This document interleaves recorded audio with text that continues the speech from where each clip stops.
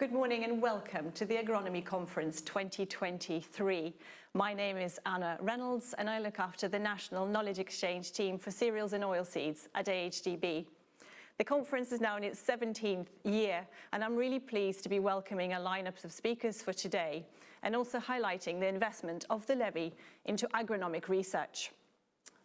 Today's conference will be in 4 parts.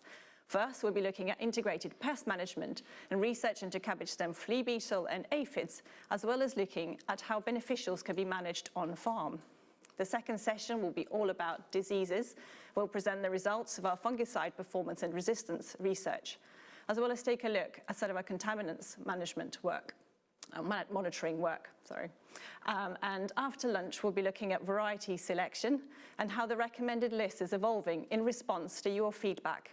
We'll also take a look at how blends could be used as an agronomic tool on farm. And the final session will be about nutrition, including RB209, pH, and the use of protected urea. There are 2 things I would like you to do throughout the sessions today, please. First is to submit your questions via Poll EV so that I can put them to panels of speakers at the end of each section. And the second thing, really importantly, is that I would like you to share your views on what agronomic questions AHDB should be focusing on next.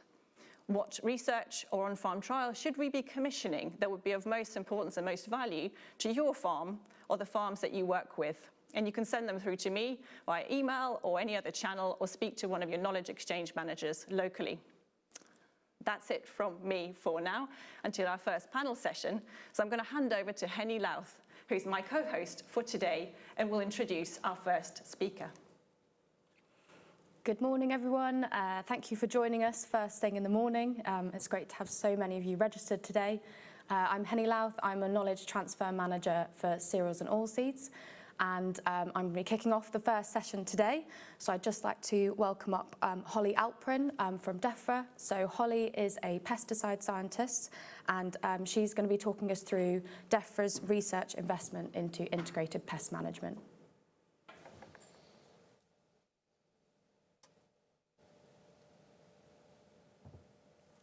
Hi there. I'm just waiting for my slides to turn up. Great. Hi there. Yes, as Henny mentioned, I'm Holly Alpren. I'm a pesticide scientist within Defra, and I'm going to talk to you about some of the projects that we've funded this year and a couple of years previously.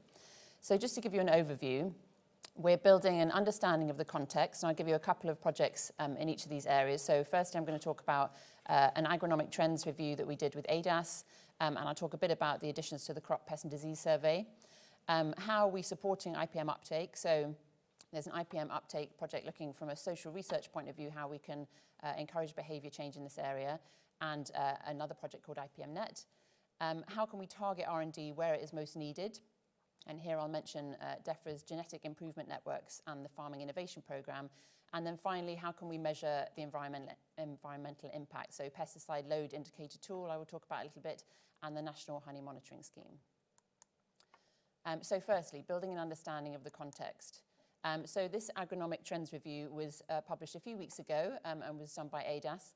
And this was looking into trends in agronomic practices across the last decade, so from 2010 to 2020.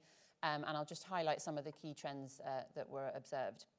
So there's been a reduction in areas of sugar beet and oilseed rape, and an increase in areas of spring barley and oats. Cover crop use has increased, so this has doubled in area in both England and Wales between 2010 to 2016. There's also been a reduction in cultivation depth for cereals and oilseeds and a shift towards varieties that are less susceptible to common diseases. Alongside this, there's been increased use of precision agriculture, such as yield mapping, remote sensing, and variable rate applications. Then as the second and third part of this, we wanted to look at whether there are potential risks from some of these changes. So obviously some of them may be very beneficial, but they may have knock-on risks for pests and diseases. So as you can see in the top line, there are a large number of tables in this review looking at these different agronomic trends and their potential impact. So red will kind of indicate that there's a negative impact, or green would indicate that it's neutral or in fact increased benefit. So the potential impact, for example, in increase in maize area, there could be an increased risk of fusarium and microdochium mycotoxin risk, and it gives you the evidence source and the strength of the evidence as well. And then in the second set of tables, there's kind of IPM mitigations in order to manage these risks. So as you can see towards the right, there's different strategy timings, so planning, pre-crop and in-crop, different strategies such as decision support in this case, and where that source came from, and a priority score as to kind of how valuable the evidence is as to the use of this IPM mitigation. So an example of the risks from the agronomic trends. So a shift towards shallower cultivation is likely to increase the risk of several pests, including slugs, wireworms, leather jackets and fruit fly. And the broad use of cover crops is considered to have potential to increase the risk of pests and diseases. Obviously, this will depend on the exact rotation and the combination of cover crops you use, so this will take a lot of thought. So moving on to the Crop Pest and Disease Survey, this is a Defra-funded survey that's been running for approximately 50 years that ADAS are running now. They look at wheat and oilseed rape, so approximately 300 fields of wheat a year and 85 of oilseed rape. And this survey assesses endemic diseases and pests. And it can also do ad hoc assessments, for example, blackgrass. And recently, in the last year or two, it now assesses natural enemies as well as pest levels. It also takes into account crop pesticide inputs and various agronomic details, including whether the farmers are participating in agro-environment schemes, cover crops and companion crops, so a really rich data set. This is just to give you an idea of the assessment schedule. So this is for the last couple of years. You can see on the top line oilseed rape and on the bottom line wheat, and you can see that at various stages there's a lot of disease and pest monitoring as well as natural enemies. So this will be really useful to assess how that's changing across time. There is already a website set up for this, so there's a web-based platform, and hopefully soon the historical data will be uploaded, hopefully by March, so that this data will be widely accessible and you can interrogate it yourself. So this just gives a demonstration of what this should look like. So this, you could look at, for example, wheat and select the disease that you're interested in, select the region, and then you'd be able to interrogate the data yourself to look at how that's changed over time. So how can we target R&D where it's most needed? So Defra has these genetic improvement networks, or GINs, and they started in 2003. There's 4 different GINs. So there's Origin, which is for oilseed rape, Wigin, which is wheat, Vegin, which is vegetables, and PC-Gin, which is pulses. And the aim of these is to develop new pre-breeding material which contain genetic characteristics, for example, improved tolerance to pests and diseases, which is obviously an important IPM component, as well as other things such as greater resilience to abiotic stresses such as drought. So these characteristics will be derived from the genetic variation that exists within established collections of historical varieties, wild crop relatives, and their pests and pathogens. So the current GIN program was funded from 2018 till 2024, and that was a sum of 8 million. And there's recently been a 10-year review conducted by Cranfield University looking at the impact of the GINs and kind of trying to put some numbers behind the impact that it's had and some of the varieties that have come out of it. And there's also a re-tender in preparation for the next stage. Then there's the Farming Innovation Programme. So this is part of Defra's Agricultural Transition Plan, and there's £270 million of grant funding available for R&D through to 2028-29. This is to enhance productivity, environmental sustainability and resilience in England's farming sectors. And this funding is awarded on a competitive basis to high-quality, innovative projects, and these must benefit farmers and growers in England. So just to give you a couple of examples of projects that have been funded through this scheme. So there's a synthetic pheromone use for pest control. This is looking at identifying and synthesizing species-specific pheromones for forest bugs to provide innovative approaches for monitoring and controlling this pest. So this will make it possible to have a non-chemical control option, for example, mass trapping and mating disruption. There's also a project looking at trap crop success against potato cyst nematode. So this is looking to improve the current knowledge around the solanaceous trap crops and how they can be best utilized for PCN, and in order to create new grower guidance for trap crops. How can we support IPM uptake? So this IPM theory of change is looking at how we can increase IPM uptake, and our approach to do this focuses on developing an IPM toolbox that can deliver the support farmers and growers need, and also putting in place financial incentives for increasing IPM uptake via the SFI schemes. We have 4 IPM actions included in this. This theory of change project is aiming to show how a toolbox can best be designed to help farmers adopt more elements of IPM, considering their very varied needs and challenges, and trying to bring together key sources of support. The project will also provide advice to us on how to market IPM incentives within SFI to various different types of farmers in order to facilitate the greatest uptake of IPM. So as part of this project, they've been doing some literature reviews. This is run by FERA. at different IPM toolboxes and how we can incentivize behavior change. And they've also done 16 in-depth case studies across a range of uptake levels, so by their own assessment, like low to high IPM uptake, across different networks and across sectors. So, for example, different farm types, as you can see there, a variety of ages and ownership statuses. And they've run some workshops with a diverse range of farmers and growers to get all their opinions, and they're also helping to co-design a prototype toolbox. IPM-Net is a new project we're running with AHDS this year. This builds on the success of their yield enhancement networks, and the aim is to establish a knowledge and data exchange network to understand and improve the effectiveness of IPM on farms. So the YENs have these kind of 4 pillars. So it's about knowledge exchange, trying to get the knowledge out to farmers about these different IPM strategies and how they can best be used. They do on-farm tests to evaluate the success of different strategies. They share ideas, so there are a number of workshops where farmers can interact within their networks and share ideas and what's working and what's not. And then also by collecting a lot of data on farm, they can look at metrics and benchmarking. So each farmer that's in the network will receive a report at the end of the year which will say how they scale compared to similar farmers, for example, on pesticide spend or on yield, etc. So they can get an idea of how they compare to other similar farmers. So this is about connecting farmers and associated stakeholders that are striving to advance the implementation of IPM. So they're trying to share knowledge and data on the application and impact of IPM, and also better understand the effectiveness in terms of crop yields and farm profitability. So I think one of the barriers to uptake of IPM is the concern around how that will affect profits. And so trying to collect the economic data as well as that IPM information will really help to support IPM uptake. If you would like any more information on this, then please contact them at ipmnet@ahdas.co.uk. So how can we measure impact? So I'm going to talk to you about 2 different projects that we have looking at this. So firstly, the pesticide load indicator. This is a project with Defra. So the UK PLI, which is based on the Danish one, combines data from the pesticide usage survey and information on pesticide properties. This is from the pesticide properties database, which is run by the University of Hertfordshire. And there are 20 different metrics, which you can see on this plot. There are 4 that are environmental fate and 16 ecotoxicity. So you can see this covers various different organisms, from birds to bees to earthworms, and it looks at both acute and chronic toxicity. So this gives us an idea of how there's a change in environmental load based on different pesticide groups and based on different organisms. So just as an illustration, PLI can be used to show changes in the environmental pressure associated with pesticide use. So this is looking at load on bees contact for winter sown oilseed rape from 2010 to 2020. And you can see that the environmental load on bees has decreased over time.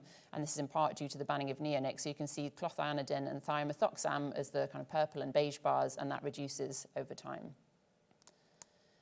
Then finally, the National Honey Monitoring Scheme. This is run by the UK Centre for Ecology and Hydrology.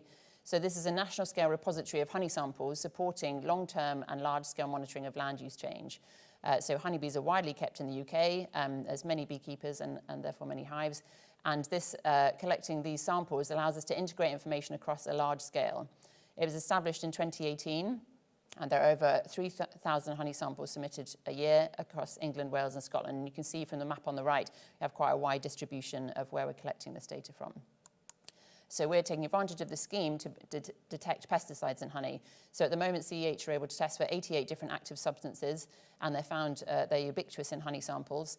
And we can look across different land use types. So we can separate into agricultural, urban, and semi-natural environments and compare the breakdown of different pesticide groups across different land use.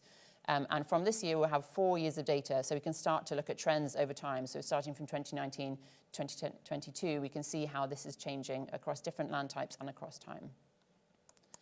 So in summary, we are collecting relevant data to inform policy. We're trying to focus funding where it is most needed. We're encouraging knowledge-sharing networks for farmers, and we're also evaluating the impact of pesticides and IPM interventions on the environment. Thank you for listening. That's great. Sorry. Thank you very much, Holly. That was really interesting. It's really great to hear what Defra have been up to in terms of IPM research. So we're going to go straight into our next speaker session now. So next up, we've got Sacha White from AHDS. And Sacha is a senior research entomologist, and he's going to be giving us an overview of AHDB research in IPM. So thank you, Sacha. Morning, everyone. It's a pleasure to be here. So I'm going to be covering 3 projects today.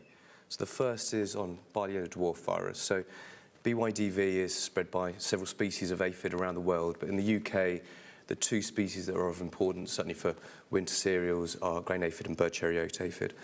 But in recent years, we've had a bit of an issue with managing BYDV in that we've lost neonicotinoid seed treatments, and so now chemical control relies solely on pyrethroid insecticides. However, the grain aphid does have resistance to pyrethroids in the UK, and it's pretty widespread. But I should add that this resistance is only partial, so a full rate of a pyrethroid should still provide control of the aphid. Now, because the potential impacts of BYDV are so high and the costs of pyrethroids are relatively low, there's a risk that the use of pyrethroids will increase dramatically in the autumn, and certainly some of the data so far has borne that out. Now, that's a problem because increased pyrethroid usage to these aphids increases the risk of more stronger resistance to appear in grain aphid and new resistance to appear in bird cherry oat aphid. So it's key that we try to only use pyrethroids when we absolutely have to.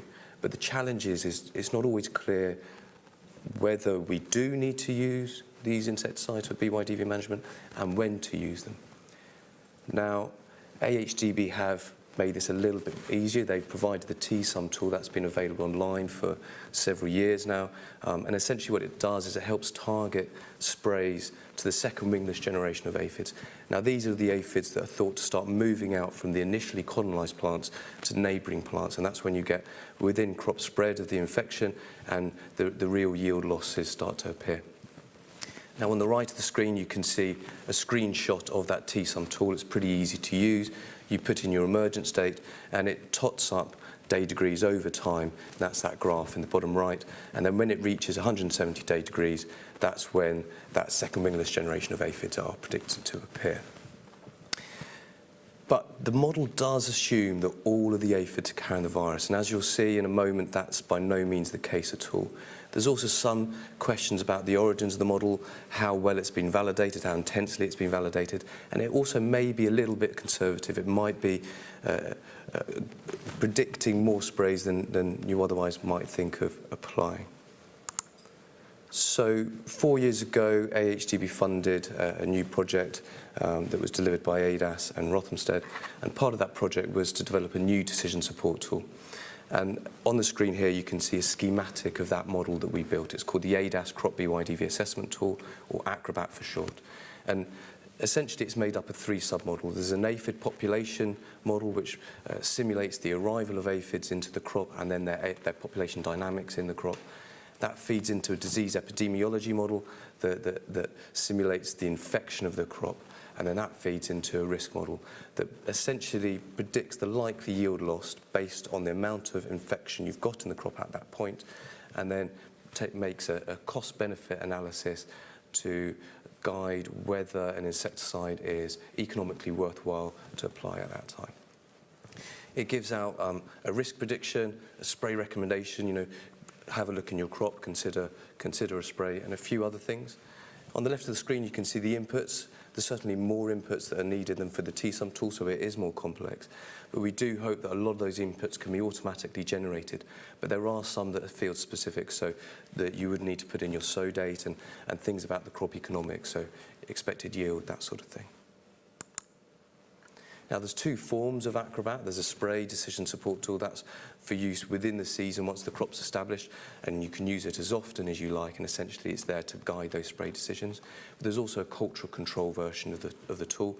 So that's for use in advance of sowing, so days, weeks, months, and essentially what it does is it estimates the likely BYDV pressure that autumn, and it helps the user understand the benefits or otherwise of different cultural control measures, maybe adjusting sow date, using a different variety, that sort of thing.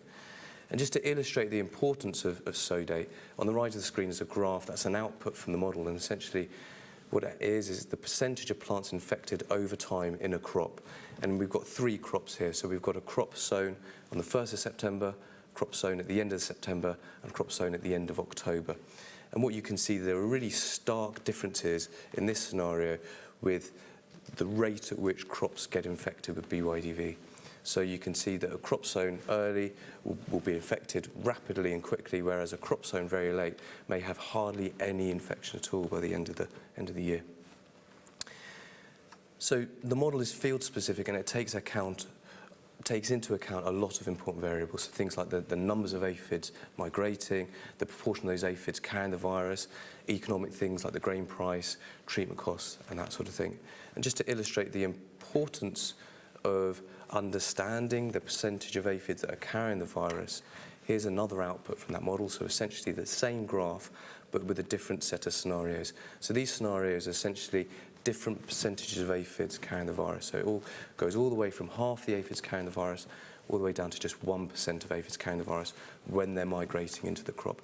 And again, you can see there's really stark differences in the infection rate. So in this scenario, if you've got half the aphids carrying the virus, you might have 50 or 60% of the crop infected by mid-November, whereas if that's just 1% of the aphids carrying the virus, then you might only get 5% of your crop infected by the mid-November. And on these graphs, you'll see the spray recommendation dates that the model puts out.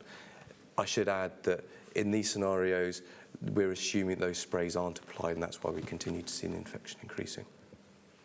Now, we did test this model in field trials, and it was able to accurately predict the level of infections, and we also compared it with the T-sum tool, and it performed as well, if not better than T-sum, but with fewer sprays, roughly half the number of sprays. Now, I mentioned earlier that by no means all the aphids carry the virus in the autumn, and as part of this project, Rothamsted monitored and tested aphids caught in the suction trap to see what percentage of those were carrying the virus. Now, I should say in the UK there are several serotypes of BYDV. So there's MAV and PAV, they're the most common. They are BYDV officially. But there's also a third most common one called RPV. Now, this officially is CYDV, but to all intents and purposes, it does the same thing, so I'm kind of lumping it in together. On the graph on the left here, you can see the percentage of aphids carrying the virus over the last 5 years. And the blue bits of the graph are MAV and PAV, the green bits of the graph are RPV. What you can see, there's quite significant, quite large interannual differences in the proportion of aphids carrying the virus. And it's also noticeable that in some years, the proportion of those aphids carrying the virus that are carrying RPV is higher than in other years. And that is potentially important because those varieties of wheat and barley that have resistance or tolerance to BYDV, we don't think they have the same level of protection to RPV. There's also quite large regional differences in terms of the percentage of aphids carrying the virus. So, for instance, here, Brimsbarn in Suffolk tends to have a lot lower percentage of aphids with the virus than other areas of the UK, like Hereford and Starcross in Devon. What we think is happening here is it's a reflection of the permanent grassland. So, areas like Hereford and Devon have a higher level of permanent grassland, and those act as a source of both the aphids and indeed the virus. As part of the project, we also looked at improving the monitoring of these vectors, these virus vectors in the autumn. It's difficult to do, there's very few of the aphids around, the light conditions aren't great, it's cold, it's rainy, that sort of thing. So as part of this work, we monitored over 100 fields across 3 years. We found a lot of information as part of that, and I'm just going to talk about just a few highlights from it. So we found that bird cherry oat aphid was far more common than grain aphid across the UK. So about 20 times more bird cherry oat aphid were found. We also compared the numbers of aphids that we found in these crops with the numbers of aphids that were being caught in the local suction trap. And we found that suction trap data on aphid numbers gave a reliable gauge of your in-field pressure for fields maybe 10 to 20 kilometres away, but beyond that, that relationship really wasn't there at all. We also compared the data on the percentage of aphids carrying the virus in fields and with a local suction trap. We found that data from the suction trap was more reliable for a wider distance, so 40 kilometres away. And the impact that has can be seen on those maps on the right. So those maps, they have yellow pins, that's where all the suction traps are in the UK, and the red areas around those maps show the areas that they would cover depending on that area reliability. So the map on the left shows the area covered if there's a 40-kilometre reliability, and you can see in that case quite a lot of the UK is covered by those by those suction traps. The map on the right shows that case, but for a 20-kilometre area of reliability. And in that case, there's actually a much smaller area of the UK is covered by those suction traps. Outside of those areas, then growers really need to focus on monitoring their fields on a field-by-field basis. So we compared different in-field monitoring methods. We found that water traps were 3.5 times more effective at monitoring bird chariot aphid than on-plant assessments, and 2 times more effective than sticky traps. However, we found that no trap is effective at monitoring grain aphid. Really, in that case, you are having to rely on on-plant assessments. So just to conclude with BYDV and just some general management tips, if you're in a high-risk area, consider delaying sowing. There are also good, tolerant and resistant varieties. They're an absolutely key addition to the toolbox, but they will need protecting. Monitor using suction traps and yellow water traps, and also use decision support tools to guide your insecticide use. So the T-Sum tool is available now, and we're working with AHDB to get the Acrobat tool available too. Finally, minimise polythroid usage as much as you like, as much as you can. It's absolutely critical for resistance management, and also you will be protecting natural enemies that are active in the autumn. So moving on to insecticide resistance now. I think it's fair to say that resistance issues have probably been the cause of most of our pest problems, serious pest problems in the last 10 or 20 years. And on the right, you can just see a handful of the species that have developed resistance in the UK in recent years. I think it's critical that we start considering insecticides as a finite resource. They're increasingly difficult to find ones that work and are able to be registered, so we need to protect the ones that we have and any new ones that we get to stave off the appearance of resistance for as long as possible. Now, there's 2 key elements to managing resistance. The first is monitoring. If we don't know what resistance is out there, what resistance is arising, we're really working in the dark. The second element is identifying effective management strategies. How can we delay the appearance of resistance as best as we can? And that's where this project comes in. So about 8 years ago, AHDB co-funded a piece of work carried out by Rothamsted and ADAS, and that developed a model to simulate insecticide resistance management strategies to understand which was the best at delaying the appearance of resistance for as long as possible. And in most cases, the model found that reduced dose mixtures were optimal. Now, in fungicide resistance management, reduced dose mixtures are pretty standard, but for insecticides they aren't, and that's because the current guidance is the best thing to do for insecticides is alternate modes of action. So clearly this model ran counter to the current guidance.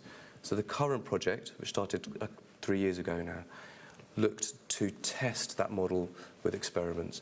So these experiments involve cages of peach potato aphid, and each cage has a different resistance management applied to it, and we're looking to see which resistance management is best at delaying that appearance of resistance, that build-up of resistance. This project ends at the end of this winter, and we'll be talking a bit more about those results then. But in the meantime, if you're interested, AHDB hosts the Insecticide Resistance Action Group. So that's a national group of experts. I'm a member of that group as well.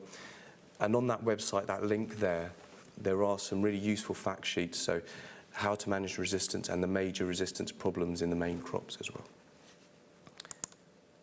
Okay, so moving on to my last project here. This is a project about cabbage stem flea beetle. So it's a project that ADAS are leading in partnership with Harper Adams University. It's funded by AHDB, but also a whole consortium of industry partners, and you can see them all there. Now, the project's got 2 main focuses. The first is trying to improve some key elements of the pest biology that we still don't know enough about. And the second part is testing a variety of cultural control approaches on farm. Now, there's a lot that's going on in this project. It started 3 years ago. It's going into its final year now. So I'm just going to talk about just some specific topics. So the first thing is we're trying to understand better what governs the migration of the adult flea beetles in the late summer and autumn. So as part of this, we've been monitoring adult migration at dozens of sites every year. These graphs you can see over the last 3 years, I've just focused on 5 ADAS sites because otherwise these graphs will get too busy.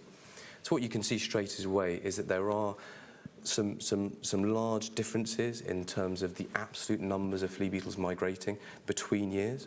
But there's also large differences between regions of the UK. But I would say there are specific parts of these migration patterns that are consistent. And what we want to try and do is identify what weather factors are connected to those so that we can try and predict migration a little bit better. Also trying to better understand aspects of the egg and larval stages of the pest. So as part of this, Harper Adams University have been carrying out controlled environment experiments to try to understand what factors affect egg laying and egg hatch. And what they found is temperature is absolutely key here. For instance, there is no egg laying or egg hatch at 5 degrees. But it isn't quite as simple as that, unfortunately.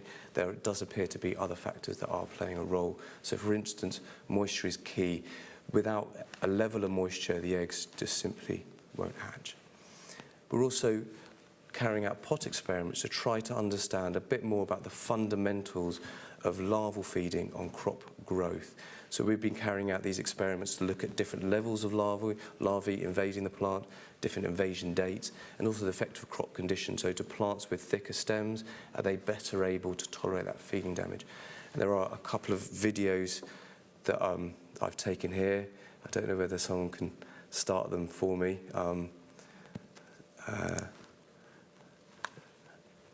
If you click on the right-hand picture, it should start a video.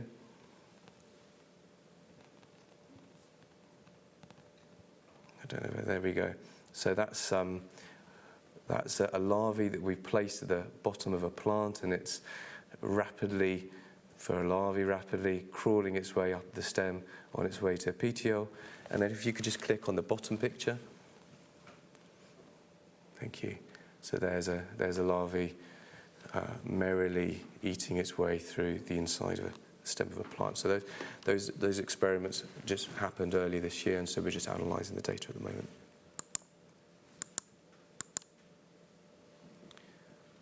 Okay, so moving on to the field trial work. So over the course of the project, we've been carrying out dozens of field trials, so plot trials, tramline trials, split field trials, whole farm scale trials, looking at a range of cultural control methods, so things like leaving long stubble, companion crops, seed rates, changing your sow date, varieties, that sort of thing.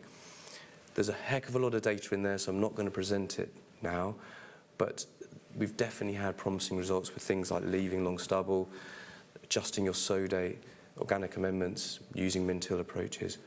But definitely one approach where we've seen really consistent reductions in damage, reductions in adult incidence, increases in plant population is with companion crops. So here on the right is just some photos from one of those trials. So you can see there's a treatment where it's just oilseed rape on its own, and then we've added berseem, clover and fenugreek to it, and on the right hand we've also added buckwheat into that mix. Now in the final year of the project, what we've been doing is looking at combining cultural control approaches. So do we get a benefit by using a companion crop and leaving long stubble? You know, is there a synergistic benefit? Is that control more reliable? And that sort of thing. So just as my penultimate slide, I just wanted to touch on the use of volunteer oilseed rape as a trap crop. So we did quite a lot of work on this several years ago, and there has been some press this year doubting its benefits. So I just want to remind people of the work that we've done. Essentially, the theory here is that a field coming out of oilseed rape, there will be a flush of volunteer plants later in the summer, sort of mid-August time. Now that flush of volunteers will be at a much denser plant population than a nearby cash crop of oilseed rape. And therefore, those volunteers are likely to be giving off a much bigger, thicker cloud of volatiles that we know the flea beetles are attracted to when they migrate. So they could be migrating into your volunteers rather than your cash crop. So we looked at this in six trials across 2 years. Those trials had a farm with two fields of cash crops. Next to one of those cash crops, there was a field where the volunteers were controlled early, so mid-August time. And the other cash crop, that was adjacent to a field where the volunteers were left in the ground late, so certainly, well, until roughly the end of September. Now, in 4 of those trials, we saw significant reductions in adult incidence, adult damage, and increases in plant population in that field that was adjacent to where the volunteers had been left in the ground late. In 2 of those trials, we also looked at larval populations, and again, we saw significant reductions in larvae in that field that was adjacent to where the volunteers were left in the ground until late. Now, it's fair to say at 2 of the sites we saw no effect. There were no disbenefits, but no real effect. What we think happened here was that in one of those sites, there was only a small area of volunteers were left, roughly 2 hectares, and we don't think that was attractive enough to deflect the flea beetles away from the cash crop. And in the other trial, the field of volunteers were controlled earlier than we had hoped, so around mid-September, and that really is too early. Those volunteers need to be left in the ground for as long as possible, really ideally until the end of flea beetle migration, so end of September into October, ideally. It's also worth saying that any eggs and larvae that are in those volunteers, when they are eventually removed, will die, so it does break the life cycle of the pest. Okay, so just to conclude for flea beetle and just some general management guidance, sow date is absolutely critical for flea beetle management. Adult flea beetle pressure is greatest at the end of August through to mid-September. Larval pressure is highest in earliest drill crops and lowest in those late drill crops. Any crop that's emerging from the end of August through to mid-September is going to be the highest risk from adult flea beetles. Ensure good establishment, so do all the things you normally do to get the crop well established. Make sure you've got good moisture, because otherwise the crop will establish slowly and patchily, and that definitely isn't a good thing. If you haven't got moisture, then do wait, because the optimal drilling window for oilseed rape is wider than often perceived. Use risk reduction measures, so companion crops, volunteers, long stubble, that sort of thing. Avoid pyrethroids if you can. Resistance is really widespread, so you're going to be very lucky if you get a population that is going to be susceptible to your pyrethroids, but you will kill your natural enemies, and they are important and active in the autumn. And then finally, monitor your larval load. It isn't always clear what your larval pressure is going to be based on your adult pressure, and so knowing that can help you make decisions going forward. Thank you for listening. That's great. Thank you very much, Sacha. That was a really thorough presentation, so thank you. For those of you who have just tuned in, you may have noticed that we're running just a tiny bit ahead of schedule, but that will just give us a bit more time to ask some of the panel a few more questions during the Q&A. So if you do have any questions, do make sure you submit those via Poll EV. We're going to head into our final speaker session for our pest session. So we're going to hand over to John Holland. So John is an independent agroecologist, and he's going to be talking us through beneficial insects and some of the management practices you can put in place. So thank you, John.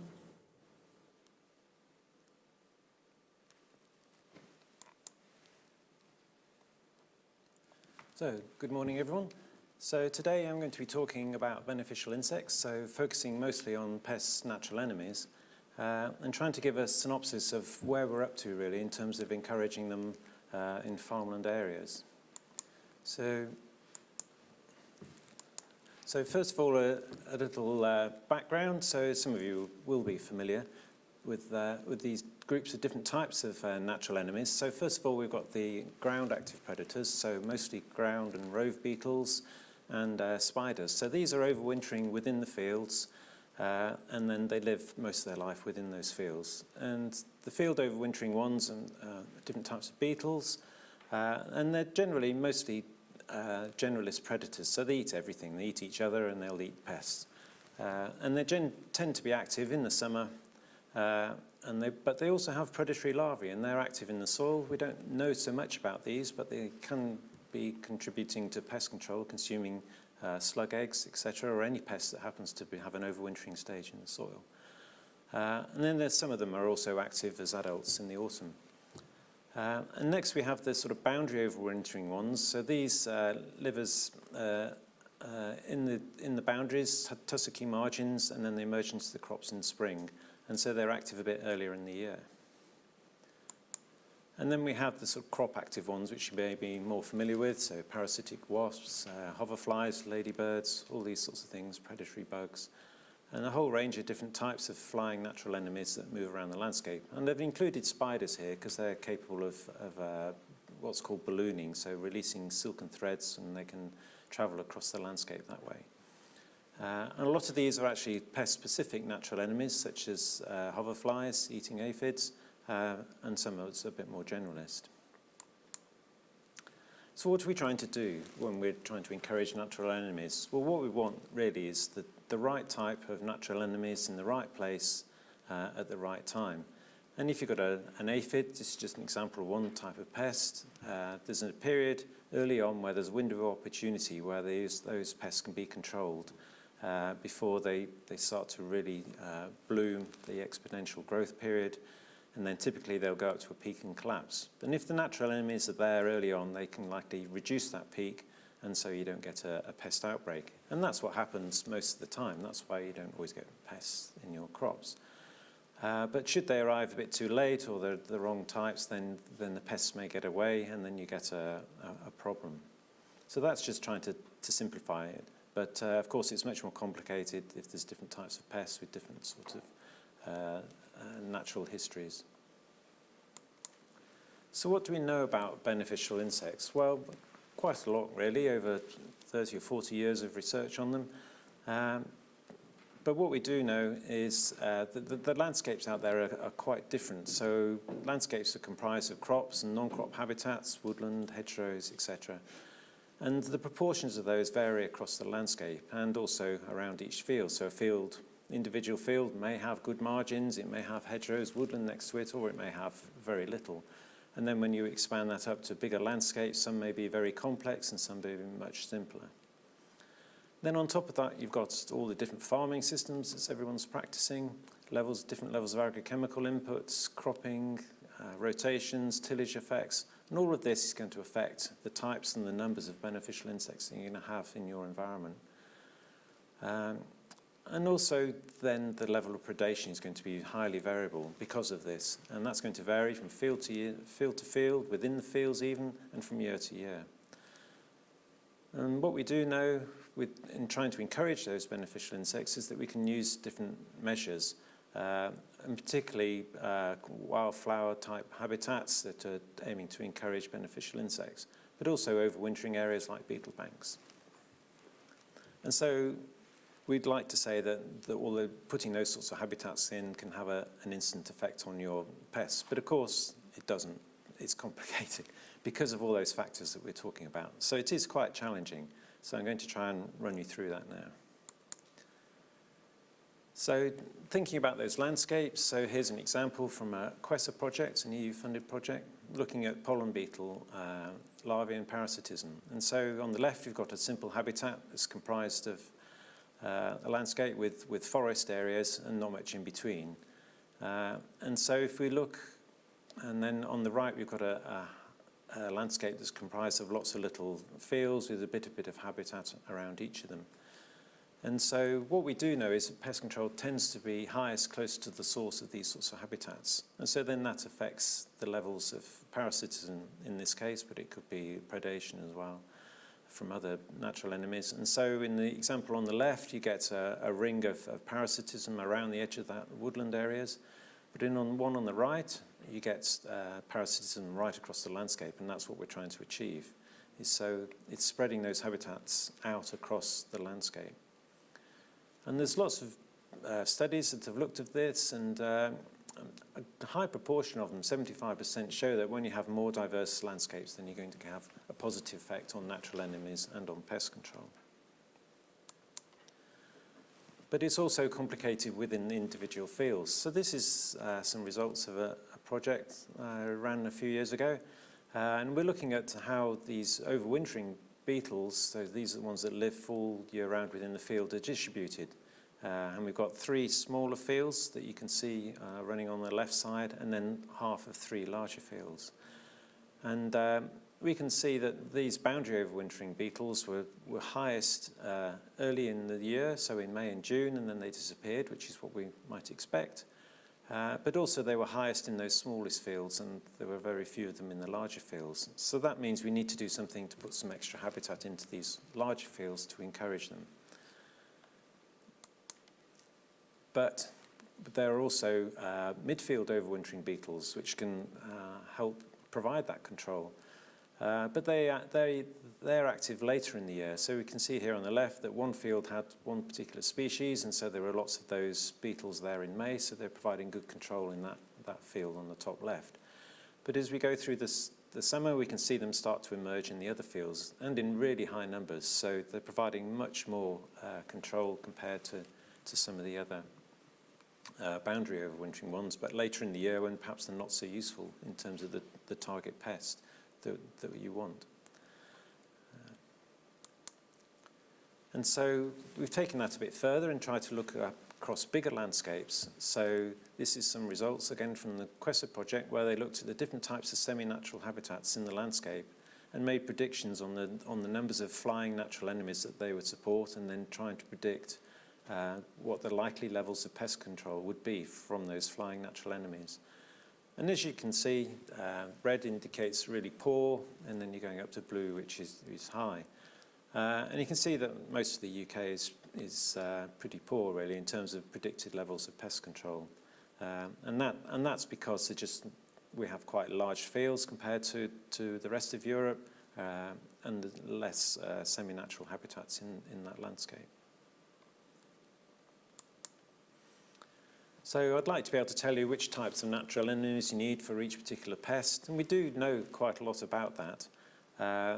And we do some research. We can do, for example, these sort of manipulation experiments to try and work out which are the best types of natural enemies. And the example on the left is one which shows using exclusion cages, where we've got aerial and ground natural enemies acting together. Just the aerial natural enemies on their own, ground predators are on their own, and then no natural enemies. And you can see on the right those tallest bars that when you don't have any natural enemies, then you get a lot of aphids, and these cages were infested with aphids to start with to give us something to work with. But you can also see that the aerial natural enemies were very effective just on their own and very quick control. So we know that these different types of flying natural enemies can control aphids in cereal crops.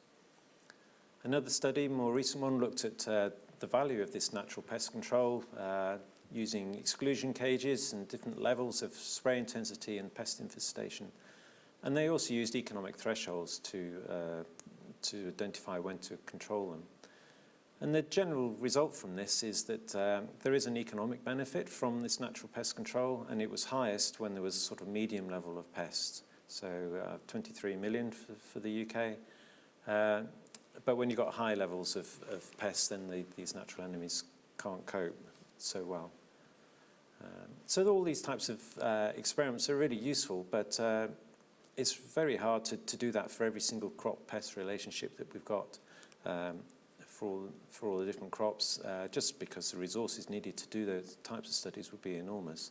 And so we have to think a bit more generally if we're going to go forward and get more adoption of conservation biocontrol methods. So how can we boost natural enemies? Well, there's some key things which we advocate in the AHDB guide on the Encyclopedia of Pests and Natural Enemies. So shelter, so these little beasts need somewhere to overwinter or to rest and to breed. They need alternative prey because the pests aren't there all the time, so they need to eat other things. So you need a rich environment with many other different types of insects there. A lot of them also make use of floral resources, so the nectar and pollen provided by flowers. And then they need an environment that's appropriate for their survival. So some of them are quite fussy in terms of the temperatures, humidities, vegetation structure that they like to live in. But essentially they also need to be insecticide free, because most insecticides are quite toxic to a lot of these beneficial insects. There's very few selective products available. And so how can you achieve that? So looking at the safe approach around fields, well, all these different types of habitats will support some natural enemies, and they will vary also in the different types of natural enemies they support. So everything from hedgerows to agro-environment scheme habitats, natural regeneration, flower-rich areas, cultivated margins, all these different types of things. Woodland as well, though we don't know so much about beneficial insects and how they're making use of trees, but I imagine that given that the floral resources that some trees can provide, it can be a massive supply of nectar and pollen for them, and overwintering habitats as well. And also the understory in those woodland areas. So there's a lot there. Low input grassland can also be a good source. And then as for encouraging these beneficial insects within fields, that's a bit more challenging. And what we do know from a lot of the studies is that sometimes some of these beneficial insects tend to stay in the margin areas and they don't move into the crops as far as we want them to. And so we need to try and provide some resources within the fields that they like and to encourage them in there. And also for all those millions of insects which actually live within the fields all year round. So reduced tillage is good in terms of it's protecting those beetles which are overwintering within the soil, but also other habitats like undersowing, companion cropping, cover crops, intercropping, different flower strips. They're all good if you can get them within the crops, so easier in sort of perennial crops than it is in annual crops. Anything that really diversifies the environment and creates a more complex plant community is really key in this example. And there are some specific biocontrol habitats such as beetle banks which are providing overwintering habitats for these boundary overwintering species. But the key one also can be within the crop is to allow more weeds within the crop, which I know is a challenge, and I'll come on to that a bit later. But there's plenty of studies showing the importance of weeds for beneficial insects, providing not only cover but also some floral resources and seed food. So we've looked at whether these different types of habitats actually have a benefit. So looking at trying to score some of this, we can see that most of these habitats do support natural enemies to different levels. But taking it further, do they actually then lead to more natural enemies in the crops? Well, very few of these studies have actually been done, and they don't always provide comprehensive information about whether they do encourage natural enemies within the crops. So we know for some that they work, but not for the others. And whether that actually then leads to improved pest control, which is the next stage up, that hasn't always been well studied either. So we have some considerable knowledge gaps here. And then the chart on the right just shows, looking at 138 different studies, whether they looked at the pests, the predators, and parasitism in their studies. And only 3 of them looked at all 3 groups, which is quite strange, considering that you'd want a complex of natural enemies out there, and you'd also want to understand something about the pests when you're doing these types of evaluations of different types of habitats. So that's a challenge, but partly that's just down to resource funding, skills of the group doing the work, or their interests. And so we need to sort of try and address that a bit more to make sure we do look at all the different types of natural enemies that are available from these different crop types, these different non-crop types. So some of the key problems with encouraging beneficials are that they may not spill over into the crop, as I've mentioned before, and providing flowers is actually quite difficult. So there are good agri-environment scheme options out there to support natural enemies and creating flower-rich mixes, but they are challenging to do. They don't always establish the seeds that you put in, and they also get competed out by grasses. So their management is really key. And it's making sure that the quality of these habitats is really high if you're going to get the benefits from them. Also, even if you do provide lots of nice habitats and you boost your levels of natural enemies, it's not always guaranteed that you will lead to improved pest control. But we do know that if you've got a very simple landscape with very few natural enemies, very few types of habitats, then you're going to have less natural enemies. And so if you do something in those types of landscapes, then you're more likely to create a more immediate effect than if you've already got working in quite a complex landscape. Control is not always predictable, so it's preventative, so it's hitting those natural enemies early on. But it's not like an insecticide. You can't put extra habitats into your landscape and say, well, that's my pest control sorted, because it's just so complex, all the different factors controlling whether those pests escape their control and whether those natural enemies prove to be effective. There's also crop rotation issues. So if you've got an annual biocontrol habitat and your crops are rotating around the field, then you can move it with your crop. But if you're putting in perennial habitats, then for some parts of the year that might be redundant. some years. And we cannot predict the types of natural enemies. When have you got enough? I mean, it'd be great to know, well, I've got this many natural enemies, that means I've going to have great control. It's so difficult to do that. And also then on top of this, we've got spray thresholds, which tend to be quite old, and we don't know really how robust they are in terms of making sure that you're not going to get a problem. And I'll talk a bit more about those in a minute. So I mentioned before, something which is a challenge is to try and get these floral resources within the crops. And weeds can do that. They can provide alternative prey, floral resources, and lots of cover. And they also occur in all types of different semi-natural habitats as well, and in agro-environment schemes often have weedy understory. And they're providing seeds for birds and small mammals. And a lot of these weed seeds are eaten. When we've looked at how many are eaten, 90% of them don't actually get to survive very long because they're eaten by insects and birds, etc. And so trying to encourage more weeds within the crops is a challenge, I know, for a lot of agronomists. Everyone likes to see a clean crop, but actually these weeds have a place to play, and we should try and work out some way to have more of them. And so looking at not all weeds are bad, so I've called them the good, the bad and the ugly, but they could be, some of them are quite indifferent and some you definitely don't want at all. But there are some which are important in terms of providing resources and cover, etc. for invertebrates, but also important seed food for farmland birds as well. And then some are sort of a bit indifferent, and then some you definitely don't want. And so this just gives some idea. And we know that some herbicides do have selective action, and so there are opportunities to manipulate through the herbicide regime to allow perhaps some of these weeds to survive a bit more in the crops. And in terms of insecticides and economic thresholds, well, we know that most of the products available are highly toxic to most natural enemies. And this can be quite a long-term impact.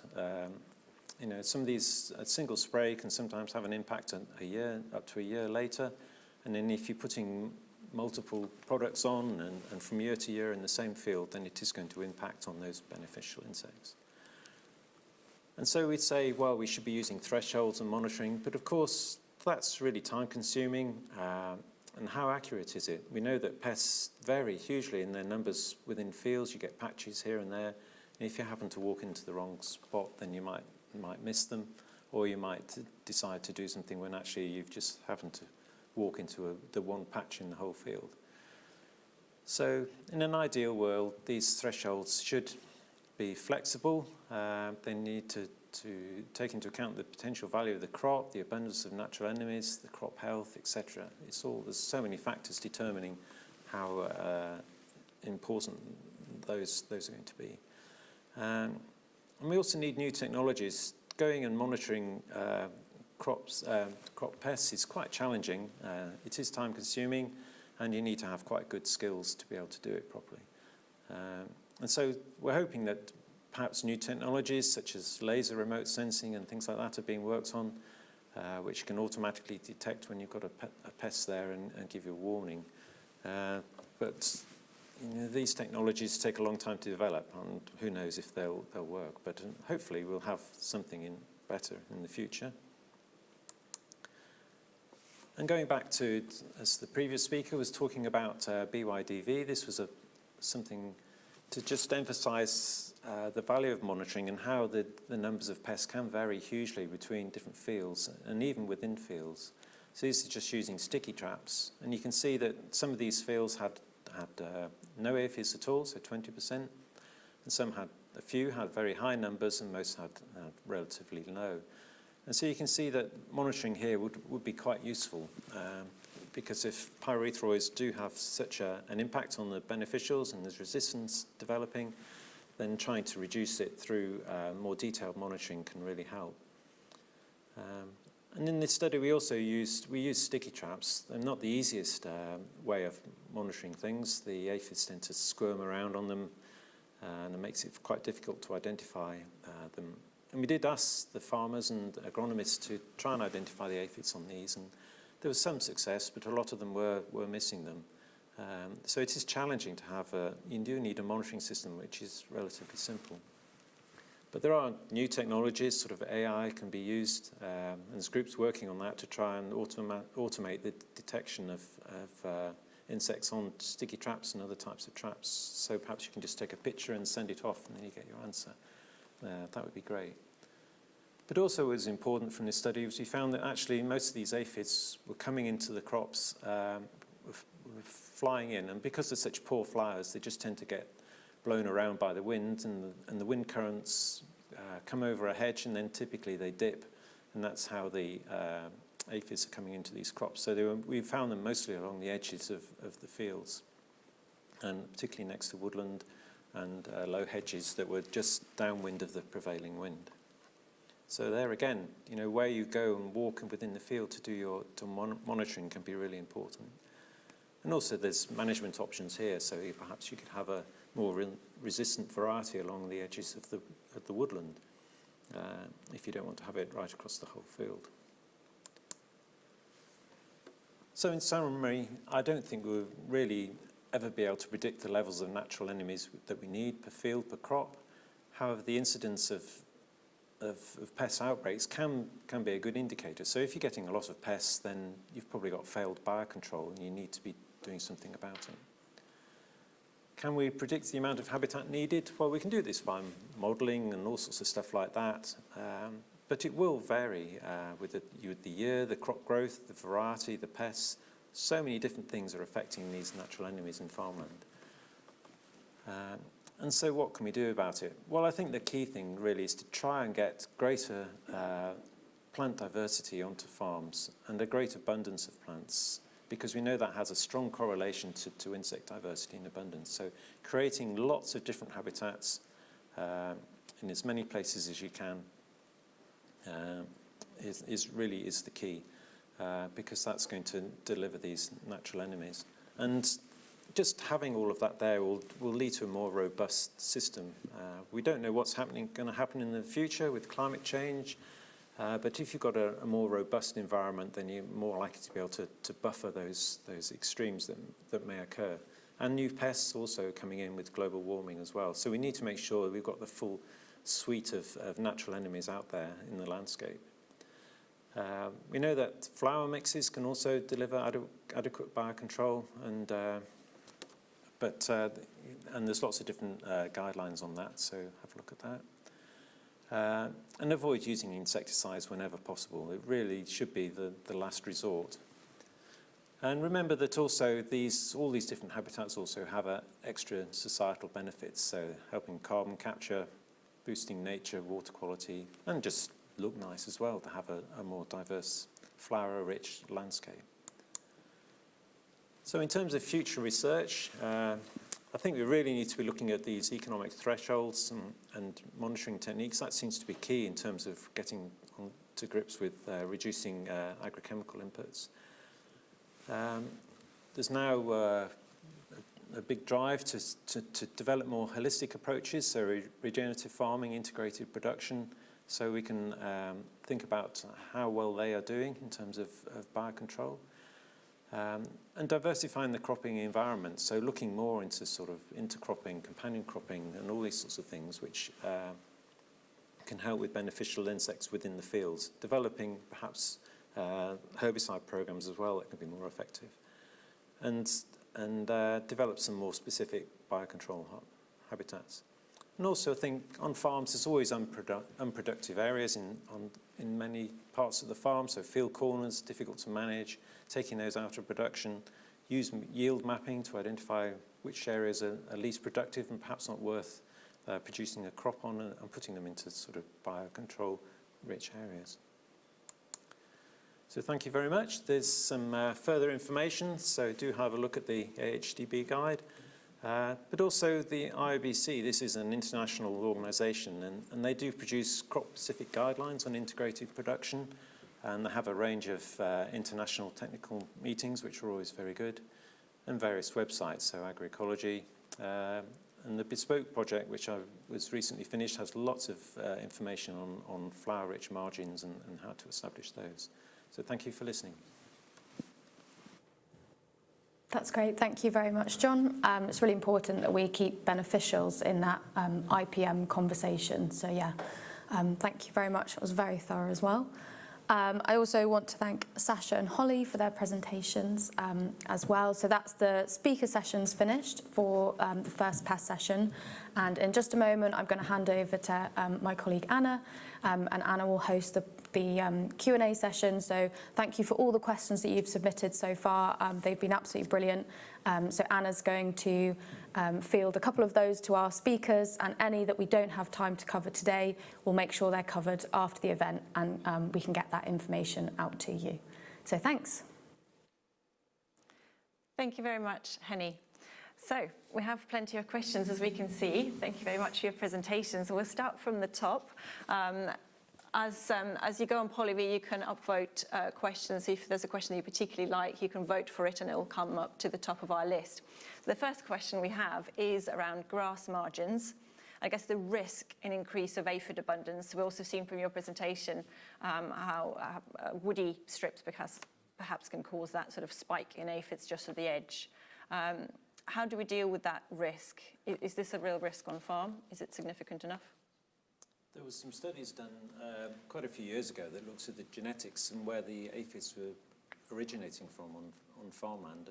And actually most of them weren't coming from the actual farm itself, but travelling across the landscape. So most of the aphids were spending their time when the crop wasn't present was on grass areas, which is a bit of a shame because we'd like to diversify the landscape a bit more and have a bit more mixed farming. But I don't think there's anything we can do about that. but for having the grass margins around your fields, well, I would rather have a wildflower-rich margin, if anything. But a grass margin is not going to increase them. Okay, thank you. And Sacha, do you have anything to add to that from your research? I mean, we haven't looked at aphids and grass margins as part of the recent projects. I mean, there is always a risk that some could be coming from there, but certainly we found, as I say, that most of our aphids were Burcheriot aphids, so they're likely to be sort of migrating from sort of the permanent grassland rather than the margins, I'd say. Okay, thank you. And the second question is very, very similar theme.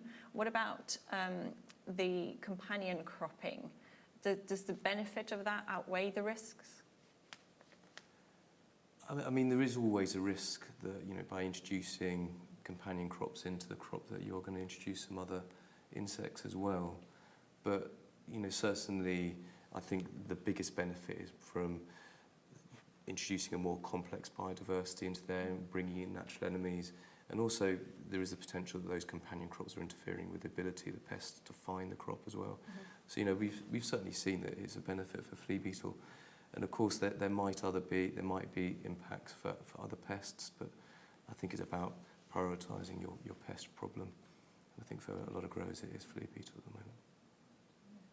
And we also have good information on what types of plants the pests like to use as a resource, and so you'd never put a companion crop in there that was going to also support the pests. Okay, thank you for that. And I suppose we've also seen some research that shows that what supports your point really about how increased diversity and abundance perhaps decreases the incidence of infection as well. And so just that, the overall benefit is there. Brilliant. Next question is about moisture levels that are favourable for drilling oilseed or rape. Are they also favourable conditions for oilseed for flea beetle? I don't think there's any evidence to say that. I mean, you know, the flea beetle want a growing crop, and obviously the moisture is good for a growing crop. But ultimately, you know, the crop can grow away from the flea beetle damage. We've seen it again and again. So the best thing you can do is provide the best conditions for the crop. Flea beetles are, you know, I think they, you know, generally speaking, I think they're keen on sunshine. They're probably not too keen on rain. You know, I don't think the moisture is going to be a major benefit for them. Okay. the next question at the top now is any work done on beneficial numbers after BYDV tolerant variety has been grown and the effect on the following crop? Aware of any? I mean, I'm not aware of any. You could certainly imagine that if a BYDV tolerant crop has been grown and therefore hasn't been sprayed, then it's going to have a benefit for beneficials. But we haven't actually looked at that. I think, you know, logic suggests that would be the case. I don't know. Have you looked at this at all? No, it's an interesting question. I mean, in the autumn, I mean, the key beneficials there are likely to be the spiders, money spiders. And they're very vulnerable to pyrethroids. So, but they're also moving around the landscape a lot. So, you would preserve your beneficials in that year, but whether you'd have a long-term impact, I don't know. Okay. I guess a question for you, Holly, in terms of, from Defra's perspective, how do you view the landscape effect of biodiversity versus a single farm and the impact a single farm can have for its own biodiversity and the benefits for its crops? Yeah, I think that's a good question. I think each farmer obviously has to make decisions based on what's surrounding them and be aware of the kind of, as some of your maps were showing, be aware of the different habitats that are around and how that's going to affect different pests. But then also kind of looking on a larger scale, some of our ELM schemes are looking at larger scale habitats, so different farmers combining to do these bigger networks so they can look at, you know, larger habitats, woodland creation, etc. So I think there are schemes that kind of suit different things. But in terms of farmers, you know, there's various different, I think there's some apps that UKCH have that try and look at, you know, what different habitats you have, what you can create on farm, what different mixes of seeds you can have that suit particular beneficials. So there are, you know, a wealth of different apps that are coming out that will help with those kind of decisions, I think. Thank you. Okay, well, we're always going to have a question on weather, so that's a good one. Weather has largely determined sow dates this year. I suppose there's many other years also. How do we consider modelling sowing recommendation alongside extreme weather events? I mean, I imagine this is a question for a physiologist, crop physiologist, in terms of, trying to model that impact on what effects it's going to have on sowing. For sure, you know, weather's always going to affect what you can do with crops. So certainly with IPM, you know, if you're trying to adjust sow dates, ultimately you're going to be governed by what the weather's doing. All you can do is work with what you've got, I think, you know, and react to it as best you can. Okay, I thank think you. Some of the decision support models might, you know, take into account these different things, try and say, you know, what are the risks of the different pests based on weather models, etc. So trying to use the decision support tools to factor in those different things is a good way to go. Okay, thank you. It's a really good question. Perhaps we can look into the reliability of some of this weather modelling and what can be best used on farm. Very good area to concentrate on. The next question is on cereal crops in wetter locations. So they have yet to be sprayed with a pyrethroid, even though T-sum threshold have been reached some time ago. Will the exceptionally wet weather experience have reduced aphid survival and gone the other way? I mean, this is a really good question. I guess the short answer is we don't really know. We know that if it rains, a lot of the aphids get washed off. It's very difficult to find them. And it's very likely that there is going to be an increased level of mortality. But at the same time, has been some work done in the 80s that seems to suggest that there's a risk that those washed off aphids, even if a small proportion survive, that they could crawl up onto other plants and then infect those plants. So there isn't a huge amount of work that I'm aware of that's been done looking at this specifically, but certainly you can see how it could work both ways. Okay, interesting. Anything else to add to that?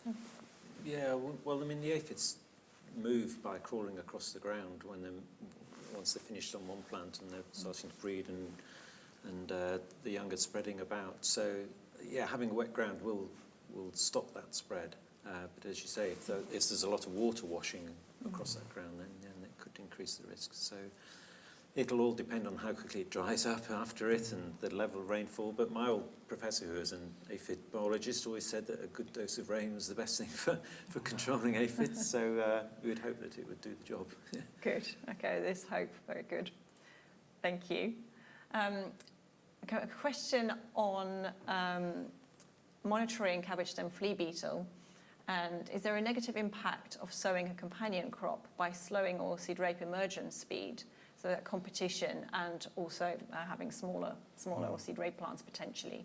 How do we balance the benefits and the? Yeah, I mean we haven't seen much evidence to say that if you're using companion crop, it's slowing down emergence of that oilseed rape crop. I think we've done several trials looking at this, and the general message is that companion crops are either not having a benefit but not having a negative effect. But generally speaking, we're seeing that they are having a benefit. So if there is an effect of slowing down emergence, it isn't really being borne out in the data that we're seeing. We're still seeing reductions in damage. We're seeing reductions in the numbers of flea beetle in that area. So generally speaking, I'd say the benefits outweigh any disbenefits if they are there. Okay, that's really interesting. I suppose perhaps you could go into a little bit more detail on the sorts of companions. I know you mentioned it already, but how do you perhaps manage that?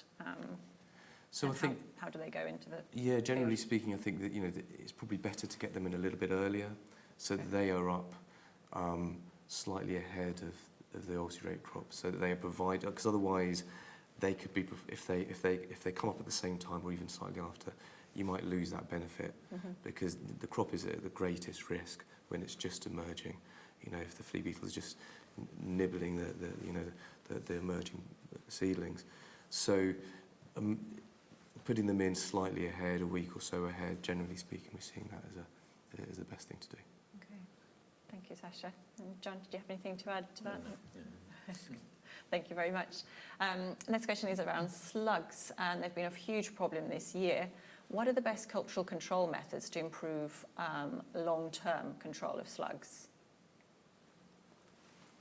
Well, really, what you're aiming for is to get the crop to get away as fast as possible so it gets beyond that vulnerable stage. So that's always been the advice. So timing of when you drill, and not always possible when you've got such variable climate these days. It can be quite challenging. But that's always what you're trying to avoid. Yeah, is having it sitting there too long in a vulnerable stage. Yeah, and I guess long term it would be about conserving those ground beetles and that sort of thing that predate the slugs. Yeah, because there's some species which will attack the adults, but it's probably the egg stage which is a bit more vulnerable. Yeah. And so that's where these beetles can help as well. So tillage is important there. Yeah. So not too intensive tillage, and of course avoiding those insecticides as well. Okay, that's really interesting. Thank you. And what about things like stubble rakes and use of other ways to just impact on that slug egg incidence in the field? Have you come across any research on that or any anecdotal evidence that it might work? Yeah, I'm not aware of anything. Yeah, I mean it's the challenge, isn't it? Because you're trying to preserve some organic matter, but then you also might encourage the slugs by having more of that crop debris there, especially after rape or something like that.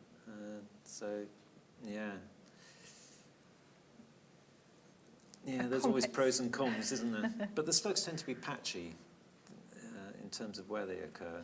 So it's perhaps altering management regimes to the patches where you've experienced extreme slug damage more in the past. It doesn't always have to apply across the whole field. Okay, that's really interesting. So really emphasise the importance of crop walking, making sure that you're really aware of where that incidence is most likely to occur and tackling it at that level as well. Yeah. That's very good, thank you. We've got a question for Sacha specifically. Can you expand on BYDV tolerant varieties not being CYDV tolerant? Yeah, so I mean, this is just based on published work that's out there, and as from what I can gather, the genetics that are being used for current BYDV tolerance and resistance in barley and wheat has been shown to protect against MAV and PAV, but there is a question over whether it's providing that protection against RPV. Now, the breeding companies will know far more than me, but certainly from the papers that I've seen, there is a question mark about whether that genetics provides that protection. And until we know that, and until we, and therefore have a better understanding of what's happening with RPV, because RPV traditionally was at a very low level, it was much a smaller proportion of RPV in the population than MAV and PAV. So without knowing that sort of information, we can't really sort of understand, what impact that's going to have on those varieties. Okay, thank you. And a very final question, so we're up to time now, but a very final question perhaps for all the panel members. How do we select the right non-crop habitats to support a range of natural enemies? And because Holly, you can sort of, from your perspective. Yeah, so I think, having that understanding, like we were saying, people are using yield mapping and, there's more data on farms so we can assess what are those non-productive areas, etc., and therefore which different habitats might be suitable. And as I was mentioning, there's, I believe UKCH and others are creating apps to do that kind of analysis. So you can say on farm, this area would be suitable for this particular habitat. And so, and also trying to design, it involves a lot of knowledge exchange, a lot of research to try and understand that. But I think the information is out there to try and, think what's most suitable for your farm and for the particular crops. Okay, thank you. Sacha? I can only speak in general terms. It's not an area that I've done a lot of work on, but I think, for a lot of our natural enemies, certainly in your winter crops, as John's saying, things like spiders, that sort of thing, but parasitoids are very important, and those for flying natural enemies do need those nectar resources. So having the right flower margins, not necessarily the ones that are right for bees, but the ones that are right for natural enemies, will help them get into crops, get further into crops, give them that energy to get in and get those aphids. Thank you. And John? Yeah, I guess if you want to keep it simple, make sure your hedgerows get a chance to flower, because they're a huge resource earlier in the year. Some tussocky grass margin next to the base of the hedge, and then, having wild flowers there, as Sacha was saying, for parasitoids, umbellifers, those types of things. So there are seed mixes being developed specifically for biocontrol, and try not to manage those as best as you can. So often these flower margins will need cutting and the vegetation removing, because otherwise they will just become dominated by grasses. So management is key. So keeping those three, and then trying to get some diversity within your crop as well, if you can. So allow a few of those weeds to survive. I know it's challenging, but that's what I would advocate. That's brilliant. Thank you very much, Holly, Sacha and John, for your presentations and answering so many questions. We will come back to you with the answers to some of the other questions we didn't have time to get to. But now we'll go on to a 10-minute break before we'll be back at 10:35 for our next session. Thank you.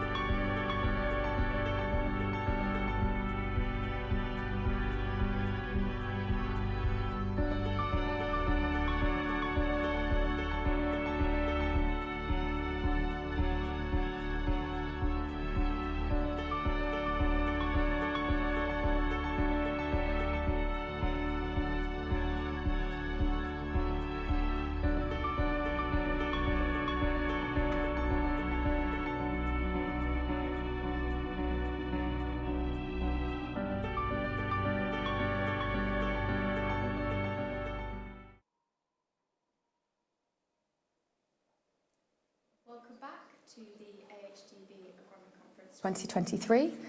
We're now going to kick off our second session of the day, where we're going to be looking at diseases. So starting us off, we're going to be looking at fungicide performance and resistance update. So we've got Rebecca Joynt from ADAS. Rebecca is a senior consultant in crop pathology. And then just after Rebecca, still on fungicide performance, we're going to be joined by Philip Walker, also from ADAS, and Philip is a plant pathologist. So I'm going to hand over to Rebecca now.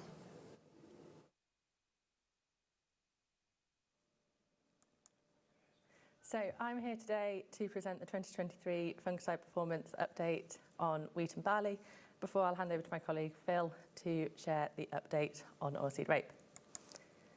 So a little bit of background for those who aren't familiar with the project.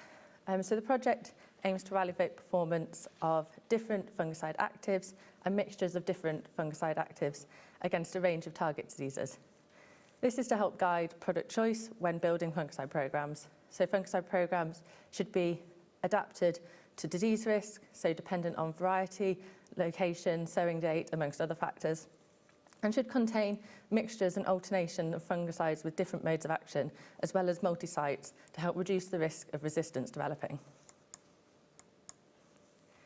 So the trials in this project are designed to maximise differences between treatments. So we use sites and locations and varieties to try and target an individual disease. We use data from different sites, seasons, leaf layer assessments, combined to show average performance, and hopefully this separates out products in different disease situations. We fit the curves up to 200% of full label dose, and they will be shared online afterwards up to 100%. So for Septoria, we use a range of different spray timings, and this helps us separate out protectant and eradicant activity. So fungicides that are applied to the target leaf or leaves emerged after that target leaf are classed as protectant activity, and where we're looking at activity of fungicides that are on leaves below that target leaf of spray application, we call this eradicant activity. We also, in 2023, collected some mixed data. So this is where we're looking at leaves emerged prior to the spray application as an eradicant, but we were seeing activity from fungicides known to only have protectant. So in 2022 to 23, we saw quite a mild and wet autumn, followed by a wet March, as you can see in the chart on the right-hand side. This resulted in quite a high Septoria pressure as we moved into T1. In contrast, perhaps yellow rust pressure was slightly lower than normal, having had overwinter inoculum reduced by that period of freezing temperatures through December and into January. Around T1 timing, as described on the bullet points here, catchy weather made spray days difficult for some places, and this was followed then by late May and into June, a period of hot, dry weather, which limited Septoria progress onto the flag leaf. In some places, this caused early senescence, but in other places, rainfall in mid-June then created a late season rise in Septoria and tested the persistence of T2 chemistry. So the wheat trial sites in 2023, so there was 10 sites, of which we can see a range of susceptible varieties and locations and different spray timings. There were 7 sites focused on Septoria, 1 each for yellow rust, brown rust and fusarium. So in 2023, we tested 9 products. So you can see here a mixture of different types of products. So we have products that we call the straight. So these are with a single mode of action. So methventrifluconazole, fenpicoxamid, benzovindiflupyr, and isoflupram. So isoflupram and SDHI in the product Vimoy is new data that we can share this season. We also tested prothioconazole and Folpet at just a single 100% dose. There were 3 mixtures in the trials this year. Revistar, Univoc, and Ascra returned to the trials in 2023. There was also a number of unregistered products that were tested, and the data for these will be released upon registration. So for the sites for Septoria this season, we collected mainly protectant and mixed data, and there was a limited eradicant data for this season.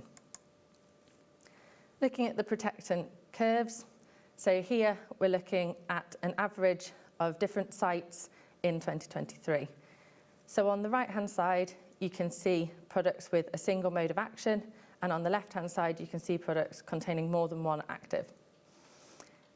The 100% full label dose rate in here is the central point of the curve. So for protectant Septoria, you can see the grey line of Myrisa and the green line of Vimoy, isoflupram, sitting very similarly on the right-hand side chart, with Pectiga giving good control at lower dose rates. On the left-hand side, you can see a step up from inclusion of mixture partners, so Myrisa methane-trifluconazole on the right, and Revastar containing methane-trifluconazole with flux peroxide, giving greater control than the solo product. As on the right-hand side, products containing fenpicoxamide, so Univoc, fenpicoxamide plus prothioconazole, giving the highest levels of control in this trial set.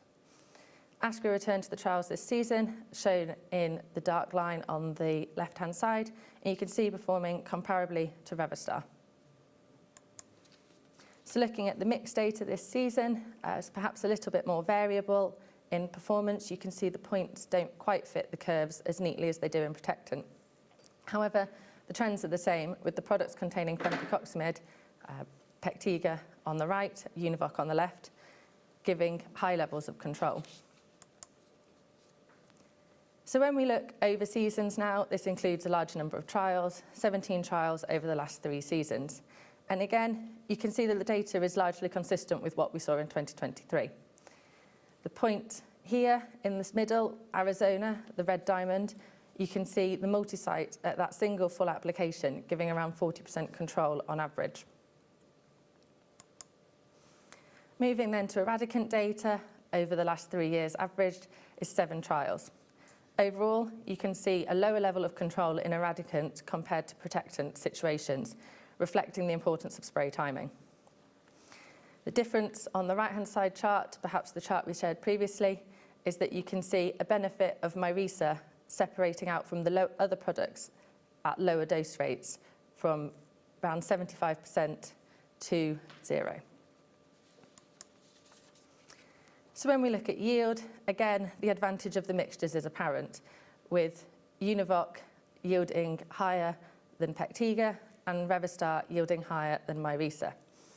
At a full label rate, you can see Myrisa and Vimoy performing comparably, and yield responses of over a tonne were achieved by the best performing products at full label rate from a single spray application. So looking at product performance over time, so this is monitoring field performance from protectant activity of azoles since 2001. So this is control of Septoria, and the grey diamonds is prothioconazole. So you can see back in 2001, we were seeing around 80 to 90% control from prothioconazole, and gradually this has declined to around 20 to 30% in recent years. You can also see that the data becomes more variable as efficacy declines. The 3 diamonds in orange are methane-trifluconazole, and you can see that the performance from methane-trifluconazole is roughly equivalent to what we were seeing from prothioconazole 10 to 15 years ago. So looking at lab sensitivity assays rather than field performance, so these are isolates that are collected from Rothamsted early season before fungicides were applied and assessed in lab. So each line on these charts represents a different season, and you can see each point represents a different isolate. Along the x-axis, points that are towards the left-hand side represent more sensitive isolates, and points towards the right-hand side represent less sensitive isolates, requiring a higher quantity of fungicide to achieve the same level of control. And for both prothioconazole and methane-trifluconazole, the crosses for 2023 are within the range of sensitivities that have previously been tested. Looking at mixtures back in the field, you can see a return of Astra to the 2023 chart in purple. Relative performance of Revastar and Univoc is similar to what we've seen over the last 3 seasons, but Astra is perhaps sitting closer in control compared to what we saw when it was last in trial in 2020. And finally, to round up with SDHIs, So this is the lab sensitivity monitoring. And you can see that overall the crosses for 2023 are sitting within the range of sensitivities that have previously been tested. However, there are perhaps more isolates showing the lower levels of sensitivity at the top of that curve. So to move on to rusts, so the yellow rust was in a crop of a crop of Zayat this year at Terrington, and the brown rust trial was in a crop of Crusoe at Cambridge. So looking at the yellow rust data, you can see the very high pressure that was achieved in this trial, with around 45% in the untreated. The addition here to the right-hand side chart is of Alatus plus benzovindiflupyr. And you can see that at all dose rates, benzovindiflupyr is giving high levels of control. When you look at Myrisa, Vimoy and Pectiga, all are performing comparably at rates below 50% and separating out a little bit as we reach close to full label rate. For both Myrisa and Pectiga, you can see a step up in control from adding mixture partners in Revastar and Univoc on the left-hand side charts. And this is largely consistent with what we see over years, perhaps seeing a little more separation at the lower dose rates for Pectiga on the right-hand side. Yellow rust yield data over the 3-year period reflects persistence of control, and we do see more separation between the straights on the right-hand side, with applications of Vimoy tending to out-yield Myrisa or Pectiga. Alatus Plus and Univoc achieved the highest yields in this trial, over a tonne per hectare, higher than the untreated at full label rate. Again, you can see the step up in control from Myrisa to Revastar from the addition of fluxaperoxide, and from Pectiga to Univoc from the addition of prothioconazole. On to brown rust, you can see here Myrisa, Vimoy and Alatus Plus lines all sitting over the top of each other on the right-hand side chart, giving very high levels of control for the solo products. On the left-hand side, you can see a small step up in Revastar from the addition of fluxaperoxide. The data separates out a little bit more in yield for brown rust, reflecting, again, persistence of control compared to individual assessment timings.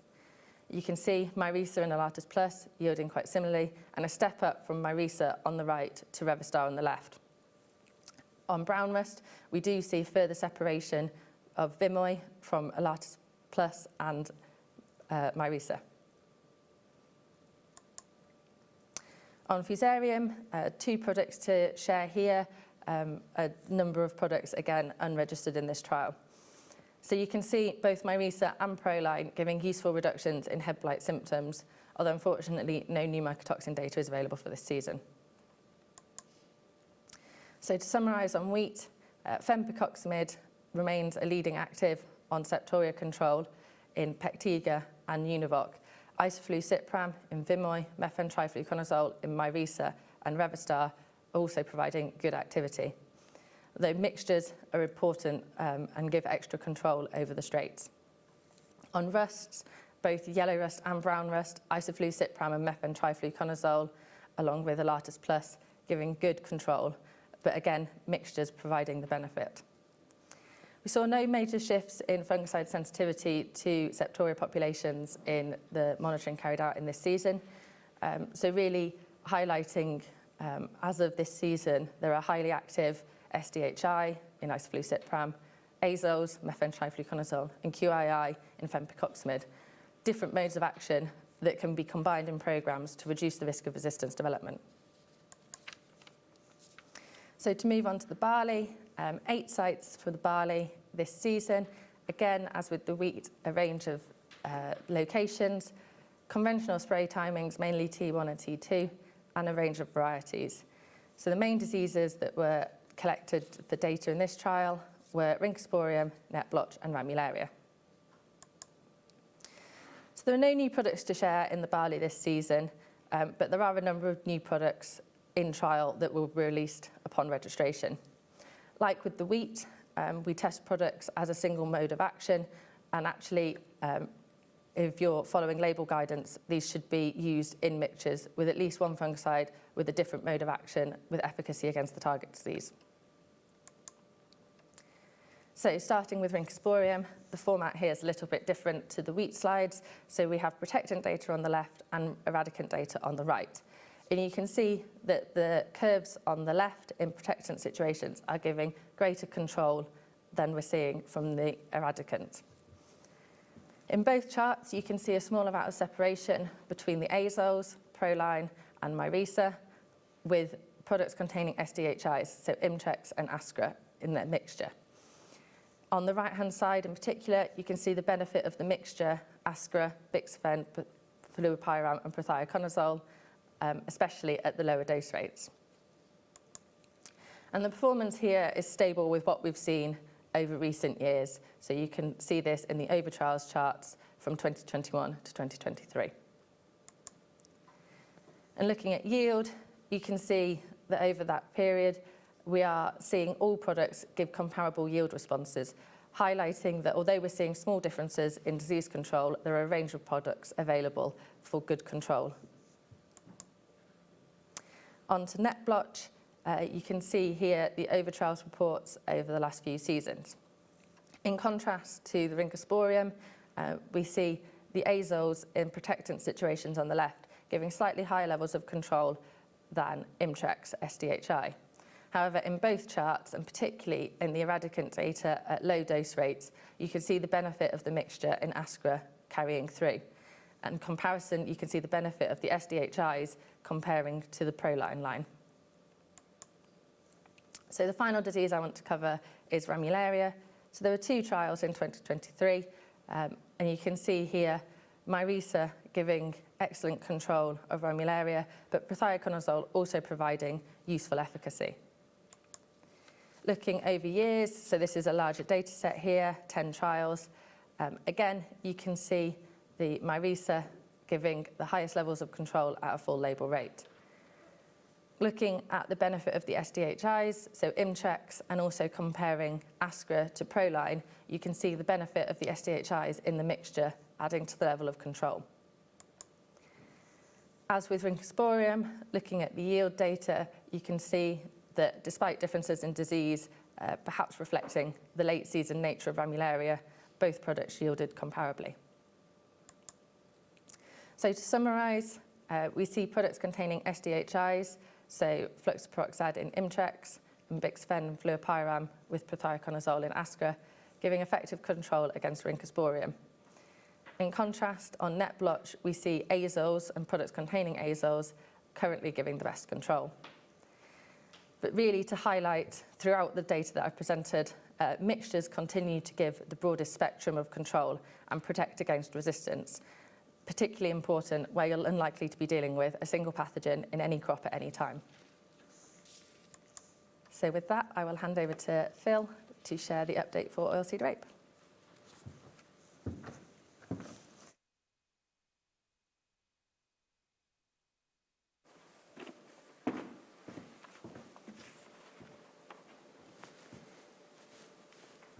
Thank you for that, Rebecca. Yep, so I'm Philip Walker from AHDS, and I'm going to be presenting the oilseed rape fungicide performance results for 2023. So to explain how the trial series works for the oilseed rape, so we have a 4-trial series. 2 trials are on foamy stem canker, so that's a Tarrington site at Norfolk and a Rosemont site in Herefordshire. We then have 2 trials for light leaf spot, and these are located in traditionally high pressure areas for light leaf spot, so northern areas of the UK, so that's High Mothorpe in North Yorkshire, and then we have a site hosted by SIUC in Midlothian near Edinburgh.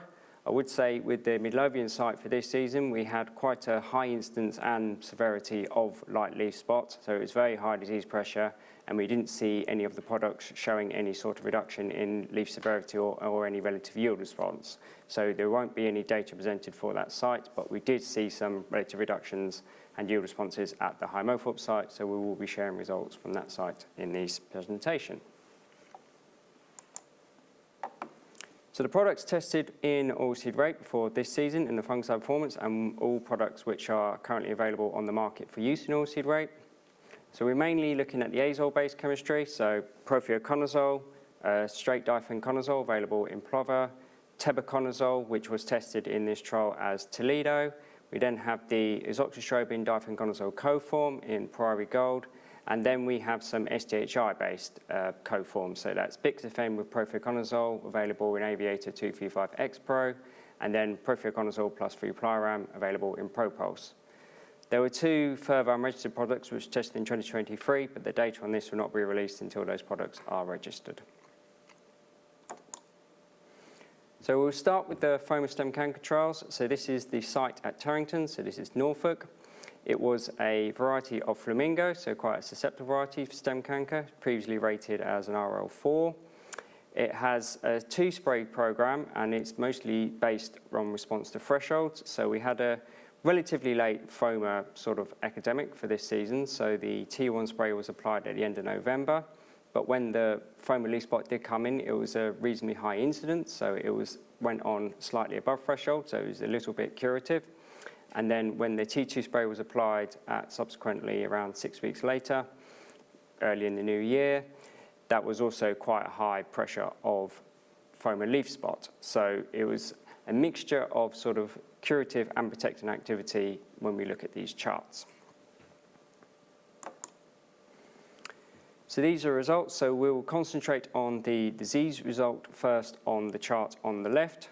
So this is the stem canker results as the plants were assessed pre-harvest. So we had a relatively high to moderate stem canker index. So looking at the untreated control, we had a stem canker index with rate 0 there of around 50, so sort of a fairly strong test of the products. And then when we look at these charts, we're looking to see where we get a stem canker index reduction of 30 or below, because that's normally in these sort of moderate pressure situations where we see an economic yield response. So the top line there is the Toledo, so that's the straight tebuconazole. So at the 50% dose rate, that has reached that stem canker index reduction of 30, so that product has done the job there, but it has shown a lower level of efficacy compared to the other azoles tested in the trial. So the next 3 lines down from there, give around a stem canker index reduction of around 10 to 13. That's the straight profluconazole in Proline 275, the straight difenoconazole in Plover, on the azoxystrobin plus difenoconazole co-form in the Priory Gold. We then have 2 products below that showing a higher level of efficacy, given a stem canker index reduction of below 10, and that's the 2 SGHI co-forms. So either the bixafen with the profluconazole in the Aviator X Pro or the flupropiram with the profluconazole in the Propulse.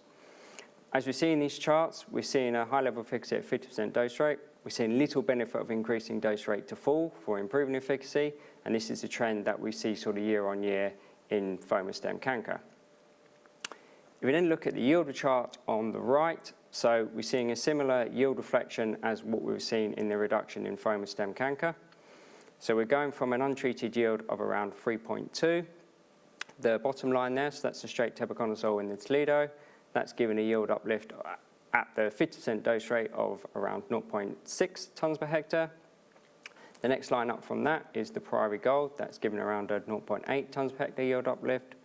We've then got 2 products performing similarly above that. That is the straight profluconazole and the straight difenoconazole in the Plover. That's given around a 0.9 tonnes per hectare yield uplift. We then have the flupropiram profluconazole co-form in the Propulse. That's given 1 tonne per hectare yield uplift. And then the product in this trial series which gave the highest yield uplift was the Aviator, so the bixafen profile, giving around a 1.2 tonnes per hectare yield uplift. As we see on the yield charts, there's been little benefit of increasing dose rate above 50% for increasing yield, similar to what we've seen with the disease reduction. Moving on to the next trial in the foam stem canker series, so this was Herefordshire. It was a variety Acacia, so a widely grown conventional variety, but it's got an RL rating against stem canker of 5, so fairly susceptible. We saw a similar sort of epidemic in terms of timings for foam and leaf spot. So we had the T1 spray applied around sort of middle of November, and then T2 spray was applied around that 6 weeks later, early in the new year again. The fungicides were applied again slightly above threshold because that's how the foam epidemic behaved when we first started seeing leaf spotting. It was coming in slightly above threshold, but we did have a lower instance of foam and leaf spot in Herefordshire compared to what we had at Torrington. So it's a slightly lower disease pressure situation in this scenario. And again, this was translated in the stem canker results. So if you look at the disease chart on the left, you're going from an untreated stem canker index of around 37, so still sort of low to moderate, but it was still enough of an instance to see the product separations. So again, the top line there is the Toledo, so the straight tebuconazole, so that has reduced foamy stem canker, but not to the same degree as what the other tested azole chemistry has performed at. So the next line below that, so that's given a stem canker index reduction at the 50% dose rate of around 37 to 15. That's the straight difenoconazole in the plover.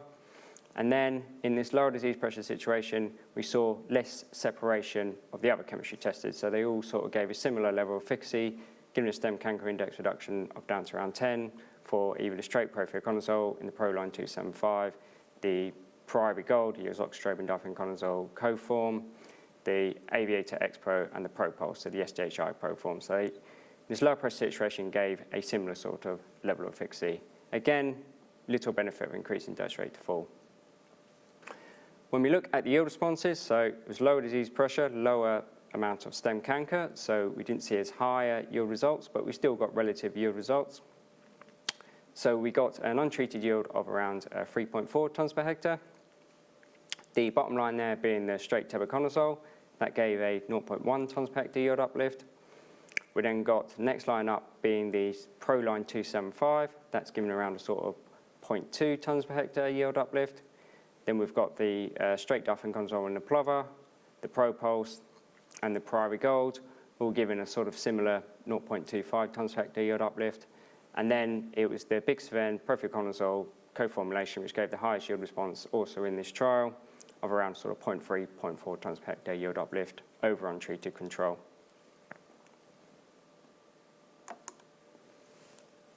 This next chart is showing the average results for them two sites. So these are the two sites over 2023.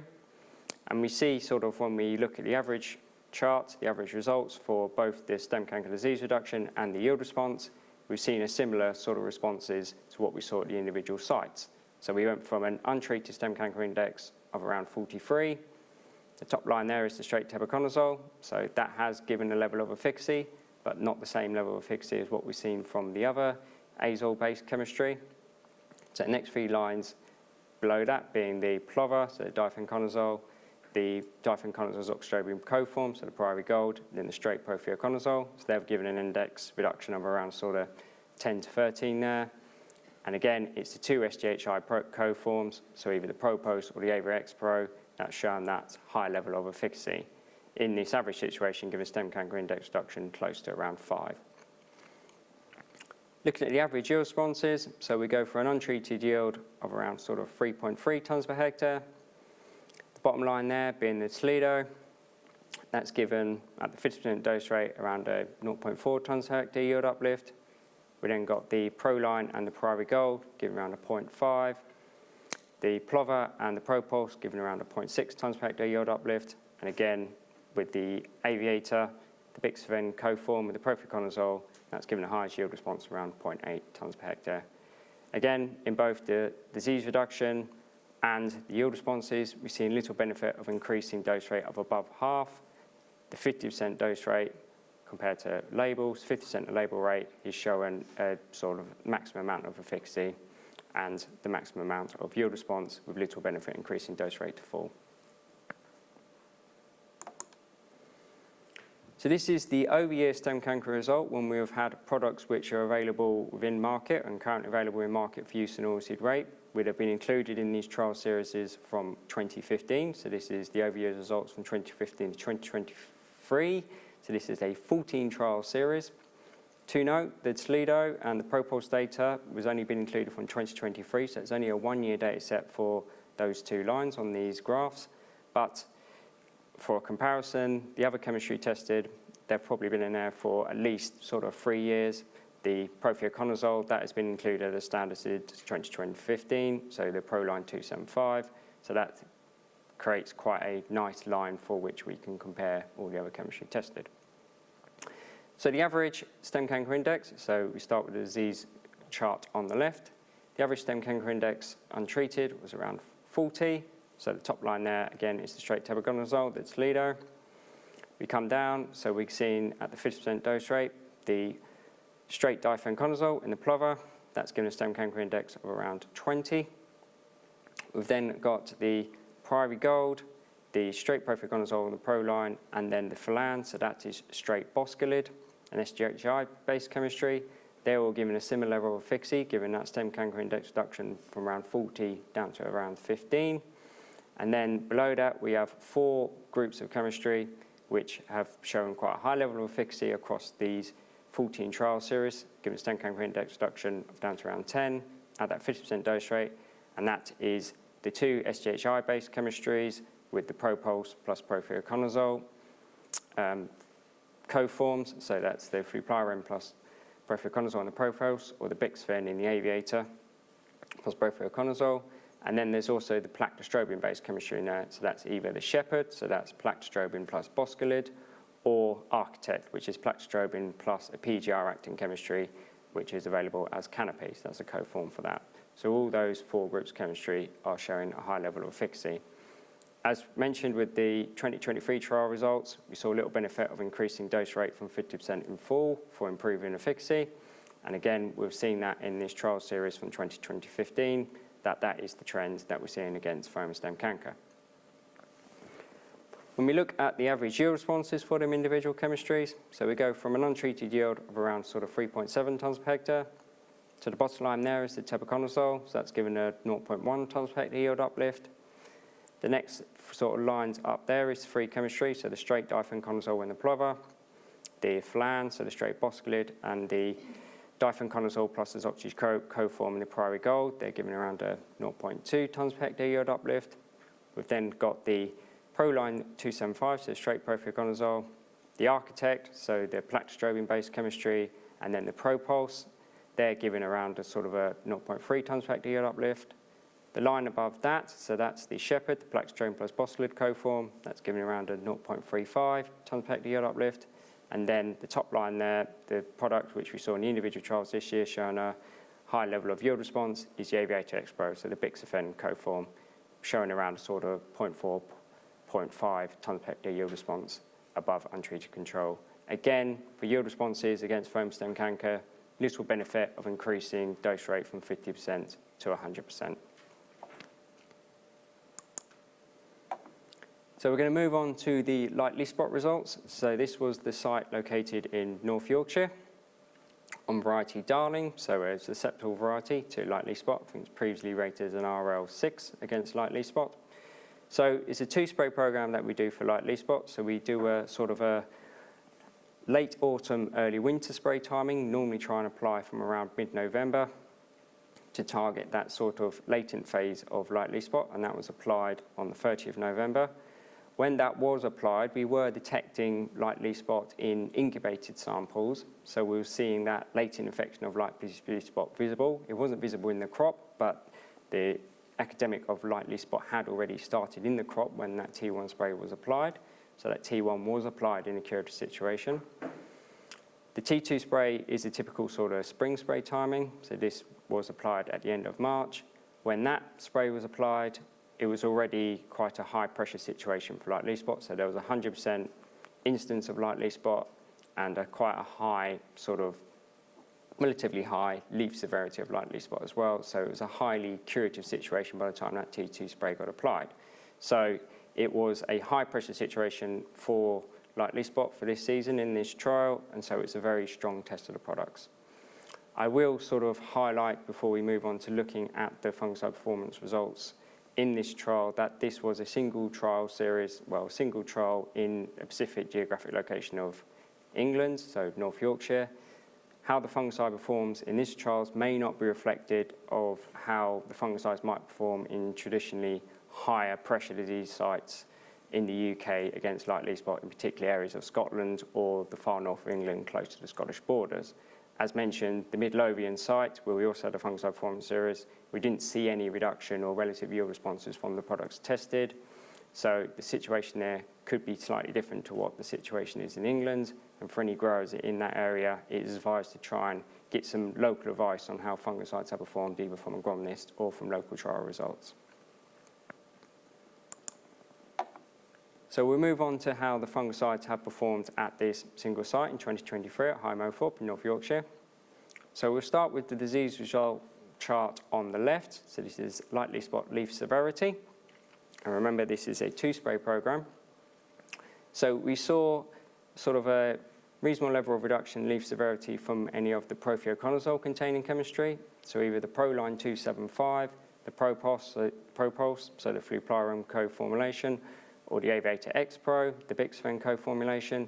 They all showed the same sort of relative reduction of light leaf spot at the 50% dose rate.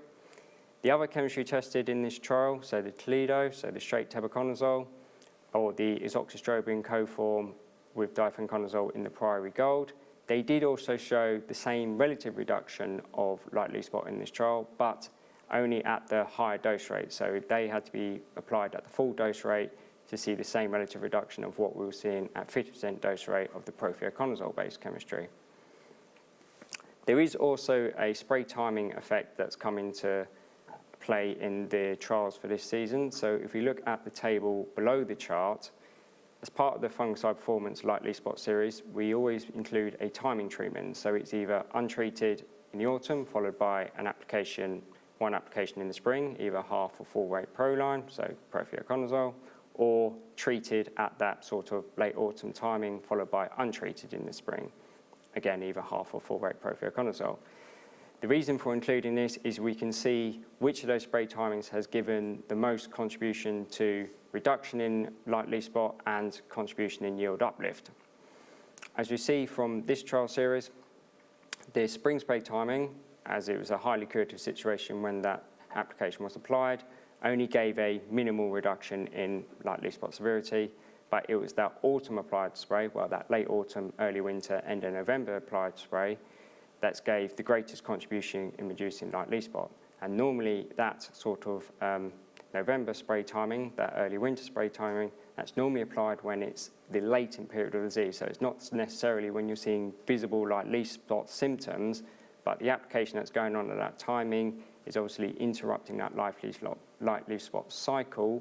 So it's hitting the plant, hitting leaves during that latent period, and that's providing some protection against that disease developing within the leaf tissue, and you're seeing that relative results come through to next spring when the light leaf spot typically becomes visible within the crop.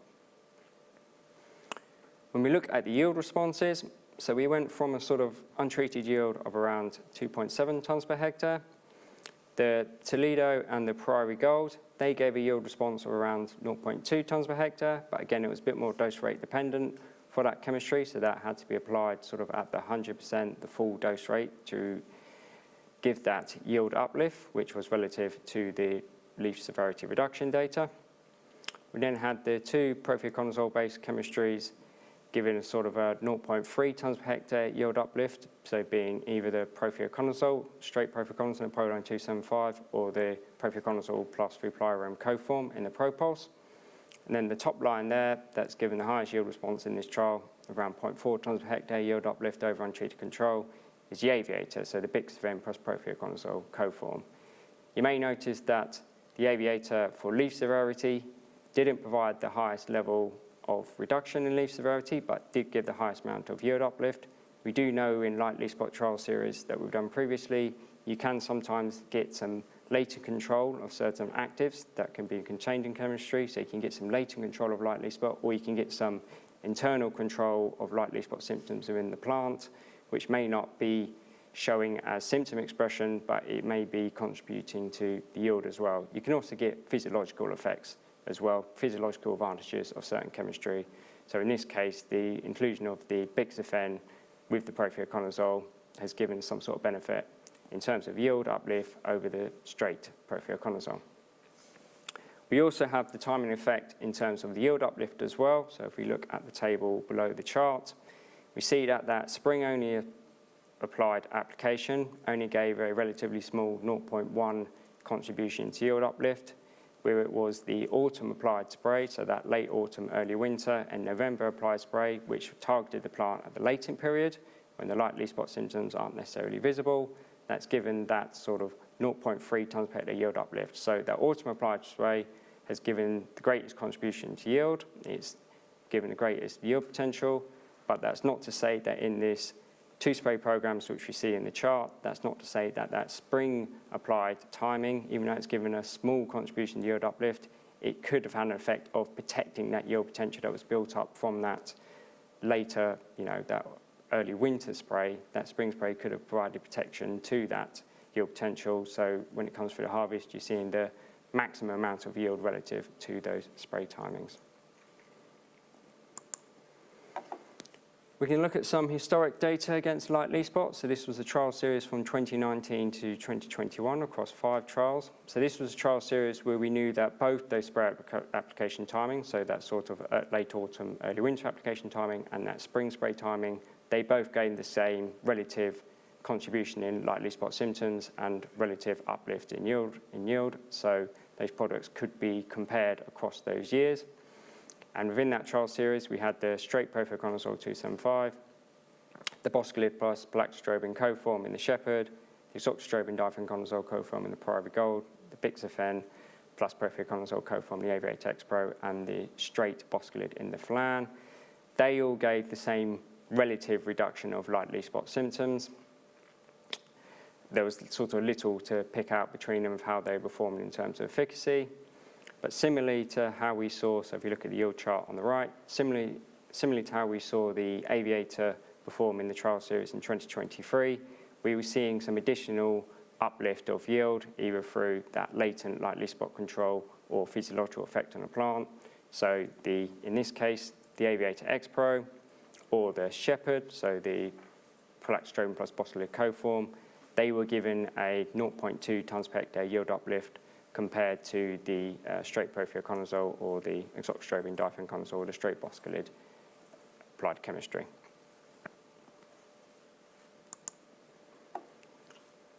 So the final disease chart we were going to show is the Sclerotinia stem rot data. So this was historic data from a trial series conducted from 2015 to 2017. So this was data across 5 trials. So we had relative moderate sort of Sclerotinia index in that trial series of sort of close to around sort of 20. And then we had essentially most of the main available oilseed rape products on the market within them. So the Proline, the Amistar, the Flan, the Aviator X Pro, Priory Gold, Shepherd, and Picta was included in this trial series as well. So that's a demoxystrobin plus boscalid coform. So most of the main chemistry available showed a high level of efficacy against Sclerotinia stem rot. It should be noted that though they showed a high level of efficacy at the 50% dose rate, you should really be looking when applying against Sclerotinia at that flowering spray timing to go for a higher dose rate, so 75 dose rate or above, perhaps close to the full dose rate, because when you're applying, you're hitting the petals and the leaves, and you want to get that sort of 3-4 weeks protecting activity from that single application timing. You're only going to get that at the higher dose rates. The next line up from all that chemistry that's showing a very high level of control is the straight isoxastrobin in the Amistar. So that has shown still a relatively high level of efficacy, and that is a useful option if you've used a lot of other mode of actions earlier in the spray program. So if you've used a lot of azole-based chemistry or SDHI-based chemistry for your FOMA or light leaf spot sprays, and you want to find an alternative mix or alternative product used in sequence just to help prevent any build-up resistance issues, something like Amistar would be a useful option. It's still showing a high level of efficacy. And then the line above that is the Priory Gold. That's showing a lower level of efficacy because that's got half the loading, the amount of equivalent isoxastrobin as what you see in the straight Amistar. Yield responses from them. So we're looking at them higher sort of dose rates, so 75 dose rate and above. Priory Gold is given around 0.2. Amistar is given around 0.3, and all the other chemistry tested is given around sort of 0.4 tons per hectare. So relatively good yield responses from a single flowering spray application timing targeted against Sclerotinia stem rot. So just to summarise on oilseed rape, so for the foam stem canker, so there are effective azole, non-azole options. Yield responses, average yield responses in 2023, they range from around 0.3 to 1 tons per hectare. And we've seen this trend where there's little benefit of increasing dose rate above 50%. Do note, these as part of 2 spray programs and on susceptible varieties. And we saw the greatest sort of product separation where we was at the more high disease pressure site. the light leaf spot. So I will caveat that this is the light leaf spot conclusions from that single 2023 site in England, so in Yorkshire. Might not necessarily be reflective of historical high pressure sites, say in Scotland or the far north of England, close to the Scottish borders. But from that single site, we saw that both azoles and non-azoles were both effective, and they were providing a relatively similar level of disease control and yield, but there were some dose rate considerations for some of the products included. There is both azole and non-azole chemistry available for use in autumn, but do check product labels just in case there's any restrictions of timings or doses or maximum amount of dose that can be applied to that product throughout the whole season. And then, as mentioned, the time of application is important. As we saw, it was that sort of late autumn, early winter application timing that achieved the highest contribution for yield and highest contribution for reducing severity. So there's importance of that sort of timing when the light leaf spot symptoms might not necessarily be visible. So for Sclerotinia, there's a range of mode of actions available, and like I said, just consider what you've used previously in the fungicide programs if you can think of where you can alternate a different mode of action when it comes to flowering spray timing. So finally, we'd just like to acknowledge the fungicide performance team. So colleagues at AHDB, so Rachel McCauley, Christina Gens, Catherine Harries and Jason Paul. My fellow colleagues at ADAS, so Jonathan Blake, Faye Ritchie, myself, Rebecca Joynt. Then Stuart Knight, Nicola Hawkins at NIAB, Fiona Burnett for SIUC, Simon Edwards, Harper Rapids University, and Stephen Kildare from Sugars. So, thank you everyone for listening. That concludes the fungicide performance results 2023 for wheat, barley and oilseed rape.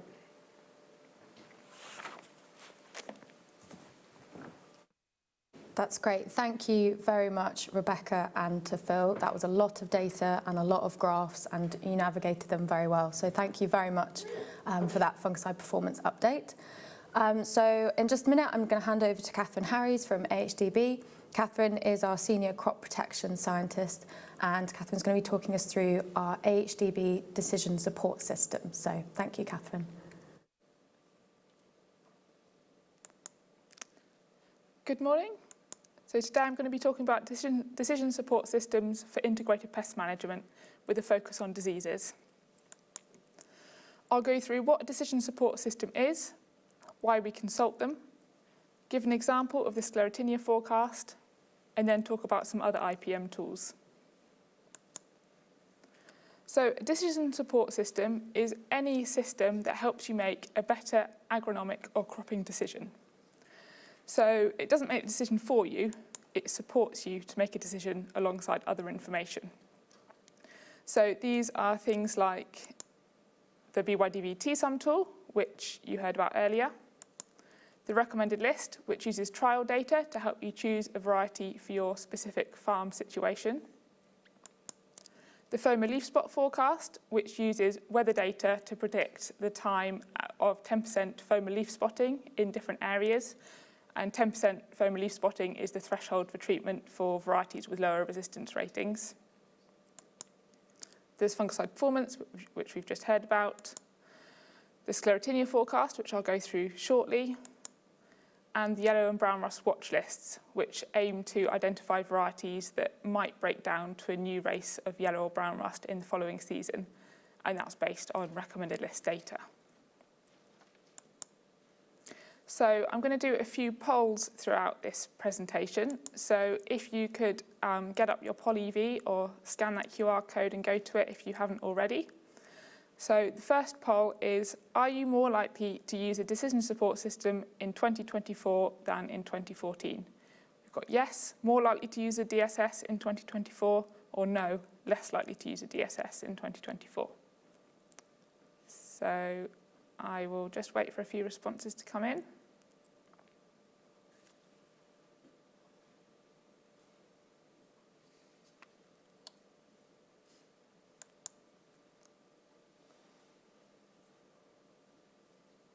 So results still coming in,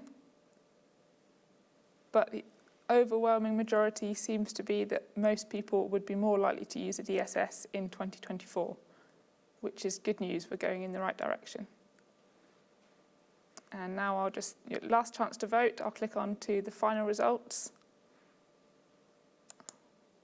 There we go. So 93% yes, 7% no. So that's great.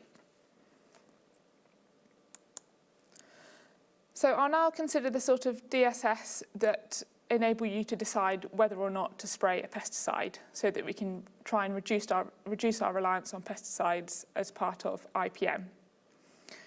So these sort of models are things like the BYDV T-sum tool, the sclerotinia forecast and the light leaf spot forecast. These systems use things like weather data, so temperature, humidity and rainfall, and we use our knowledge on the biology of the pest or disease to predict how different combinations of weather will increase or decrease the risk of a certain pest or disease. And this can be either forecast data or observed data or a combination of the two. And just something to be cautious of here is how far you are from your nearest weather station. If it's sort of 20 miles away and you've had a really localized weather event, like a really heavy rainfall, that might compromise the accuracy of the outputs of the model. And interestingly, in Europe, about over 60% of agronomists find that DSS are reliable and they find them quite accurate, whereas in the UK it's only about 20% of agronomists, and that's probably due because the UK has highly variable weather data, which causes events like this. So this helps you to determine the relative risk of your pest alongside growth stage, sowing date and variety, so crop factors, and then also pest factors such as the presence or absence, abundance, and whether the pest or disease has been around previously and at what level. So it's important to remember that the outputs of your model are only as good as the data that go in. So if any of these things are inaccurate, then that will compromise the accuracy of the outputs. So for example, misidentified pests.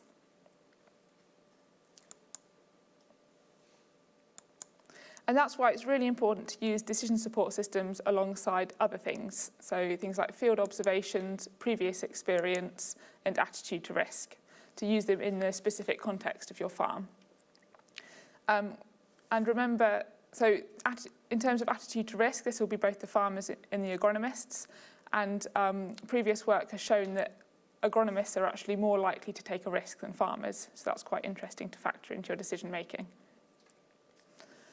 And remember that decision support systems might not have been validated very recently. They might have been validated a while ago in agronomic conditions and using varieties that aren't relevant to today. And they might have been validated in low pest years.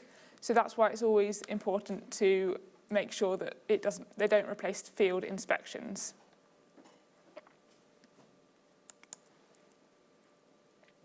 So now I'm going to talk about why we want to use decision support systems to reduce our reliance on pesticides. So we all want to grow more profitable crops, and actually a study in France that looked at about 1,000 farms found that in 3/4 of them there was no conflict between reduced pesticide use and profitability and productivity. And this was strongest for farms that already used high pesticide use. And the pesticides that it was easiest to reduce without impacting profitability or productivity were insecticides, followed by fungicides, followed by herbicides. We also have resistance and regulation, which are reducing the availability of plant protection products. So it really is of strategic interest for the industry to reduce our reliance on plant protection products. Plant protection products can also harm the environment through their effects on non-target organisms, water, soil and air pollution and bioaccumulation. So it's good to reduce their use not only to protect the environment, but to also protect the reputation of the industry.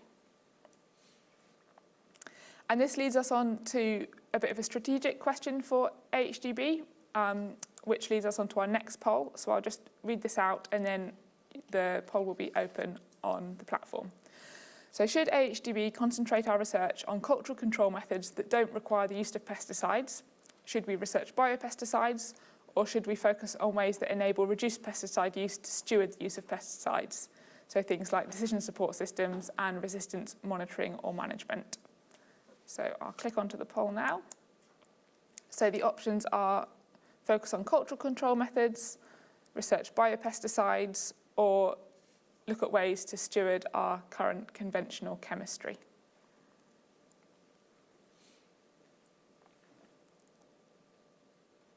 I'll read out the question again so you can remember what it was.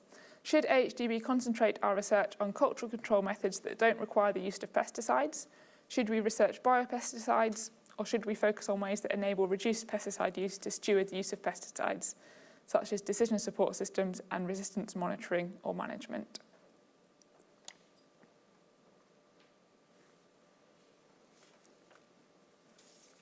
So the results are coming in. I'll click forwards in a minute to see the live results.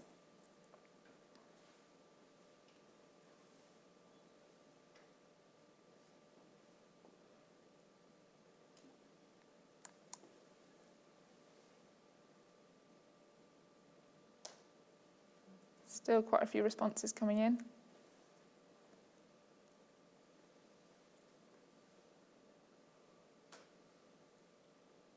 So it seems to be unanimous that we should steward the current conventional chemistry, but there's also interest in biopesticides and alongside that cultural control methods. And I know in reality people will want to say a combination of the three. Okay, I'm now going to close the poll, so last chance to get your answers in.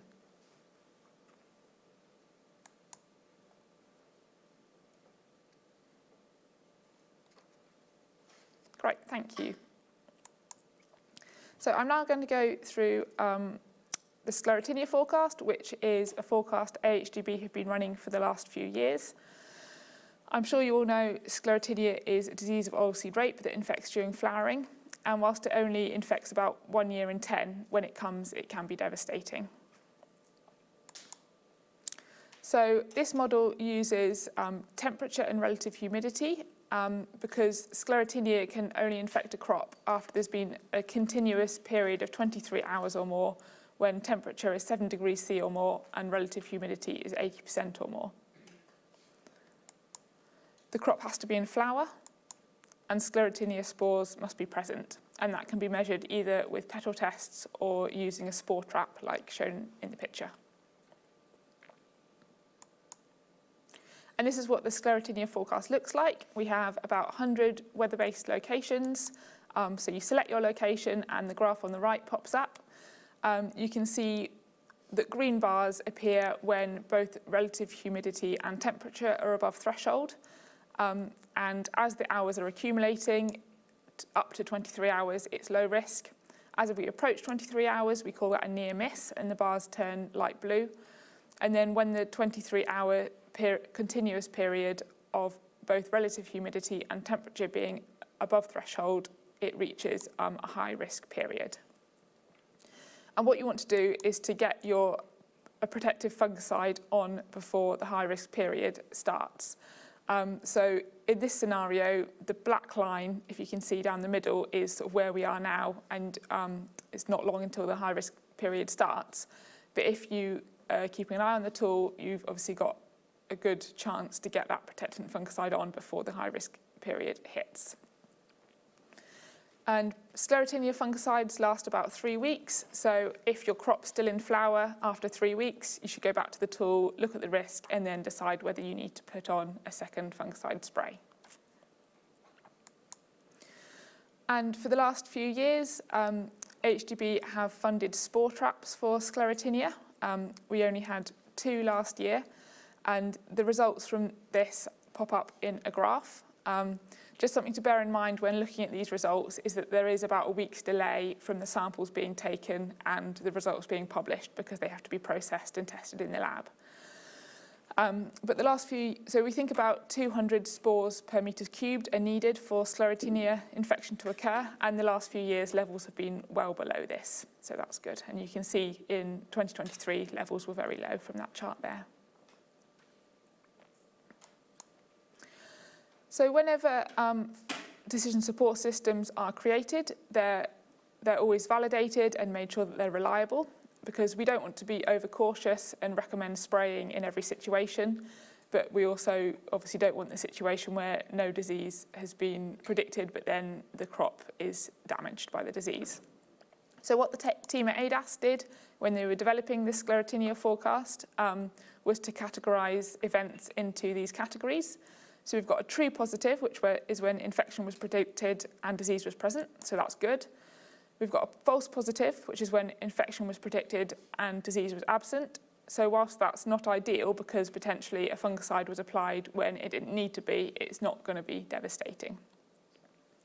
Then we have a true negative, which is when no infection was predicted and disease was absent, so that's good. But then we've got the one we want to avoid, which is a false negative, where no infection was predicted but disease was present. And the good news is that when the AHDAS team looked at the results from just the weather-based alerts, they found no false positives, which is good. But one way that there could be a false positive with the sclerotinia forecast is if, say, your soil moisture is quite high, that could evaporate and increase the relative humidity within the crop canopy, which obviously wouldn't be picked up by a weather station or forecast data in the ambient air. So just be aware of that.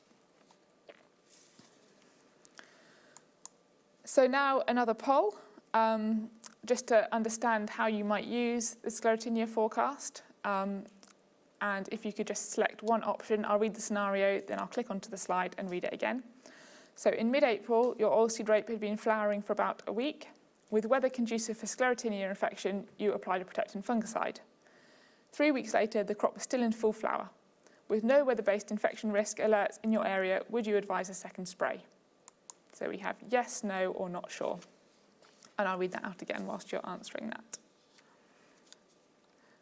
So in mid-April, your oilseed rape had been flowering for about a week.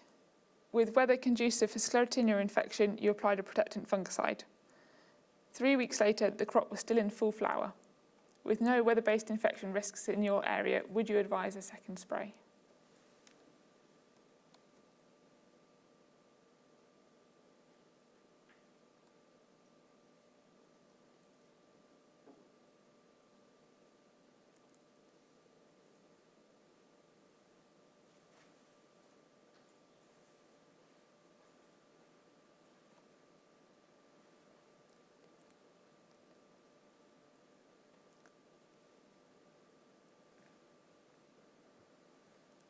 Okay, we've got quite a few results in now, so I'll click onto the live slide. So a lot of people are saying no, which is good.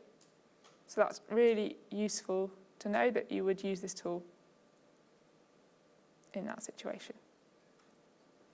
A few people are saying yes, which is interesting, so I'd like to understand why. But yeah, thank you. I'm going to close the poll in a minute.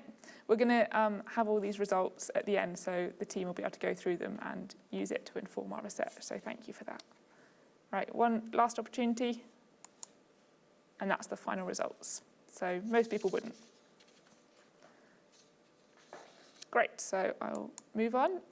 Now just talking about a few other tools we have. So the IPM Decisions platform was developed by AHDAS, and it's a platform that brings together decision support systems from all across Europe. So that means you can use your local weather data to use a tool developed in, say, Italy, using your UK local weather data to your area. And the weather data has a resolution of 7 kilometres, so it really is very high resolution. And this enables us to validate decision support systems used in other countries in the UK and vice versa. Some of the tools on the platform are already validated in the UK. The BYDV sum tool, the pollen beetle migration model, and the saddle gallmage model are all validated in the UK and available on this platform. So if you sign up, there's basis points available for signing up, and I think the link is being put in the chat now. And obviously you can see the link at the top there.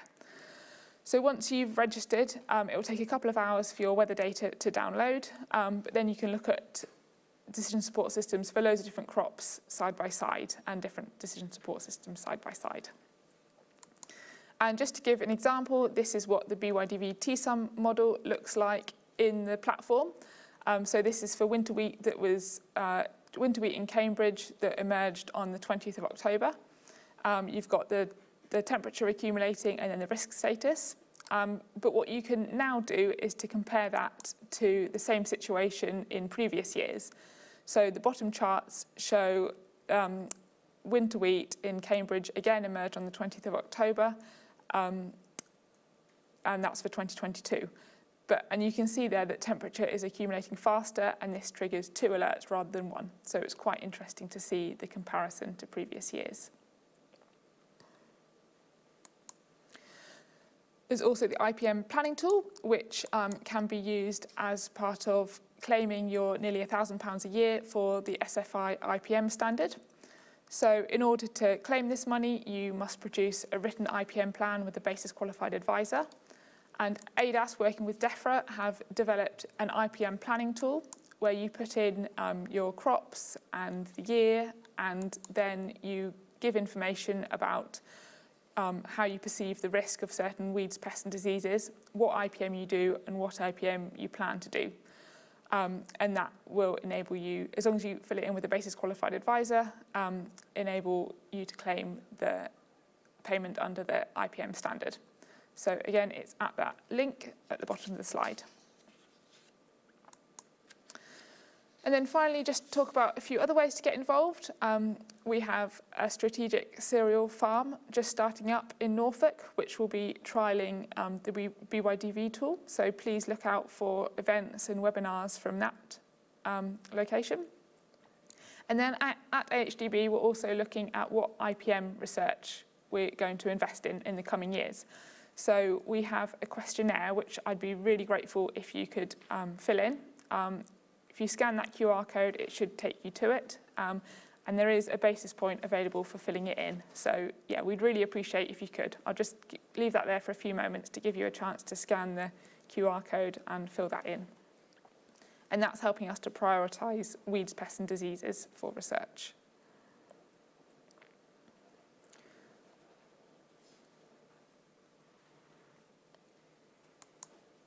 And leading on from that, I have the final poll, which is to get your opinion on which is if we could only invest in one decision support system out of this list, which would it be? So hopefully, as I click onto the next slide, you'll be able to select one of those that you think is most important, and don't forget to scroll down on your phone so you can see all the options.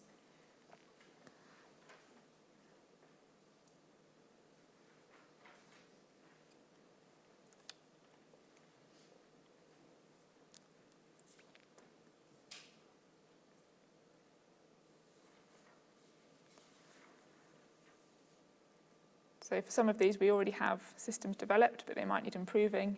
And for others, we might not have a system at all.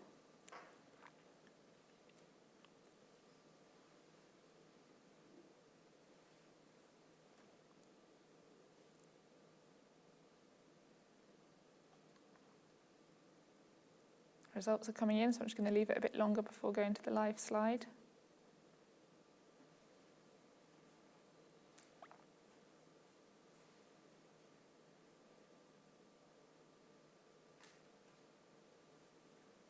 Okay, I'm going to move on to the live slide. We've got about 45 responses.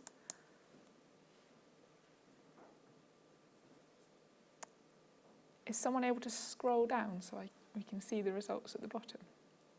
So Septoria and cabbage stem flea beetle are winning according to that at the moment. Don't worry if not. We'll see. When we get the report, we'll see what the actual answers are. But from that screen, it's looking like Septoria and flea beetle are winning, which is really interesting. So there is a Septoria model validated, but not in the UK. So that is a possibility. Okay, I'm going to give a few more moments for that because it'd be really good to have lots of data.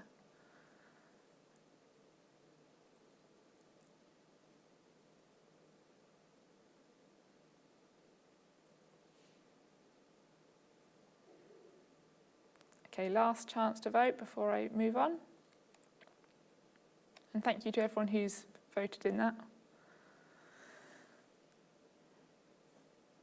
Okay.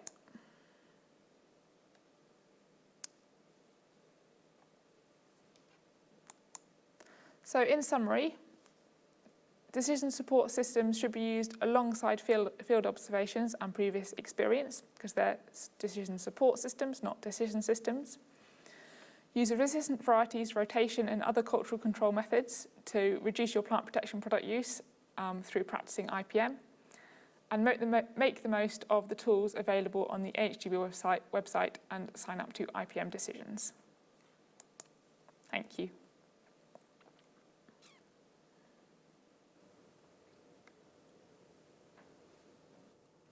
That's great. Thank you very much, Catherine. And thank you everyone for all of your responses to the polls. It's really important for us to get that data so that we know where to put our research. So thank you for that. We're just going to take a very short break now. So we'll be back again at 11:55, where we'll be hearing about contaminants monitoring and UKCPVS. So we'll see you in just a minute.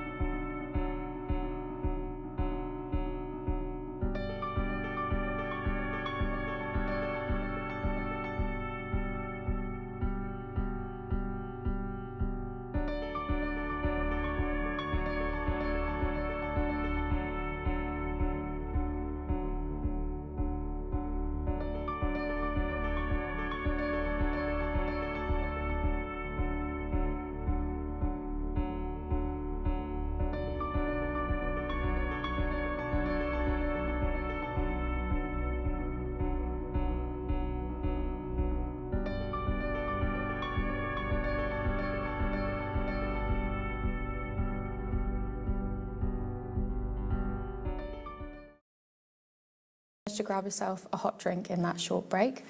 I'm now going to hand over to Dhan Bhandari from the AHDB. Dan is a senior cereal quality scientist at the AHDB, and he's going to be talking to us about contaminants monitoring. Hello everyone, and as Henny said, I'm going to be talking about food contaminants. So what are food contaminants? The formal definition of food contaminants are a range of chemicals not intentionally added to food for the production of crop husbandry, animal husbandry and veterinary medicines. Manufacturing, processing, preparation, packaging, transport, holding, or a result of environmental contamination. So basically, food contaminants are something that should not be in the food that makes it unfit for human and indeed animal consumption. So the three main classes of contaminants, those are biological, physical, and chemical contaminants. So a little bit of background about this program. AHDB has been funding the monitoring of agrochemical residues and mycotoxins and other contaminants in cereals and their milling co-products since the mid-1980s. The current program has been running since 2016 and it has been contracted to FERA. Susan McDonnell is the project leader. The project involves testing of commercial intake samples, and these are provided by the industry partners. So we have AIC, BOBMA, MAGB, and UK Flour Millers. FERA then undertakes the analytical testing of the samples, as well as having an initial multi-residue screening procedure. So when the tests come through, if there are any exceedances, these are reported to the supplier labs immediately and their respective trade association. The summary results are then published by AHDB on our websites, and the trade associations also report their results to their members. At the end of the project, the outcome will be published as a comprehensive final report, and we're planning to publish in December later this month. So the industry partners, BOBMA, who represent the British Oat and Barley Millers Association, MAGB, who represent the maltsters. Then we have AIC, who will provide the feed samples, and they represent not only the feed companies but also the agricultural industries, ag-chem industries. And then we have UK Flour Millers, who provide samples for wheat, milling wheat. So the project outputs. So first of all, we have the program of work whereby samples which are classified as core, in other words, they are tested annually, and then each year we will also look at current issues and then select additional analytes to be tested. And then what happens is that FERA, who will carry out the testing, they will report the results within 1 month of the receipt of those samples. FERA also undertake archiving of the material for at least 3 years. This gives an opportunity to go back and do some testing for different analysis, and it gives a good set of reference material. The project also has the annual steering group meetings where results are discussed, but also the following year's testing program and new analytes that need to be tested are put forward, and then we will fund the testing of those. Each year we have the AHDB annual project reports that will have the summary tables for testing done in that year, and that's found on our AHDB website. We also periodically send the results to the various regulatory authorities, EFSA, FSA, FSS, and more recently to Defra. The project also involves horizon scanning, whereby issues which are around the corner or are imminent, we can consider that and include those in the monitoring program. So to describe the analytes that we test, so as I say, the core analytes will be the mycotoxins. So these are Fusarium mycotoxins, the trichothecins, and then we have Don and Zon and some of their modified forms. We also test fungicides, insecticides, plant growth regulators, and other ag chems, including glyphosate, chlorprotham, and piperonal butoxide. Each year, as I said, we also include additional analytes depending on the need for that data. So that includes the metals, and then we have a number of mycotoxins and then process contaminants such as polyaromatic hydrocarbons and acrylamide that could be found in barley malt. So I'm going to show you some results from 2022. These are for the DON that's been measured in the different samples supplied by the industry partners. So the first line, we see results for 50 samples of milling wheat, and the reporting limit is the level of detection where 54% of the samples had detectable levels of DON.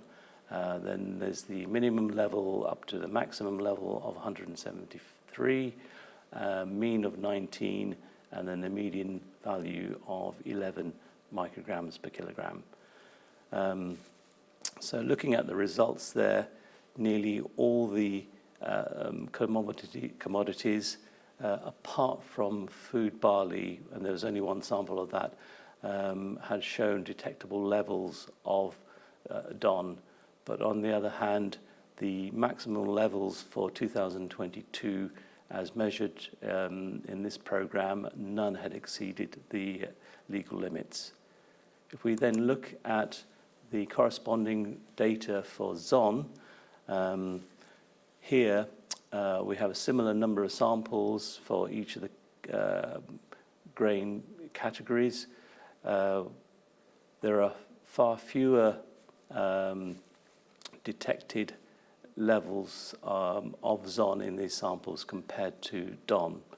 And again, we can see that the results that none of the samples tested here had exceeded the legal limits.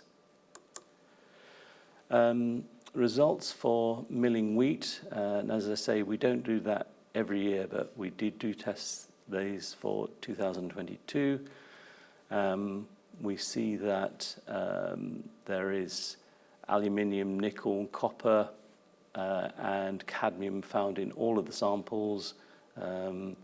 Mercury wasn't found in any of these samples. And it's interesting to see that the higher levels are found for aluminium and copper amongst these metals. We go on to the stored samples.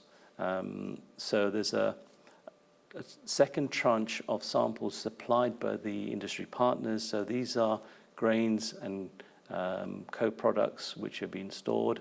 There's an opportunity to look at the ochratoxin, which is a major storage mycotoxin. So here we can see that most of the samples have levels above the level of detection, apart from the feed oats. And last year there were some exceedances above the legal limits. So we found that milling wheat in a January sample set had a value of 8.7 micrograms per kilogram, and then there was a sample of food oats which had a value of 17.6 micrograms per kilogram. We are able to then look at the annual trend of these analytes. So here we have an example of the pattern of levels of the Dhan over the 7 years. And we see that in 2017, there are higher levels that are found in milling wheat, feed wheat, and wheat feed. Wheat feed is the outer layers which are produced during the milling process and intended for the animal feed market. It's interesting that the other grain types, the level of Dhan was relatively low for most years. Moving on to the other mycotoxin, T2 and HD2, we can see that it is an issue predominantly with oats. So there are levels which are relatively steady in the food oats, apart from 2016, where it was fairly low, but in the other years it had crept up. And then, not surprisingly, the oat feed, which is the outer layers during the oat milling process, they will have higher levels because of the concentration of the mycotoxins there. Next up, we have ergot and the alkaloids found in ergot sclerotia. There are about 12 major alkaloids that are found here. So we have here the values for the combined of the total alkaloids. So 2021, we found that there were high levels in milling wheat.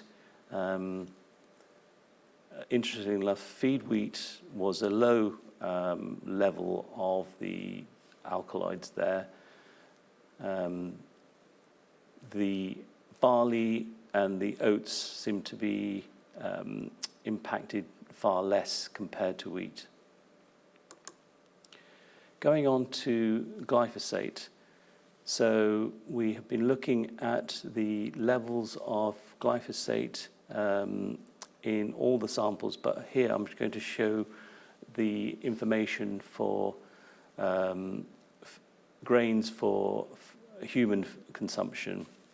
So this is leaving out the animal feed samples. So we can see that the higher levels are found in oats and in barley compared to wheat. And the lowest level was in 2022 for oat and the barley samples. And it should be pointed out that what we're detecting here is the application of glyphosate as a desiccant. So before harvest, we're not detecting levels which would have been applied as a herbicide much earlier on in the season. Next up, we have the results for the fungicides. And so these are the major fungicides that the program has picked up in 121 samples.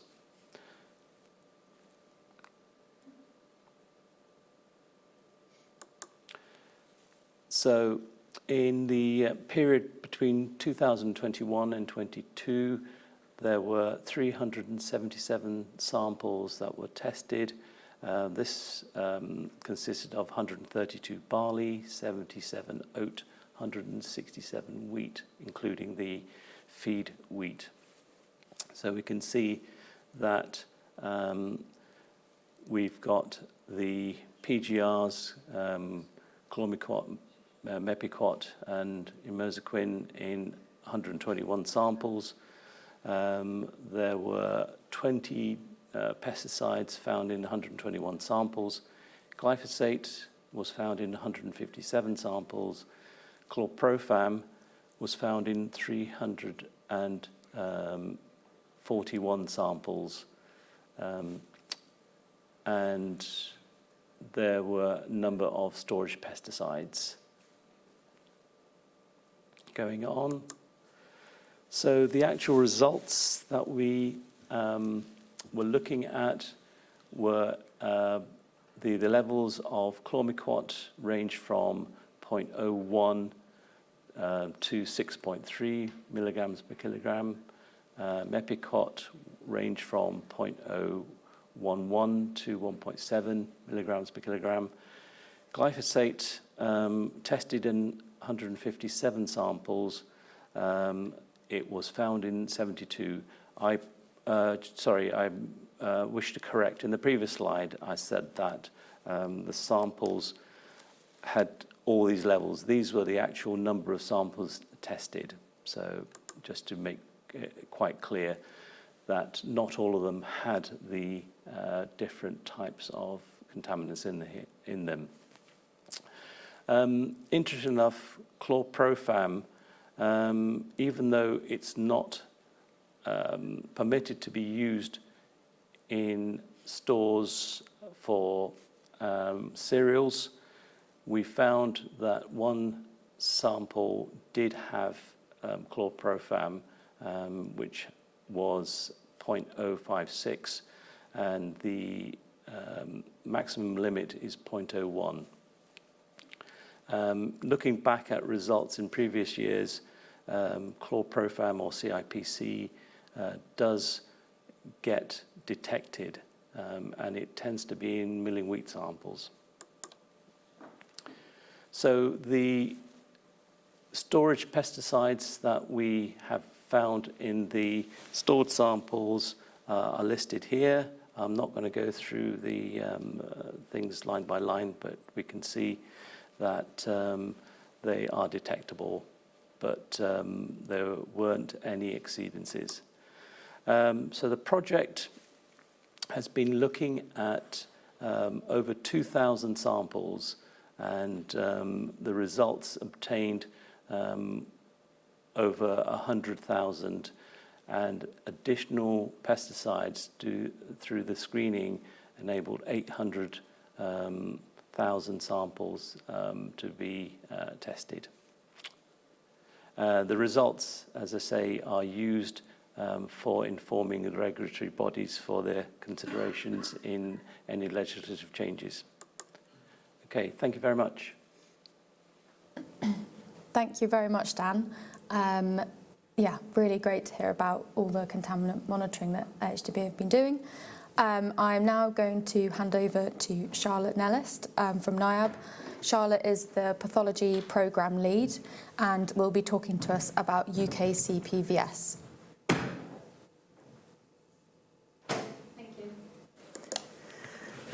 Good afternoon, everybody.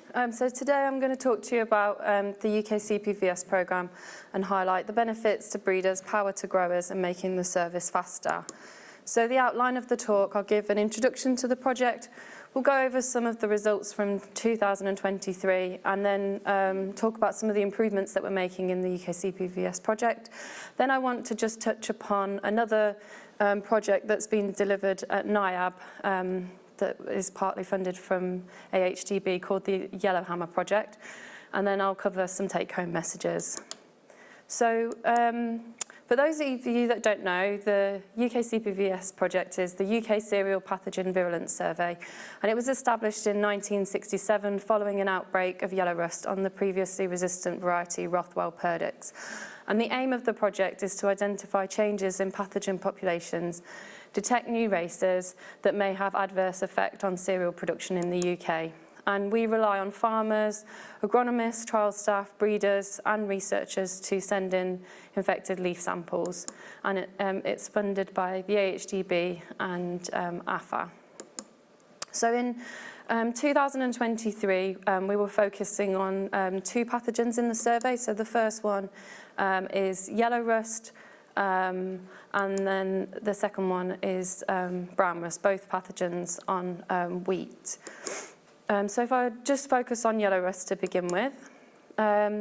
So in 2023, we received 92 samples. This was considerably less samples than we'd received in previous years, and this was mainly due to the weather not being conducive to rust development with the extremely wet spring that we had earlier this year. We did receive samples from 21 counties, so as you can see from the map, the ones that are coloured in are the counties that we receive samples from, and the bluer the colour, the more the samples we received. So the majority of samples came from Lincolnshire and some from Cambridgeshire, and a substantial amount from Cambridgeshire. And then we had many others from across England, some from Scotland and Northern Ireland. And we received samples from 37 varieties and one unknown variety. And the makeup of these varieties is shown in the pie chart here. So we received 13 samples from KWS X-Days, 10 samples from Skyfall, 8 samples from Graham, and then the rest were a lower number of samples from the other varieties. So in the project, we analysed the isolates in a number of ways, but today I just want to talk to you really about the seedling stage.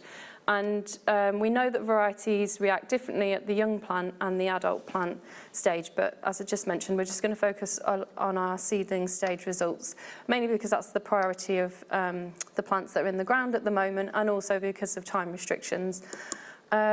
So we do 2 different types of screens to look at the isolates. So we do, the first type of screen is what we call a differential seedling screen, and historically we've been looking at 25 isolates, and we obtain what we call the pathotype of the isolate. So this is the combination of virulence genes that isolate holds. So we use this information to determine, is that isolate a new pathotype or has it been seen before? And then we take a subsample of these isolates and we screen these on the full set of the RL varieties. And this is really to understand the susceptibility of all the RL varieties to this subset of isolates.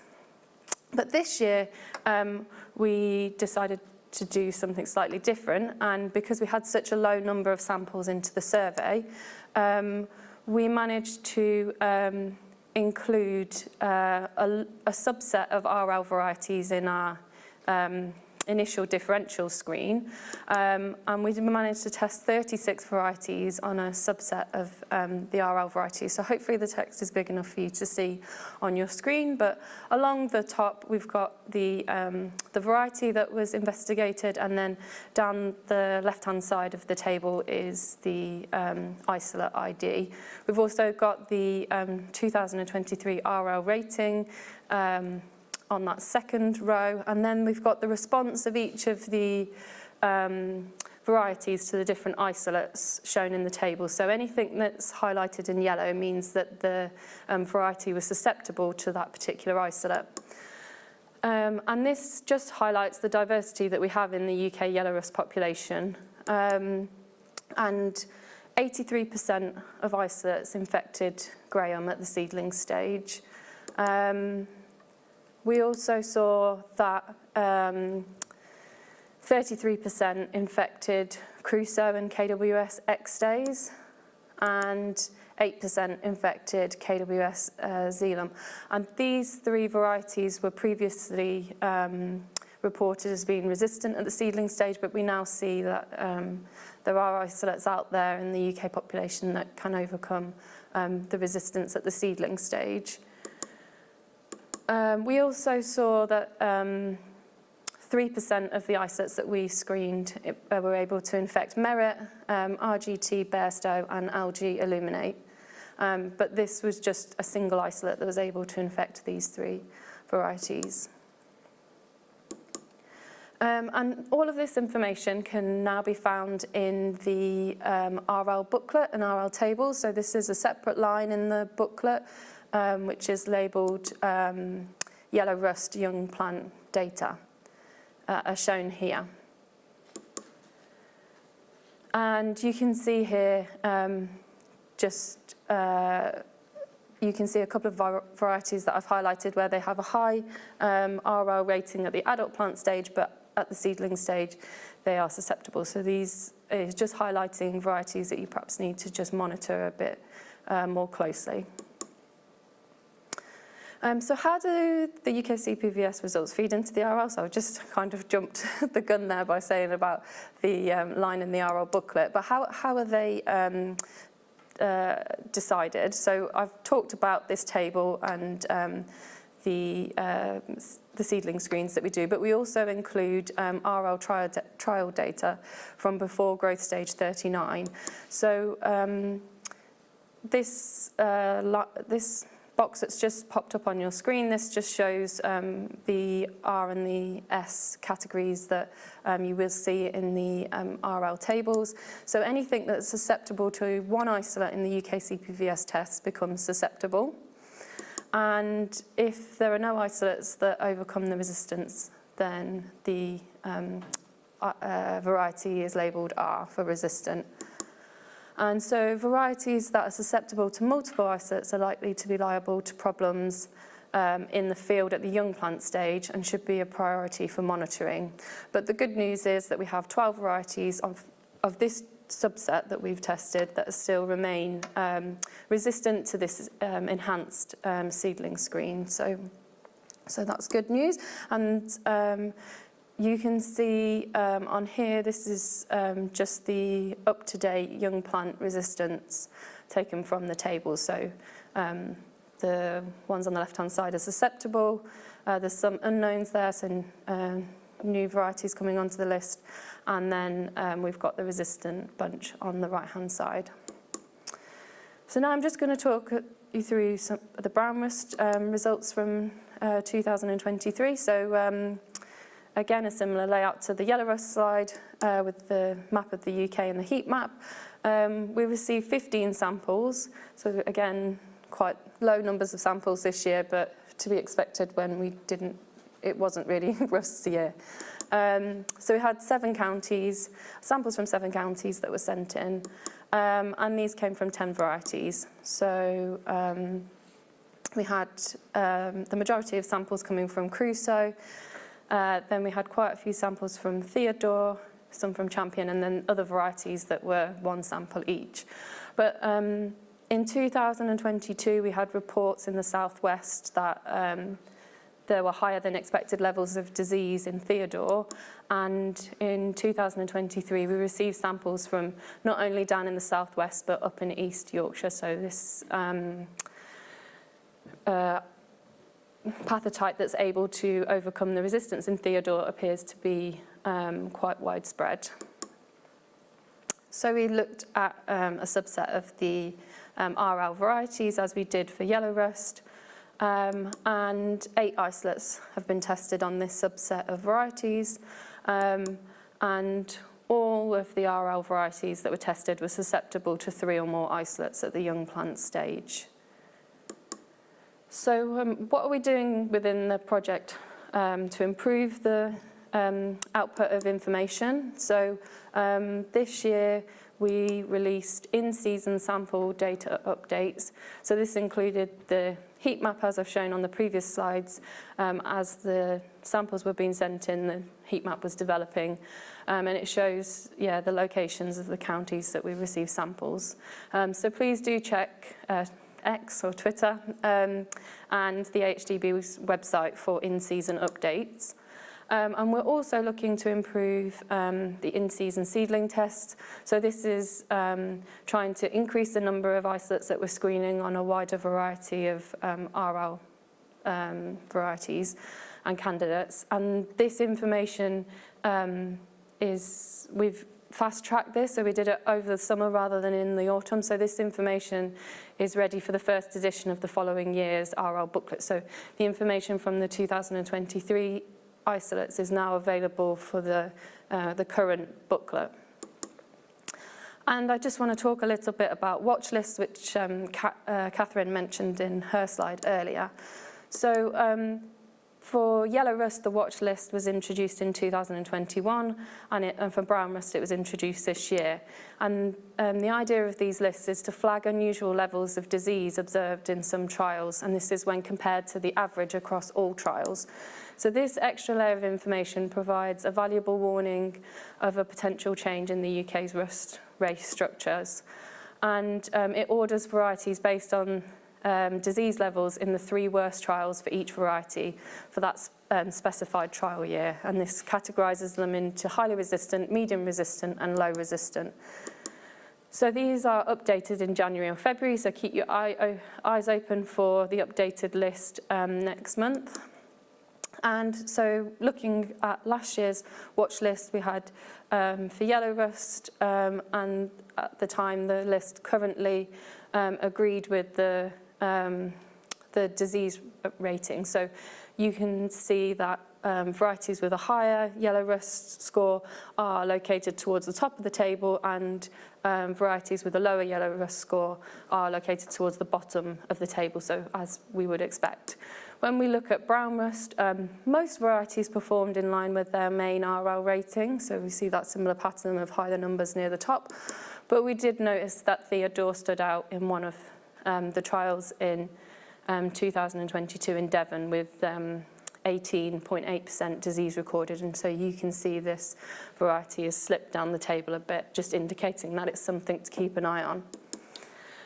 So I can never do a talk without plugging sending in samples to the project, because we'd be nowhere without the samples that are sent in. So we're sampling for, we're surveying wheat yellow rust and brown rust again in 2024. So please place leaf samples directly in an envelope. Please don't use plastic bags, and send the sample along with a copy of the sampling sheet, and the more information that you can put on that sheet, the better.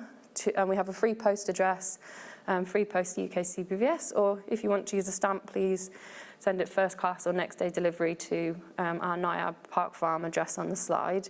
And all the information can be found with our sampling sheet at the address on the slide. So now I just want to talk about a project that's being delivered at NIAB called Yellowhammer. And this is a joint academic industry project, and it's understanding the genetic complexity of yellow rust resistance in a large collection of UK and Northern European winter wheat varieties. And the idea of this is to improve breeding for durable yellow rust resistance, to determine the most effective resistance over each season and determine combinations of resistances that can be stacked. So the programme has looked at 417 European wheat varieties, and this has been scored over 88 trial time point assessments. And this has happened in 5 countries across 5 years, so from 2018 to 2022. So they've built up a huge wealth of data across all of these different varieties. And they have identified 11 locations on the genome, so resistances, across the 5 countries. So these are resistances that have held up across multiple races of yellow rust inoculum in the different 5 countries.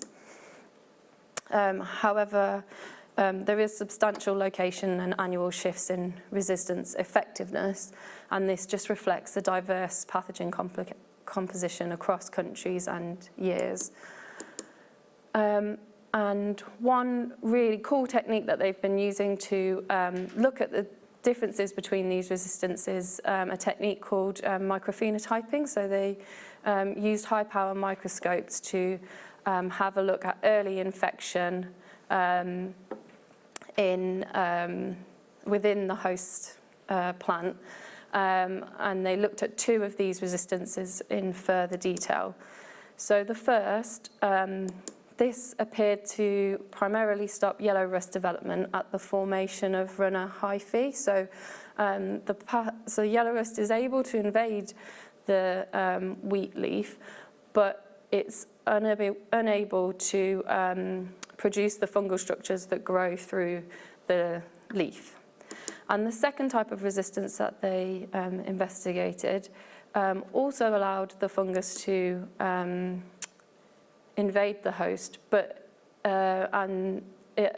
and the resistance kicks in a little bit later, so it prevented pustule development, which is a slightly later step. So these are two different modes of resistance, potentially could be stacked. And the good news is that markers have been deployed into breeding programs to improve yellow rust resistance. So sorry, something I missed was all the breeders that you can see and on the slide, they've all been involved in the project. So these markers are being deployed into multiple breeding programs, which should mean that in the coming years there'll be resistant material with these novel resistances being deployed in the UK. So just to run through the take-home messages. So the disease pressure for rust was low in 2023. There were no reports of unexpected varietal breakdowns due to yellow rust. However, the population remains diverse. In 2023, brown rust was reported widespread on Theodore after the watch list highlighted it from 2022 trials. And markers are being deployed for the Yellowhammer project. So please do use the young plant and main RL ratings when making your variety choices. Have the confidence to reduce fungicide use on the resistant varieties. Pathogen populations are dynamic and diverse, so do keep an eye on all varieties and spray if needed. And as ever, please monitor any unusual sightings, and please do send us in a sample to UKCPVS if you do spot anything unusual.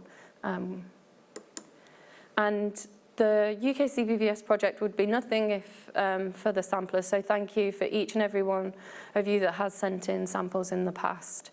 And the key person that delivers this project is Amelia Hubbard. She does excellent work on this project, and the other people involved are listed. And then for the Yellowhammer project, this is a huge project across many companies, and all of those people are listed on the right-hand side of the slide.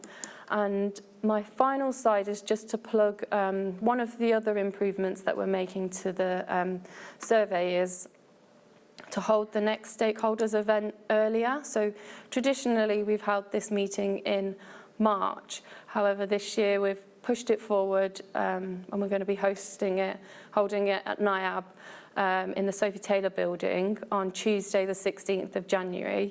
So we have a programme available, so obviously we'll go into much more detail about the UKCPVS results, so talk about the adult plant trials as well, and the genotyping that we've been doing. So please come and hear more details about the UKCPVS project, but also we have guest speakers. So I've touched upon the Yellowhammer project, but I haven't really touched the surface of that project. So Leslie Boyd will be able to give you a lot more information about what's been done on that project. And then also Todd Jex is going to talk to us about how agronomists use UKCPVS.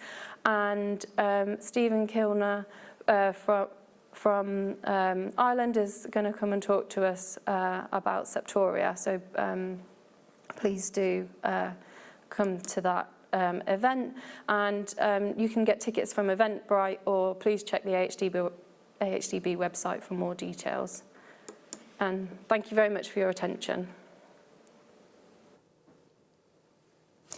That's great. Thank you very much, Charlotte. And it was great to also hear about the Yellowhammer project. So thank you for giving us some details about that. And yeah, like Charlotte said, don't forget to send in your samples. It really is so key for these projects going forward. So I'm just going to hand over to my colleague Anna, and she is going to be hosting the panel session for this second session where we've been talking about diseases. Thank you, Henny. Well, it's been brilliant. Lots and lots of information, lots of data, and lots of questions online. Thank you for everyone for submitting those. We'll try and get through as many as we can. If you see a question you're particularly interested in, please vote it up so you can get up higher on our list, and we can see it, but we'll start at the top. So the question is on fungicide performance. When presenting data from single sites, is there a reason why there aren't any stats? They're important to determine the significance of the results. I can go. You can go first. Yeah, I don't mind. Yeah. Yes, so the fungicide performance has never been presented with stats. Often, even where you're looking at single sites, particularly in the cereals, you can be looking at combinations of multiple assessments. It is difficult when we're looking at the curves to be able to fit stats to the curves. But in general, we have said in the past, if the points and the curves for two different products don't overlap, that's where you can see the most confidence in the results. Okay. It should also be noted, I think, on what the basic information of what we're trying to get across with the fungicide performance program. So it's not really designed to be a product comparison program. It's more designed to see how the products perform against the target disease. So we're not saying this product's giving a better amount of comparison over this product. We're just showing the relative performance of each product against, say, yellow rust or foam leaf spot or black leaf spot or the likes. So by having stats not be on there, a farmer or agronomist can sort of make an informed choice for themselves how that individual product has performed against that target disease, so they can then take that information and think, well, how do I use that product in my program, as opposed to thinking, oh, how does that product statistically or scientifically compare to another product? Okay, thank you. And the next question again is similar area. So why have you chosen to exclude the site with highest light leaf spot pressure? Crop managers need to understand the circumstances where fungicides aren't giving a response in order to make informed decisions. Any comments on that? Yeah, no, that's fine. I'll take that one. Essentially, that Midlothian site, it hasn't been excluded in the sense that the results haven't been shown from that site. The reason why there's not a chart up there is because if the curves are on there, they would all be a completely straight line. So it's a sense that the products didn't perform at that site. And I made quite a sort of a choice, quite a strong choice and quite a strong point to make to say that we tested the products at that site, they did not perform. To really sort of highlight to anyone in that area of the UK, which was specifically, Scotland, it was Midlothian, Scotland, near Edinburgh, where that site is, that speaking to sort of agronomists and others in that area, they do have issues with light leaf spot control there, and it's to highlight that what we saw in the fungicide performance was sort of showing similar. We was having issues with the fungicide performance series, they were also not showing that. So anyone in that region can understand that, yeah, there could be problems, those products could not be performing. What decision do I make based on that? So it's not to say the data was excluded, it just wasn't presented on the chart because it just wouldn't show any level of control. It would just be a completely flat line, which would probably be irrelevant information. Okay, thank you. So next question, still in the same area, I think quite predictably, lots of interest in this. But Vimoy is mainly being supplied as a co-pack with Proline next spring. Any comments as to where the combined SDHI Prothiomix would sit against Revistar and Univoc? Yeah, so it's difficult to say from this project because obviously we haven't tested it, and where products are supplied as co-packs, you can adapt the rate of each product. It's not a set ratio. But what I would say is that where we've looked at prothioconazole in this project, so in the Septoria, it was tested at just a single full rate application, and we're seeing around 20 to 30% control from Septoria in these trials over the last few years. So you would expect it to add a level of control to Vimoy when applied in a mixture. And similarly, although it wasn't tested in the yellow rust trials, where we're looking at the addition of prothioconazole in Univoc compared to Pectiga, the same fenvicoximid straight applied solo, you can see a step up in control of yellow rust from including it in the co-form. Okay. Thank you. Okay, just waiting for the questions to update on the screen so that the ones that we've answered can disappear. But the next question we can see is data from 2019 to 2021 of any relevance when they're only seeing disease reduction from 5% to 3% in the light leaf spot and trial sites? Yeah, no, I can take this one on.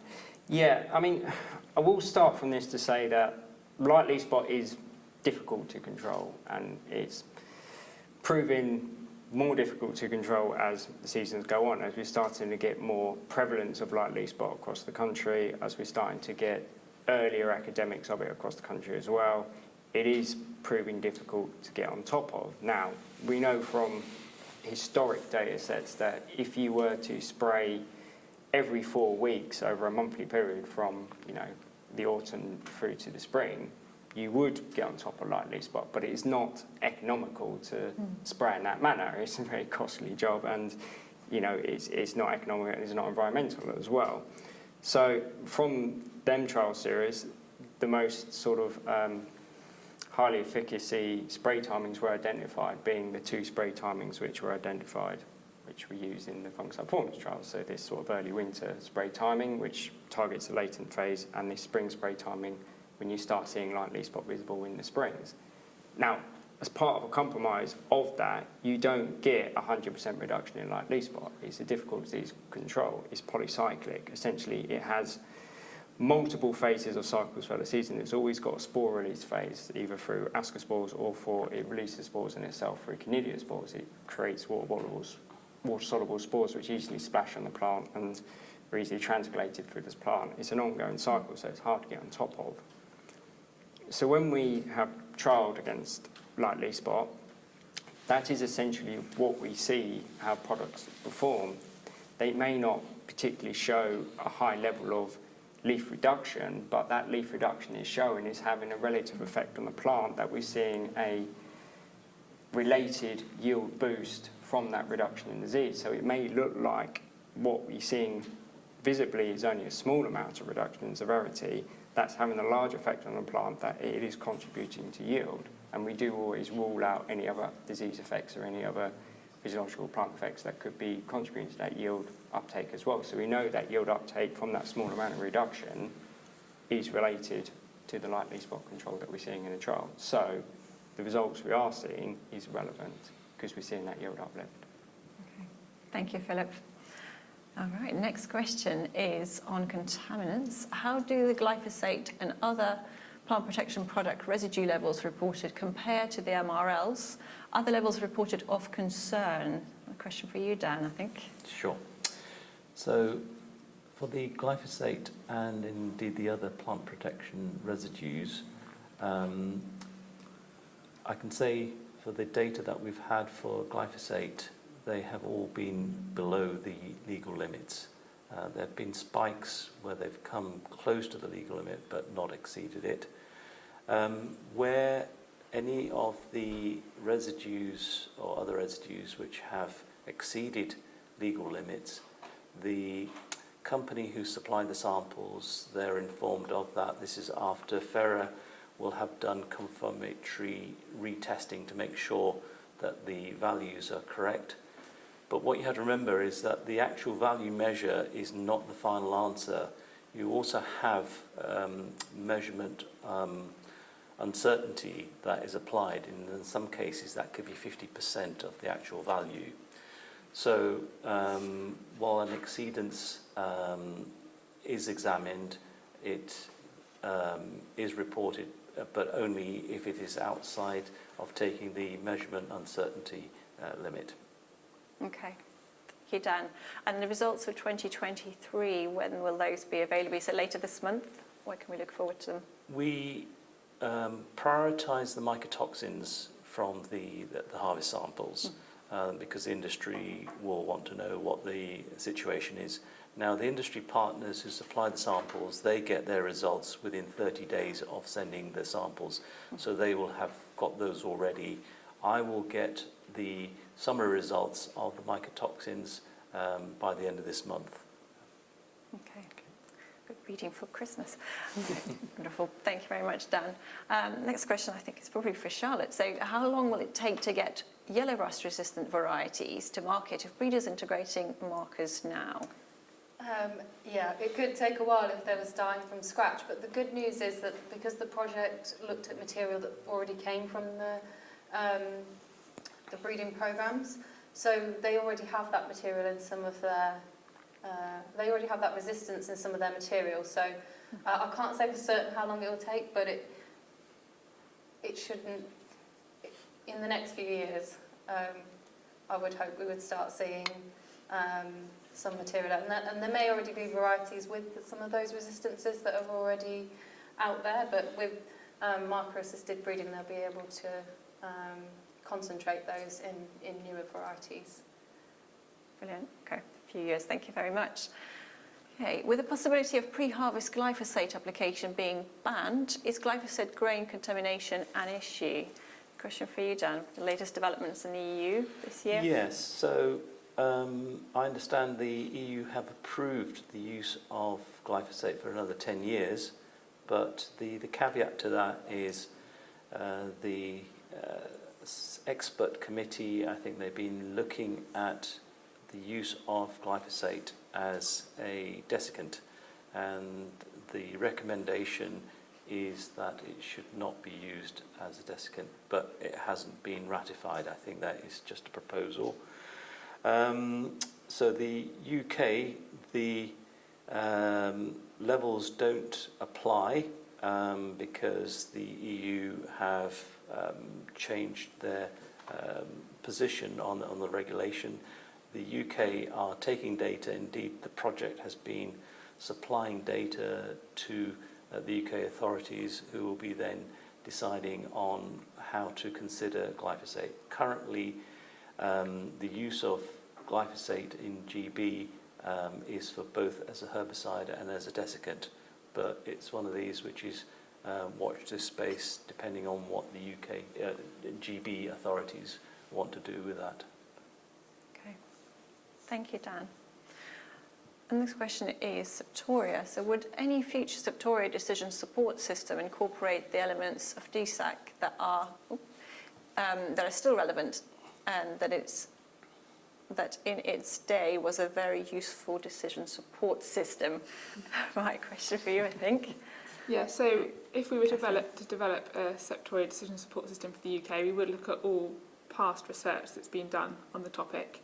And we work closely with Neil Pavley, who helped develop the DSAC model. So yeah, we would look at that. The model which is used in IPM decisions is one that's been developed in Denmark, so we'd look at that as well. But something that you could do is to try, with the IPM decisions platform, is to try and validate some models on your own farm if you're really interested. And what you could do is to just have a few tram lines, leave one tram line that is your normal farm treatment, one tram line according to the Septoria decision support systems on IPM decisions, and then always really important to leave one tram line untreated so you can compare your other sort of treatments against that, and do disease assessments and yield assessments in each tram line. So that's something you can do in the meantime if you're interested. Excellent. Thank you very much, Catherine. I think we're up to time now, so we'll leave the questions, the rest of the questions for now. What we'll do is we'll get those answered and circulated round so that we won't just forget about them. Thank you so much for submitting those, and thank you so much for our speakers for answering so many, getting through so many questions. What we'll do now is we'll have a lunch break, and we'll be back at 1:10. Thank you.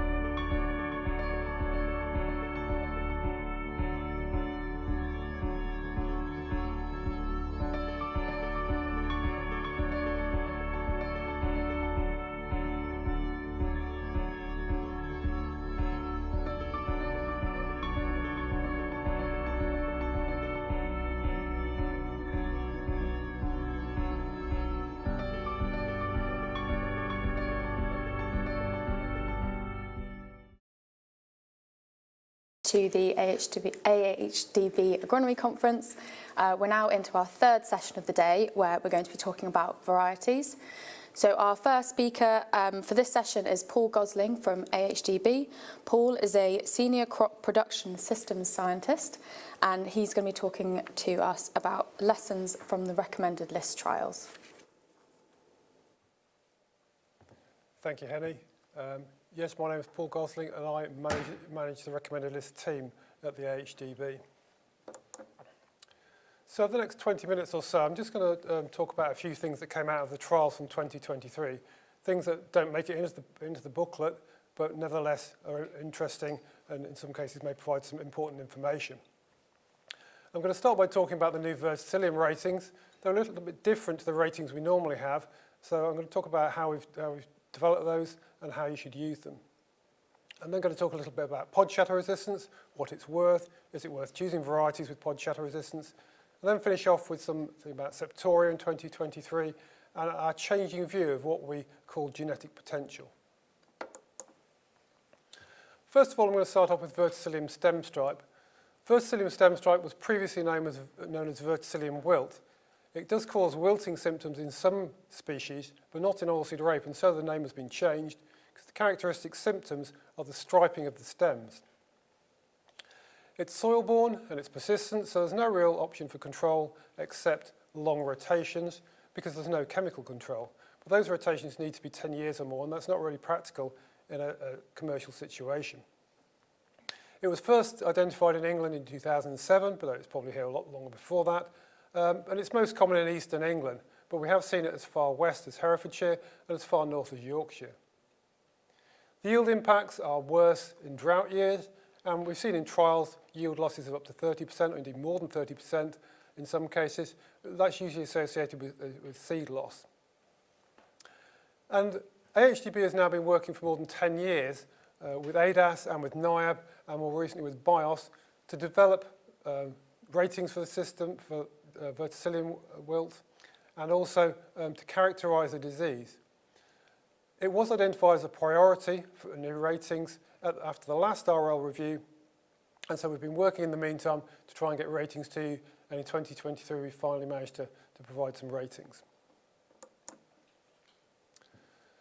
So the chart on the right-hand side of the screen shows the data from the 2023 trials, and what we have on the chart is the varieties across the bottom, and then our average disease index on the vertical axis, and that goes from 0 to 100, with a higher number being a higher disease. So if you look at that chart, what you'll see is that some varieties show a moderate level of resistance. That's the one on the right, ones on the right-hand side with the low disease indexes. But some varieties are quite susceptible. They're the ones on the left-hand side with the high disease indexes, though the breeders have managed to eliminate the very susceptible varieties from their breeding lines. But most of the varieties on that chart lie somewhere in the middle, and if you look at the LSD, the least significant difference, you'll see that it's quite difficult to pull those varieties apart. And because of that, our statistics consultants, BIOS, have said you really can't justify a 1 to 9 scale based on the difference between varieties we have with the current varieties on the list. So what we've done, instead of our usual 1 to 9 scale, we've produced 3 rating categories. We've called these susceptible, the varieties on the left-hand side, moderately resistant, the ones on the right-hand side. There are no varieties that are truly fully resistant, and a large number of varieties that sit in the middle as intermediate. So how should you use those ratings? Well, this is how we've calculated the ratings. This is not real data, this is model data, but it gives you an idea how the ratings are calculated. So across the bottom, we have our hypothetical ratings. We do develop ratings for the varieties, and then we convert them into our categories. And then on the vertical axis, we have the number of varieties. And then we have a nice bell-shaped normal distribution. As I say, the real data doesn't look quite as nice as this, but this just gives you an understanding of how we've developed the rating categories. So we've picked the median, the middle point of those number of varieties, and we've centered our LSD on that median point. Then anything that's above the LSD, we're calling moderately resistant. Anything that's below that centered LSD, we're calling susceptible. And that means that the difference between the moderately resistant varieties and the susceptible varieties is statistically significant. So you can pick those varieties, separate those varieties out with confidence. The intermediate varieties in the middle, they may or may not be different to the varieties at the moderately resistant end or the susceptible end, depending exactly on where they sit on that disease rating. So if you have issues with verticillium, you can pick the varieties moderately resistant with some confidence, and avoid the varieties that are susceptible. If you don't really have a problem with verticillium, then you can pick varieties from any category you want. If it might be an issue, you've seen it in the area, probably avoid those susceptible varieties. So that's verticillium resistance, and I want to talk a little bit about pod shatter resistance and whether it's worth looking for pod shatter resistance in the varieties you're thinking about. So pod shatter resistance has been claimed by breeders for their varieties for a number of years. But unlike something like orange wheat blossom midge, which resistance in wheat, which has a very simple genetic mechanism, for pod shatter resistance there are a number of different genetic bases for that, and not all varieties are the same. Because of that, after our last RL review, you asked us to look at pod shatter resistance and see if we could give it a 1 to 9 scale. So we worked with the John Innes Centre to develop a test for pod shatter resistance, but unfortunately that proved not to be suitable for use in trials. The problem was that it's a lab-based test, and getting samples from trials all over the country to the John Innes Centre in a state where they could then be tested successfully proved to be impossible. We tried over 3 years to do this. Sometimes the pods would arrive already shattered and broken because they'd been collected too early.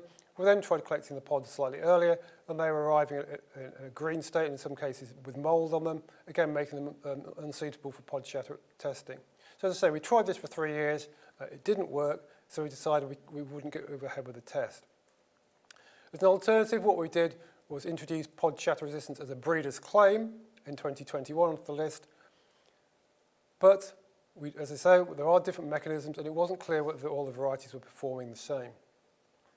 2023 has provided a stern test of pod shatter resistance claims. Many of you may have seen sites like the one on the right-hand side there. Lots of seed shed because of the difficult conditions we had around harvest of oilseed rape, storms, wind, rain. We had it all this year. So how do the varieties perform in the field? Well, these are pictures from a single trial in Lincolnshire showing seed shed and germination subsequently. So if we look at the two pictures on the left-hand side there, these two varieties make claims for pod shatter resistance, while the varieties and the pictures on the right-hand side don't make a claim for pod shatter resistance. And you may say from those pictures, well, actually pod shatter resistance isn't really worth anything. You could get any result from having it or not. But you have to remember this is a single trial. What we may be seeing there is effects of different stages of maturity in the varieties because all the varieties are harvested at the same time. It might also be a seed dormancy difference we're looking at, or it could even be seeds coming up from previous years. So from one trial, we can't really tell too much. So what I did is I went through the records from this year and found all the trials which had records of pod shatter resistance, of seed loss, and analysed that data. There were 11 trials which we had data recorded for seed loss. And the first thing to say is that all the varieties showed some seed loss at some sites. So even the best pod shatter resistant varieties will lose seed if you push them too far, which perhaps isn't too surprising. So the chart on the right-hand side of the slide shows the results from those 11 trials. What we have across the bottom are the varieties from this year. That's the varieties on the recommended list and the candidate varieties, some of which won't have been added to the list. And then we have the seed loss rating on the vertical axis from 1 to 9, with 9 being the lowest level of seed loss, so the best score is a 9, as with our other ratings on the list. And if you look at the varieties on the chart, what you see is the varieties in the blue are the varieties that claim pod shatter resistance, and the varieties in the yellow don't claim pod shatter resistance. So generally speaking, the varieties that claim pod shatter resistance have the highest scores, the higher resistance to pod shatter. And the ones that don't claim pod shatter resistance generally lose more seed, as you'd expect. There is some noise in the middle there. That's perhaps not too surprising. As I said, there are things like maturity effects. It might be that varieties are in a more exposed position on trials.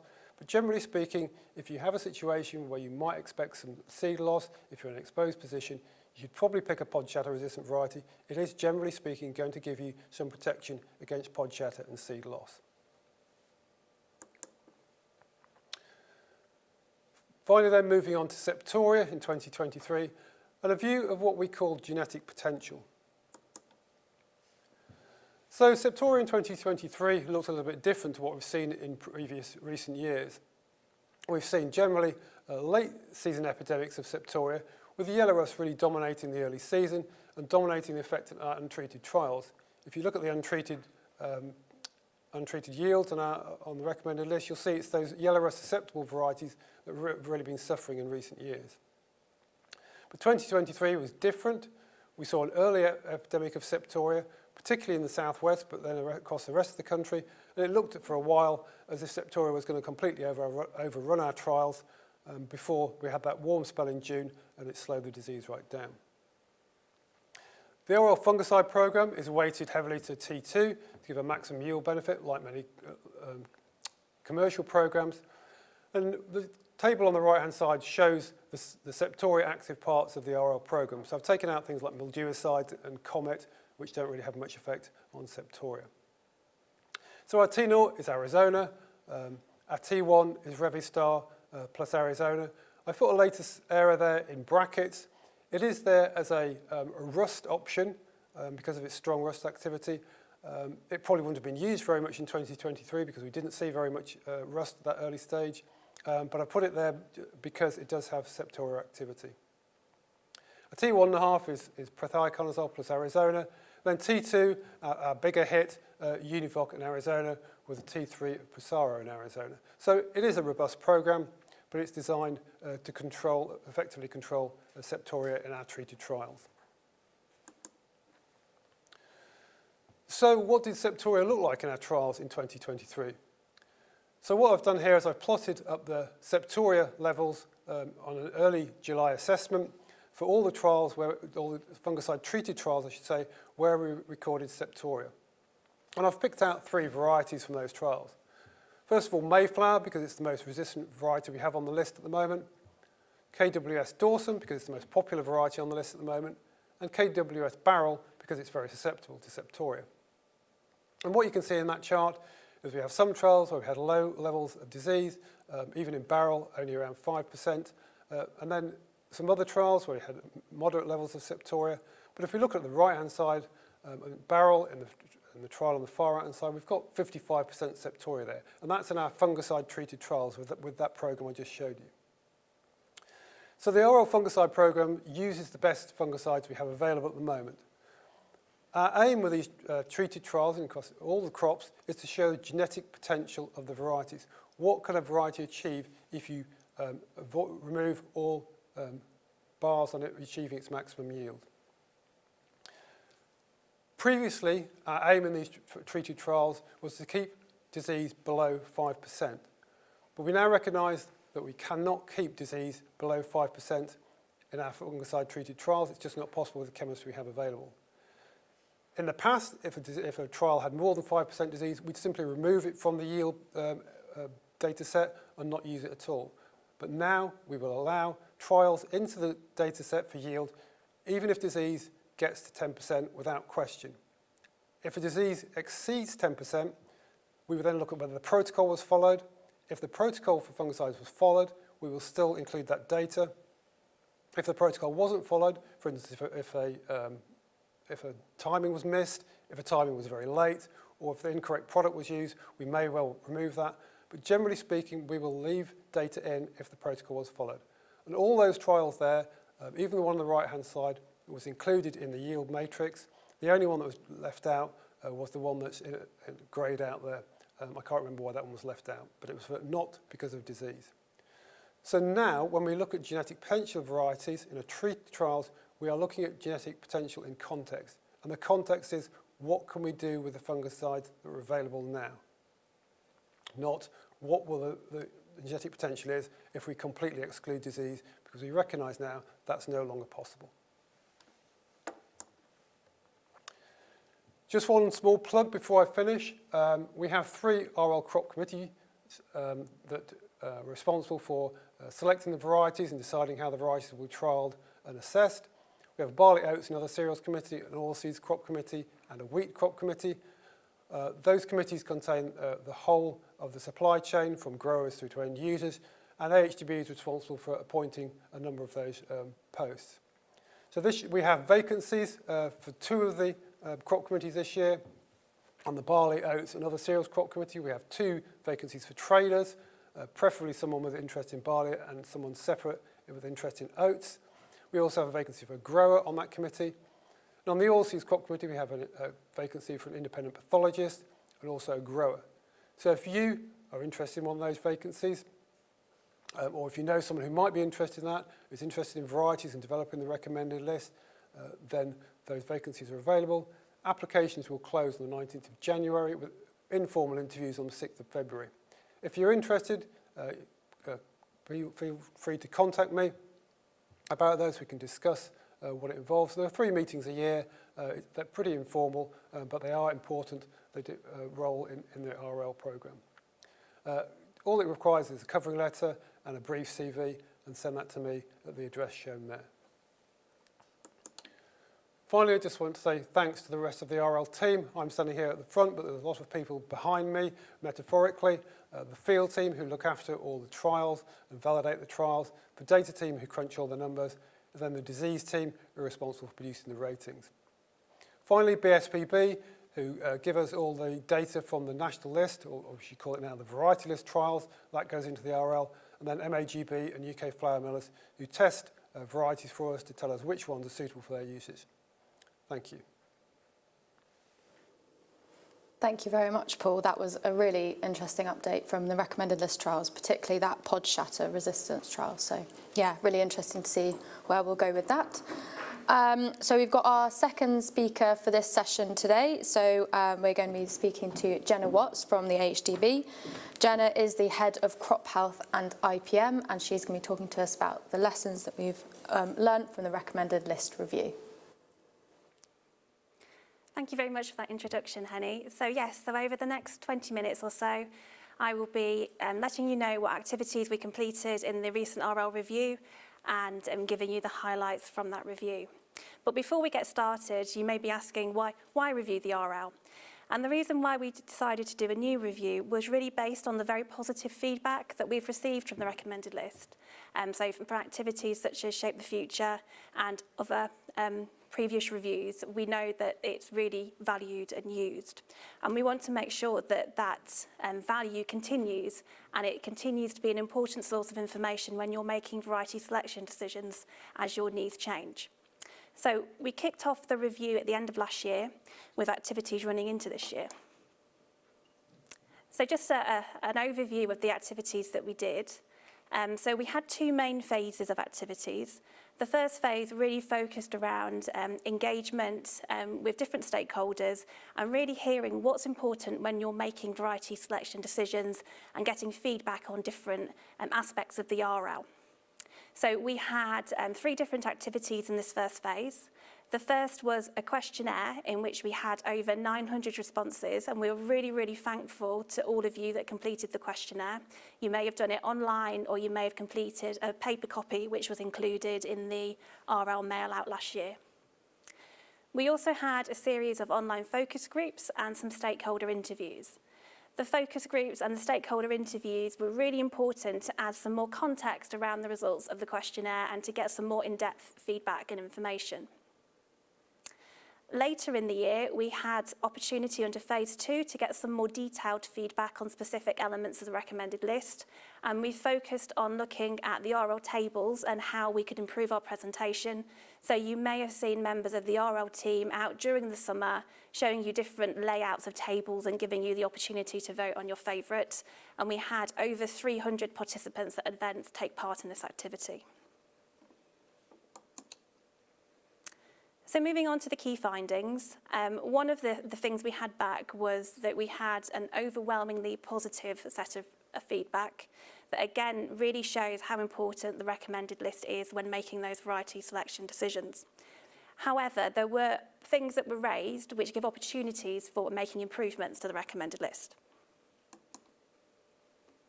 So looking at the key findings, The first is that there is interest and demand for information on how varieties perform under lower inputs. On this slide, I have some results from the questionnaire on the right-hand side. In this question of the questionnaire, respondents were given different areas in which we could put greater effort or resource within the RL, and respondents were asked to vote for up to 3 of these options. And you can see that there's no one clear outrunner, but there's lots of things with high scores which relate to lower inputs. And lower input interest was also carried out through the feedback we had back from the focus groups and the stakeholder groups, and particularly around how varieties perform with lower fungicide rates and are typically used in the recommended list. And we've just heard from Paul about those fungicide programs and the desire to provide that information on genetic potential. There was also interest in how varieties perform under different nutrition scenarios, as well as how varieties perform under different establishment techniques. Now, before we consider how the RL may or could change in the future to provide this information, we really want to look at what evidence is there currently for differences between varieties, and if there are differences between varieties, what's the best way to demonstrate that difference? So we're going to start off by focusing on how varieties perform under different fungicide rates and and if there's any evidence for differences between varieties in nitrogen use efficiency. We can then take this information and decide, is there a need to make changes to the recommended list, or is it more appropriate to provide information outside the recommended list but linked to it? We also have a tremendous data set connected to the recommended list, and there are opportunities to look at that data set to see if we can answer some of these questions. So just as some examples of things that we could look at with the data and we'll be investigating over the next few months is if we know how varieties perform with a robust fungicide program and how they perform with no fungicide input, can we do some additional analysis to look at the treatment benefits and what value would that be? We also have data on how varieties perform in the different establishment techniques used in the recommended list. Can we use that data to pull out differences in varieties? And if we can, is that data of value? So these are some examples of the types of analysis we intend on doing. The second key result, getting ahead of myself there. The second key result was that pest and disease resistance and agronomic features are really important when you're making your variety selection decisions. So on the left here, we have some more results from the questionnaire. In this question, respondents were asked, how important are these different features when you're selecting a variety? And people were asked to rate these on a 1 to 5 scale, with 1 being of low importance and 5 being of very high importance.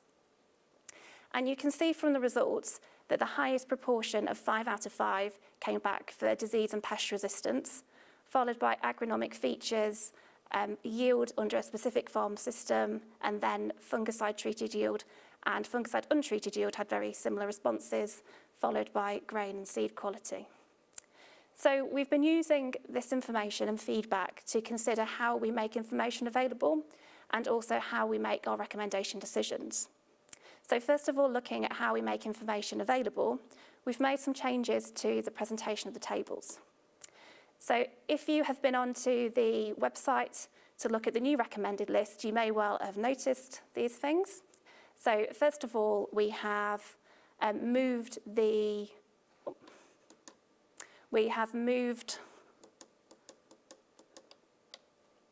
untreated yield to a higher position in the table, so it is directly beneath the treated yield information. Disease resistance information and agronomic features have also moved up the table. In looking at how the information is used during recommendation decisions, this information was made available to our crop committees that Paul's mentioned earlier, and when they were making their decisions on what criteria to use for recommendation this year. And one of the changes that was made was that the wheat crop committee made some strengthening of the criteria for automatic selection of winter wheat varieties to strengthen the requirement for septoria resistance and also to add in a new requirement for yellow rust resistance. And the other crop committees and the wheat crop committee will continue to look at this feedback as they make decisions for next year.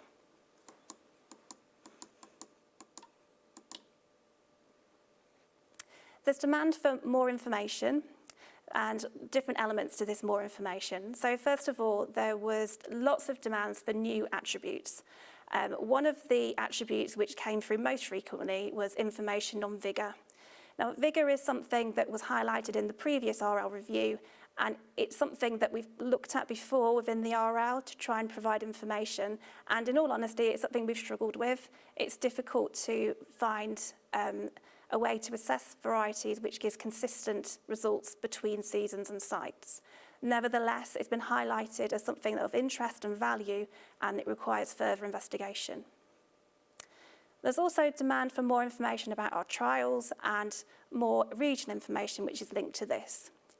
Now, by regional information, I don't just mean information on trials that may be close to you, but also information on trials which may have a similar soil type or which may have similar climate. On the demand for information about our trials, there was interest in knowing where they are, what treatments they've had, and how they're progressing during the season. So this is something that we're looking at. As a starting point, when you receive your printed publication of the new RL in January, you'll find we've included more information about the trials and their treatments. There's also, as you can see on the right, there's some maps which have been added, which show the location of the RL sites, in this example, the winter wheat sites. As I've already mentioned, we do have a very large data set which we can interrogate, and it may be possible to answer some of the questions that people have raised for new information, doing different analysis of this data set rather than necessarily adding in new trials which may be costly.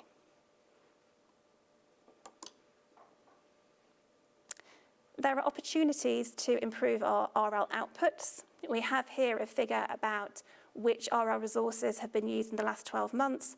And you can see that the RL booklet is the go-to, with 87% of respondents having used that in the last 12 months. But there are clear opportunities there to develop some of the other outputs. Now, I mentioned at the start that we had the focus groups and the stakeholder interviews, and that they were really good opportunities to get further context into our questionnaire results. And this is a good example of that. So although use of the RL booklet is high and the value placed on it is high, we found through discussions that there are opportunities to make improvements. And one of those improvements is on how the tables are designed, and I will come back to that in a moment. We also had quite a lot of feedback about the RL app and how that can be improved. I will come back to that also. And there is clear demand for new ways to personalise recommended list information, and that's something that we're keen to explore further. So please, over the next couple of months, we'll be looking to engage with you on how you would like that to be delivered, and please do respond. So looking at the tables, again, if you've been onto the website and looked at the latest recommended list tables, you will have noticed these changes. So here I have a version of the wheat table, and you will see that it is one table. In the past, we've had multiple tables. We have brought all the information together to bring into one single table. So if you go onto the website, you're able to interrogate it easily. You can add filters, and you can do your own interpretation of the information rather than having to look at different tables and take things from different sources. In terms of the printed publication, we've also been able to bring this data together. So some of the feedback that we had on the booklet was that it's quite frustrating to be able to flick through pages to just look at information on one variety. This was especially noted for the winter wheat recommended list. So now for the winter wheat recommended list, you will find when you get your printed publication in January that all the information for groups 1 to 3 will be available on one single double-page spread.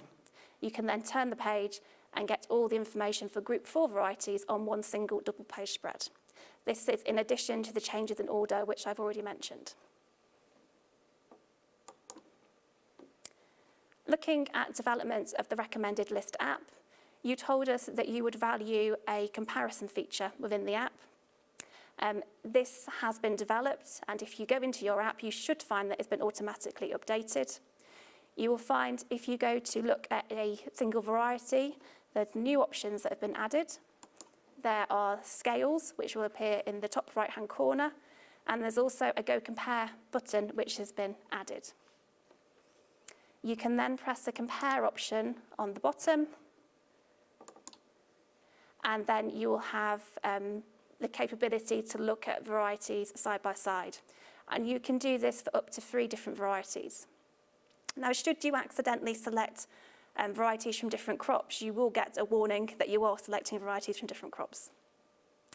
So go into the app, have a look. If you haven't already downloaded the app, there are some QR codes there where you can get hold of the app. Alternatively, go to the AHDB webpage for the recommended list. The new varieties will be updated onto the app in January. We also asked about the number of varieties on the recommended list. This is something that we have received feedback on in the past, that we wanted to get a view through the questionnaire. And you can see from the results here that 80% of farmers think the number of varieties on the recommended list is about right, but there's more of a mixed opinion from other stakeholders that we asked, with some thinking the number's about right and some thinking there are too many. On the back of this and conversations we had in the focus groups and stakeholder interviews, we'll continue to look at the criteria for both adding varieties to the list and removing varieties from the list. We also found that there was some demand for being able to more easily access information on varieties that are no longer recommended, particularly if you're in the scenario where you're using perhaps home-saved seed and you're looking at new varieties and you're struggling to find the information on the variety that you're currently growing. For this reason, we've introduced a new variety index onto the RL archive page, where you can search for varieties via their crop, or you can type in the variety name. The results will then give you the first year of recommendation for that variety and the last year of recommendation for that variety, so you can more easily navigate the archive. So in summary, first of all, a big thank you. So many of you have been involved in the recommended list review by giving us your feedback, so really thank you. It's really appreciated the effort that you've gone to engage with us and to complete those questionnaires. We've got some areas that we're still looking at are under investigation and consideration for how we may address them and how we provide information back to you. So those include variety performance under lower inputs, how we can use the RL data for more uses, looking at potential new attributes, and how we can personalise recommended list information. There's some initial developments which have already been complete and they're ready for you to use. So we have, as I've mentioned, we've got some new additional criteria for the selection of automatic selection for winter wheat varieties. You'll find a new look to the RL tables. We are providing you with more information on the RL programme through the printed publication. Go and check out the new comparison feature in the app and have a go with the RL archive index. Thank you very much. Thank you very much, Jenna. It's really exciting to see where the recommended list is going to go over the next couple of years. Before I hand over to our third and final speaker for this session, just a very quick reminder, do keep submitting your questions via Poll EV. We've already had some really great ones through. So yeah, please do keep engaging so we can have an exciting Q&A panel session later. So the last speaker for this session is Aoife O'Driscoll from NIAB. Aoife is a senior scientist in crop protection and IPM, and Aoife is going to be talking to us about wheat variety blends. Thank you, Henny. So yeah, I'm here to talk about wheat variety blends, and I'm going to be looking at it from different aspects, so covering genetic, agronomy, and also supply chain considerations. So variety blends, to a lot of people in the audience today, are not a new concept. They've been around for the last 50 years or so. So the seed merchant Sinclair McGill was the first to research and commercialise blends, and they started that work back in the 70s. And on the second right-hand side picture here, you can see photograph one of their seed catalogues from the 1990s. Now, some of you will know Comet as a fungicide that we use in commercial programs at the moment, but actually back in the 90s, that was a commercialised blend of different varieties that were being sold at the time. And the left-hand side picture here is actually a picture from the Guinness Book of Records back in 1994. And this is where the World Wheat and Barley records were achieved up in Fife in Scotland. with a wheat variety blend and a barley variety blend. So they've been around for a long time, and if you want to go even further back than that, for any of the evolutionary biologists in the audience, Darwin actually references variety mixtures in The Origin of Species. So yes, been around for a long time. On Europe, variety mixtures are much more popular. So I contacted my colleagues in Denmark, France and Switzerland for an update on what percentage of the market that blends are currently kind of grown and in those countries. So in Denmark, first of all, about approximately 40% of the wheat area, the winter wheat area in Denmark is sown with variety blends. Now, bearing in mind that in the Danish market, a lot of that is feed wheat, but it's still a substantial area of the market, particularly as the most popular variety grown in Denmark actually only accounts for 20% of the sown area. So it's a really popular way of growing wheat in Denmark, and it seems to be growing year on year. That figure was about 35% last year, and it seems to be going kind of anywhere between 5 and 10% increase on acreage year on year. In France, it's also proving very popular. So approximately 20% of the bread wheat area is now down to variety mixtures or variety blends. Same with durum wheat, and there's also some acreage in barley and triticale as well. And in Denmark, Switzerland, about 7% of their acreage is also down to variety blends. Now, those figures don't take into account home saved seed, so they could actually be quite a lot more than what is down to certified seed. In the UK, we have a number of challenges around variety blends, and we'll come to those as we go through the talk. So first of all, we need to consider the regulatory and commercial challenges that we face. So in the UK, the whole wheat supply chain basically is based around the traceability and provenance of uniform varieties, through from variety registration to breeding, agronomy, seed certification. The whole way through is based around growing single uniform varieties that you can get through registration, manage them in the field, and then sell them to the seed merchant. Managing farm-safe seed payments has also been a question that has come up. So how do you manage the farm-safe seed payments when you've got, say, 4 varieties in a mixture versus when you've got a single variety that you can take through to BSPB and make those payments? Grain buyers accepting the end product is something that's come up a lot. So if you grow a 3 or a 4-way mix, will they take it, especially if it's going for quality? Or are those markets restricted to feed and fuel? And then there's also some very difficult or kind of challenging knowledge exchange to be made around the difference between what a population is versus a variety blend. But this talk today will mostly focus on the agronomy. And for our members and the farmers that I talk to on a daily basis, there's 4 key questions that come up around the agronomy of variety blends. So first of all, how do you time crop inputs? When you've got 4 varieties in a mix, they've all got different maturity dates, different leaf layer emergence, different vigors. How do you time your herbicide sprays, your fungicides, whatever else are you using on that crop in the season? And then the next 2 questions are what I consider growers who fall into 2 camps. So some growers are trying to grow a blend to reduce their, say, fungicide spend. So the idea is that you get less disease in the variety blend. That means you can reduce your fungicide bill. But also a lot of growers now are growing a blend with the same kind of, we'll call it business as usual level of inputs, and trying to get higher yields with those blends versus growing the varieties as a straight. And then finally, we look at a little bit later in this talk about what makes a good variety blend and around diverse parentage. But if we just come back to those 2 points there that I've highlighted in bold, how do we answer the questions about whether you fall into the category of reducing spend on inputs by growing a blend, or whether you're falling into the category of you're growing a blend with the same level of inputs and you're expecting higher yields? And to answer that, I work for NIAB, and we have a NIAB membership. And as part of that NIAB membership, we fund around 100 trials every year across the country on different aspects of crop production and agronomy. And those trials feed into a membership trial results booklet that comes out in the winter. And they also feed into our agronomy strategies, which we publish 4 times a year. And I've also taken some data from those trials over the last couple of years, and then I've also taken some data from Rustwatch, which was a Horizon 2020 project that NIAB was involved in. It was a European project, and in those trials we looked at variety blends over 3 seasons. So I've pulled a number of trials from those, from our own internal trials data set, as well as Rustwatch, and I've taken 14 different winter wheat varieties that were trialled from the 4 different groups, so group 1, 2, 3 and 4.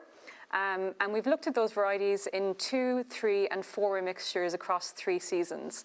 Those varieties, we'll consider them as untreated. Reduced rate, so when I'm talking about a reduced rate, that would be a 2-spray program where we put the products on at a 1/3 rate or a 50% dose rate of the recommended dose rate, and then just a standard commercial fungicide program. And even then, that wouldn't have been a full belt of braces. That would have been very, very standard on-farm rates that you would use. So what I've done is I've taken the yield and margin data from where we grew the variety as a straight, and then also where we put that variety in a blend. So we'll say, for example, where you might have had X days and palladium, and considered their yield, margin and disease data from when we grew them as a straight versus if you grow those 2 varieties as a 2-way mix. So X days versus X days and palladium, or palladium versus X days and palladium. And what were the benefits of growing individual varieties as a single variety or as growing them in a mix? And across those trials, and I've highlighted in the red stars here where those trials data were taken from, and I've taken 69 scenarios across those trials to assess them for the yield, margin and disease control benefits. I will say as well in the next couple of slides that these are trends. I haven't included any statistical analysis here, mainly because the data on individual varieties and the stats associated with that are for our members, but also just because of time constraints, we only have 20 minutes. But everything in these data sets that I have shown have been fully statistically analysed, and the information is available upon request. So here we're just looking at the 69 scenarios I mentioned previously, and 14 different varieties. And again, that data looks at untreated, reduced rate and standard commercial programs. And you'll see there from where we've looked at, so this graph is just showing you the yield benefits of growing a single variety versus including that variety as a blend. So do you get a yield response, positive or negative, from growing that single variety in a 2, 3 or 4-way mix versus growing it as a straight variety? And we can see very clearly there that 74% of those scenarios resulted in a positive yield response from when you grew that variety in a blend versus a pure stand. Now, yield isn't everything, as we know. Margin is the real driver here in terms of choosing what to do. So I've also looked at margin. And here I've only included the data from the reduced rate programs and the standard commercial programs. So there's no untreated data in here. And I've also to calculate my margin, I've based the wheat prices based on 2022 price of £265 a tonne and 2023 data on £200 a tonne. And I haven't added any premium on for the qualities, so group 1, 2 or 3, which would change some of the results here. But again, we're looking at trends. So just looking at the trend here, and you see again, 79% of scenarios resulted in a positive return on spend when you grew the variety in a blend versus growing the variety as a pure stand.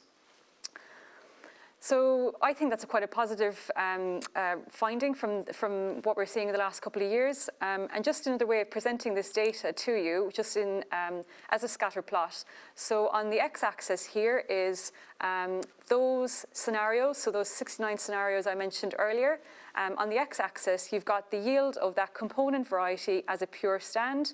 So you could say, again, we're using X days and palladium as an example. What was the yield of that variety in a specific year, in a specific situation, when you grew it as a pure stand? And then the y-axis is looking at if you took that variety and grew it in a 2, 3 or 4-way blend.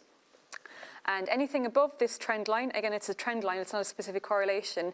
Anything above the trend line is where we got a positive yield response, and anything below the trend line is where we got a negative yield response. And two things I want to highlight here is The further towards the left-hand side of the axis you go, you see the higher variability. And this is what you'd expect. So lower yielding varieties in these scenarios, you tend to get a lot more variability. But then towards the higher side of the graph there, in the right-hand side, you'd expect that to happen because you're using inputs that is reducing the variability in the yield. The closer those dots are to the trend line, the less of a difference there is in between growing the variety as a pure stand versus growing the variety as a blend. The other thing to consider as well here is the difference in the yield response. So in the scenarios where we got a negative yield response, you've got 0.17 to 1.6 tonnes per hectare negative yield response, but in the positive yield responses, that positive yield response goes all the way up to 2.3 tonnes per hectare. And again, yes, there is no kind of statistical analysis on this graph, but I can tell you that a lot of these positive responses were statistically significant. And again, it always comes back to margin, not just yield. So if we look again at the net margin, so again, I've done the same thing. So I've taken what would the margin have been for those fungicide-treated varieties under the reduced rate programs or the commercial standard programs. And on the x-axis, again, you have the variety when you grew it as a pure stand, and then also the margin when you grew that variety in a blend. And again, so looking at these trends, so anything below the line is where we got a negative net margin, and anything above the line is where we got a positive net margin. And then again, the next take home to take from there is where you have the negative net margin, you see that that margin's quite small. So it's a negative net margin of £4 to £88. Whereas the positive net margin ranges from £9 to £468 a tonne. So big differences there in the results. And again, these are just trends, but I think it's a very useful data set for us to have, and we will continue to grow this year on year when looking at the advantages or disadvantages of growing individual blends. So when we're talking about disease control in the fields, this is just a figure or a picture I took from one of our field trials done in Sutton, Scotland and Hampshire two years ago. And I suppose what I really want to highlight here is that it's not a one-size-fits-all. So this is on the top left-hand side here is Zayat. And this would have been about 6 weeks after the T2. So you can see there, the Zayat is absolutely heaving with yellow rust. It took hold really early in the season, and yeah, it progressed the way through the crop. Now, in the top right-hand corner there, you can see that we managed to keep the yellow rust under control with the full fungicide program. And again, this would have been standard commercial practice. So a half litre TEB at T0, Revistar Univoc at T1 and T2, and then maybe a half litre TEB again at T3. So we did manage to keep the yellow rust under control, but the point is that if you grow the Zayat in a mix with the reduced rate program, you can do it that way as well as the untreated slide there on the right-hand side.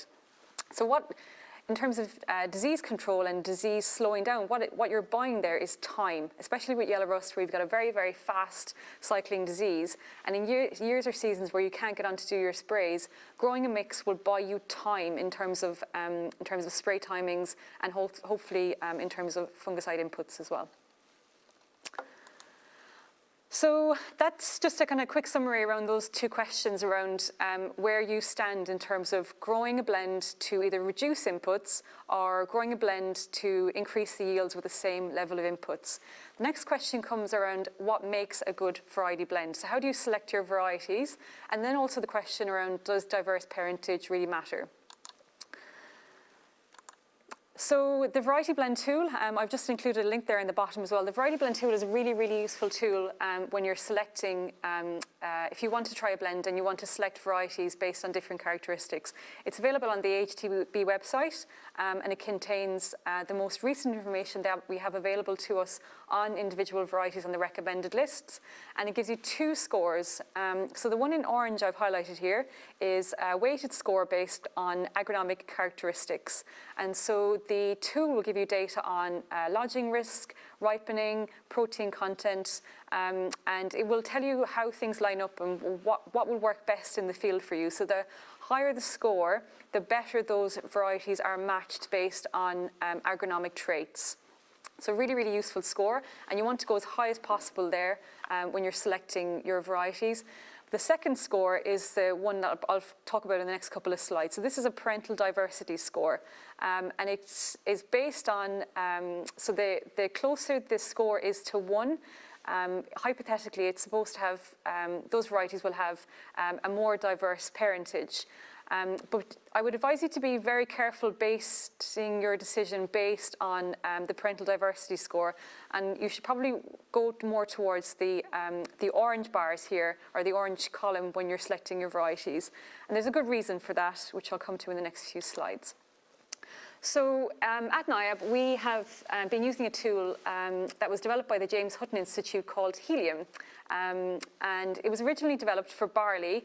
And basically, I've put 2 links at the bottom of the screen there. So you can go in, download Helium, and it will give you the parentage, going back all the way to Capelle de Pré, for wheat, of all the varieties on the recommended list, or anything that perhaps isn't on the recommended list that you're still growing.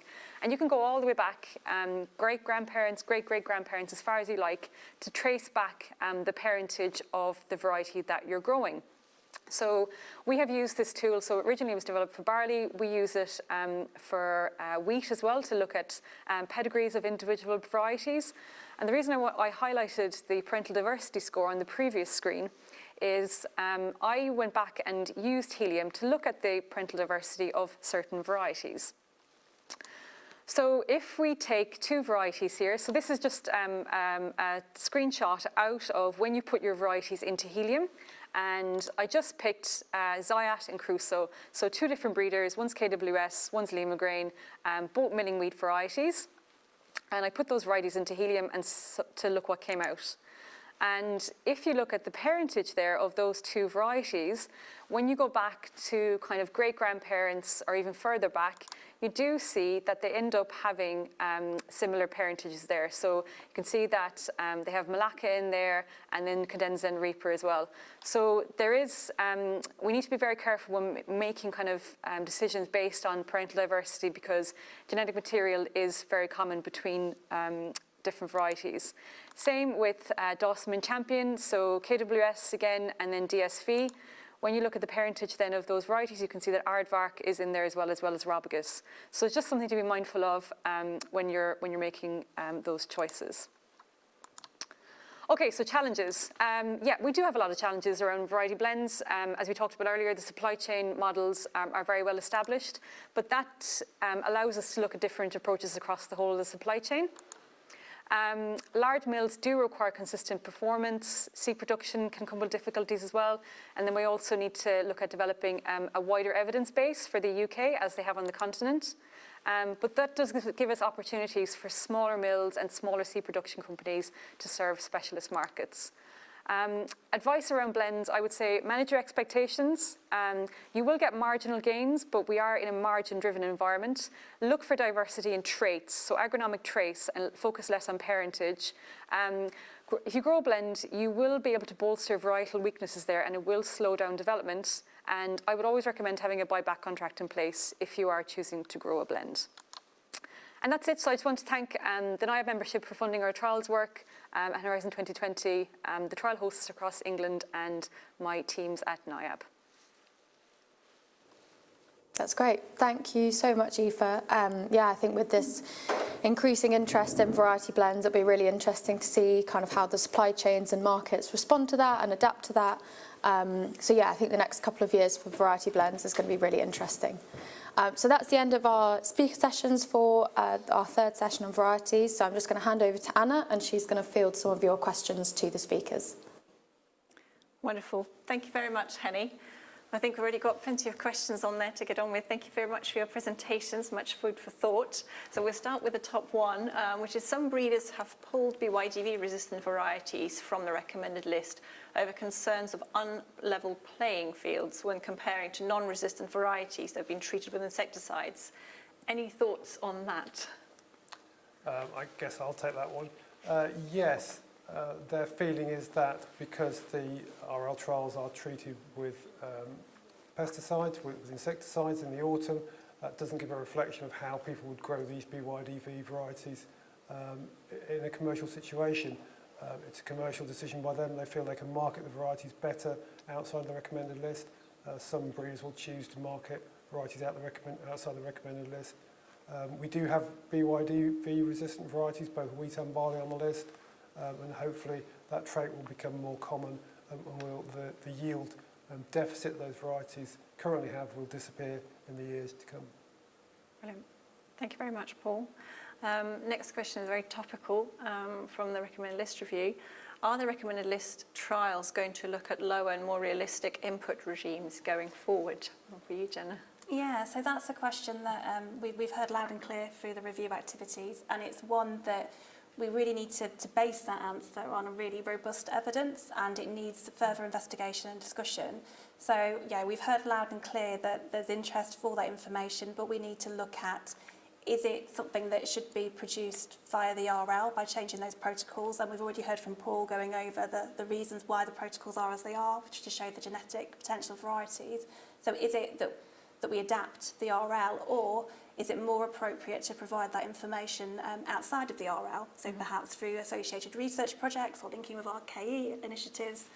So there's lots of potential ways we can provide the information. I'm not in a position to say right now exactly how we will do it, other than that we've heard that is what people want, and we're investigating ways to deliver it.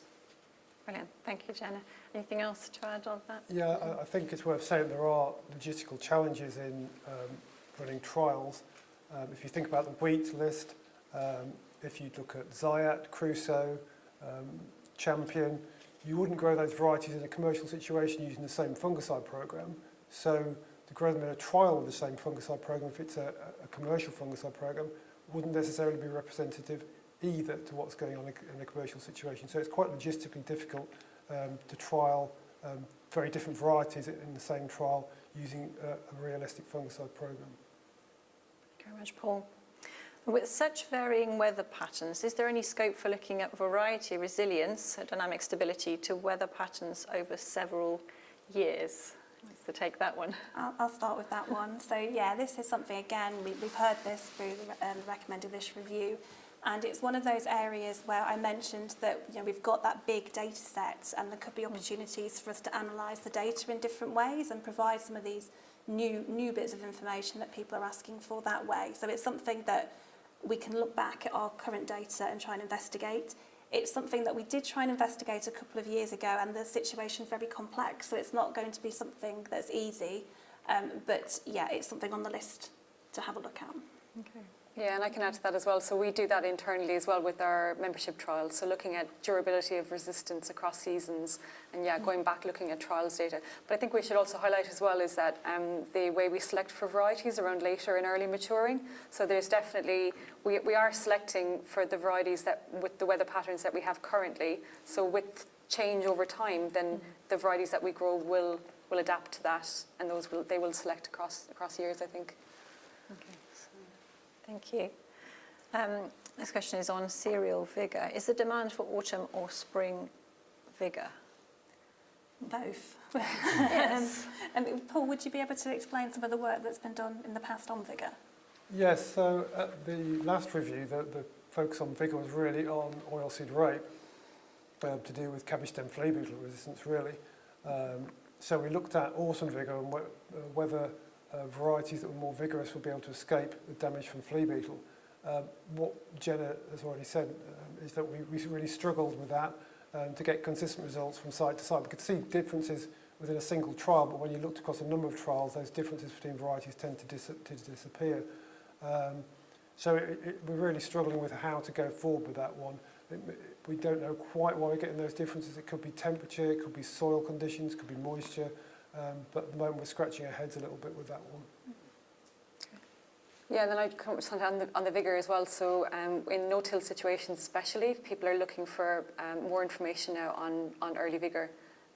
And yeah, but again, testing varieties on plot basis on no-till situations, it proves quite difficult. But yeah, there is demand for data on vigour, early season vigour. Okay, thank you for that. And back to Paul on this one, I think. What are future plans for the pod shatter resistance work? At the moment, there aren't, I have to say, any plans for that. As I say, we did develop a test, but it didn't really work with the trial situation. I think the data I showed today shows that the claims that breeders are making about pod shatter resistant are real. They do have pod shatter resistant in those varieties. There is a little bit of a grey area around the middle of those varieties where there is perhaps some overlap, but that could be an environmental, or is likely to be an environmental effect going on there. I think in terms of future work, it's not really a priority. There are lots of things that have come out of the review which we don't have a very good handle on, which I think we probably have to prioritise ahead of going back into the pod shatter work. Okay, thank you, Paul. And the next question is on blends from Aoife. Do variety blends feature in Ireland where disease pressure is probably highest in Europe? They're not that popular in Ireland, and I can say that for certainty. Yeah, I mean, first of all, they have a smaller recommended list than we do, and the market is quite different as well. Yeah, I guess the markets that a lot of it is supply chain issues, so how you sell your varieties, and yeah, it hasn't taken off in the ways that it has done on the continent in both the UK and Ireland. But there is a lot of interest from Irish growers in the subject, but yeah, not as popular. Thank you. Would you conclude that the yield responses seen with variety blends is primarily down to lower disease pressure or a diverse canopy with extended leaf duration, anthesis and maturation that helps combat annual climatic variation? Good question. So I can only comment on the disease pressure, but if Paul or Jenna want to jump in, they can. Yeah, so what the blends do basically is they provide a barrier effect or a dilution effect. So if you've got two resistant and two susceptible varieties in there, and you've got lots of, say, septoria spores, the resistant varieties tend to kind of hoover up some of the septoria spores. So they do take some of the load off the susceptible varieties, so it just balances out in the field. And we have done some really nice work looking at that. But I'm not sure about the leaf duration or the maturation. Yeah, that's something that we still need to look at. But again, so the data sets I presented are kind of early data sets, and there's still lots of work to be done around this. Yeah, absolutely. Anything? Nothing from me to add. Okay, so much more work to be done, but it's a really great start.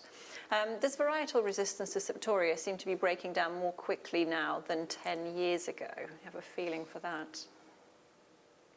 Who wants to start? I'll start on that one. I mean, we did see the issue with a couple of years ago with varieties that had cougar in their parentage. That was a very widely reported issue.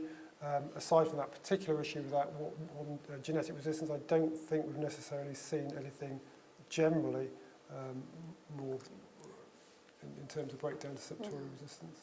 No.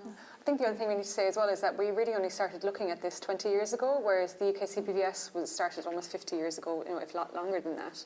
So, I mean, when I did my PhD, it was 11 years ago, and that was really this first kind of set of studies we were looking at genetic resistance to septoria. So we're not as farther along with septoria as we are on the other diseases, and we still have a long way to go. So, yeah. Very interesting. Thank you. Blends of varieties from different groups could only be sold as feed. Have you taken this into account in the margins when a group 1 or 2 variety has been mixed with a group 3 or 4? So we didn't mix group 1 or 2 with group 3 or 4. We always stuck to the same groups. And again, this is what we're trying to get across. If you're growing for a blend, you need to grow for your market. So if you're going to grow a group 3, they have all to be group 3s. Group 4s need to be all group 4s. So we wouldn't mix a group 1 with a group 4 or anything else. We'd tend to stick with the same groupings. But yeah, in terms of margins and the premiums, I didn't add those onto the costs. That would definitely make a difference to the margins. Brilliant. Thank you. It's very clear. Are there any thoughts on analysing grain nutrients of varieties to support its recommended use in RB209? Not something we considered as yet, but a really good point, and that's definitely one we can go away and think about. Okay. Thank you very much. So I've got a few more questions, a couple more questions left. Why is the uptake of blends so low in comparison to other European countries? Is it just end market? What are the biggest influences here in the UK? So I have lots of thoughts on that, but does anyone else want to jump in first? Well, we did have a meeting with some colleagues from Denmark earlier in the year, mainly about whether we should include variety blends in the recommended list. Certainly in the case of Denmark, they have commercial blends, so the breeders there are selling blends commercially, which we obviously don't have in the UK. That could be driving some of it. And again, in Denmark, they have a much more restricted number of fungicides they can use and pesticides in general, which again may be a reason why they're looking to compensate for that with their blends. As far as other countries in Europe, I don't know, I'm afraid. Thank you, Paul. Anything to add to that? Yeah, I mean, I didn't have a lot of time to discuss there, but yeah, the whole of our supply chain basically is based around growing a single variety, and that goes through from the DUS to VCU, so when we get the variety through registration, through to the agronomy of it, so everything we do is based around growing a variety singly. So that's the market side of it from the UK, but also in the continent. So in Denmark, a lot of their wheat goes for pig feed, for animal feed, so they're dealing with a lot more feed varieties. Speaking to the millers as well, you know, compared to France, so the bread wheat that they grow, it just has different characteristics that allow for maybe more flexibility in the milling quality, whereas we have a small selection of varieties here that are suitable for milling, and they have very specific characteristics. So a lot of it is supply chain issues, and I think if there was more flexibility there, you will see uptake. But there is a number of seed companies now that are offering blends commercially, so we might see more of it taken up year on year. But they're a great idea on farm. So. Thank you for that. Okay, got a couple more questions come in. I think we've got a minute or so. 5 minutes, brilliant. So we'll go through these. So looking at ramularia, can variety mixes bring anything to the party in barley? What do we think? I think the issue with the ramularia and barley is that we don't really have any resistant varieties. Yeah. And the varieties are all very similar in their levels of resistance, so I suspect we wouldn't see a particular benefit for ramularia. For other diseases in barley, possibly. Yeah, and I mean, it's essentially a secondary disease as well, so you get a stress crop or something else comes in, that's when the ramularia comes in. So I wouldn't see a benefit for ramularia, but there could be benefits for other diseases that might stop the ramularia getting in. Okay. Later. Thank you. And for variety mixes in wheat, how well do varieties perform where the septoria levels are very high? Yeah, well, I'll just go again. Yeah, so so it's a dilution effect. So again, imagine you've got a field with 1 million spores of septoria, and if you've got a resistant variety and susceptible variety, that resistant variety will pick up some of those spores. And they will infect, and you'll get a small level of infection on the resistant variety, and that basically stops the susceptible variety getting too diseased. And in very, very simple terms, that's how it works. So you're allowing this resistant variety to take some of the load, and then you're slowing down the disease in the crop. So it does have a really good effect for diluting the amount of infection in the susceptible variety, and the resistant variety never gets too diseased. So it's a balancing effect. So they do work. Thank you, Aoife. And a final question for Jenna and Paul. How long do you think it will be before we see some data from lower input regimes? That's a really tough question to answer because it really depends on what route we go down, whether we go down making alterations to the recommended list, in which case it could take us some time to build up that robust data set, or whether we go down a different tack, for example, some demonstration plots which can link into the KU programme. So I don't know. I couldn't pin my notice to say exactly how long it would be, other than we were looking to look at this as quickly as we possibly can, and we were really, really keen to keep everyone updated in the progress that we're making, so expect to hear more information over the coming months. Wonderful. Thank you very much, Jenna. Thank you, Aoife. Thank you, Paul. And thank you, everyone, for asking lots and lots of questions. Really, really great discussion. Hopefully there's plenty of food for thought here from this session. What we'll do now is we'll have a break, a 10-minute break, and we'll be back at 2:30 with our next section on nutrition. Thank you.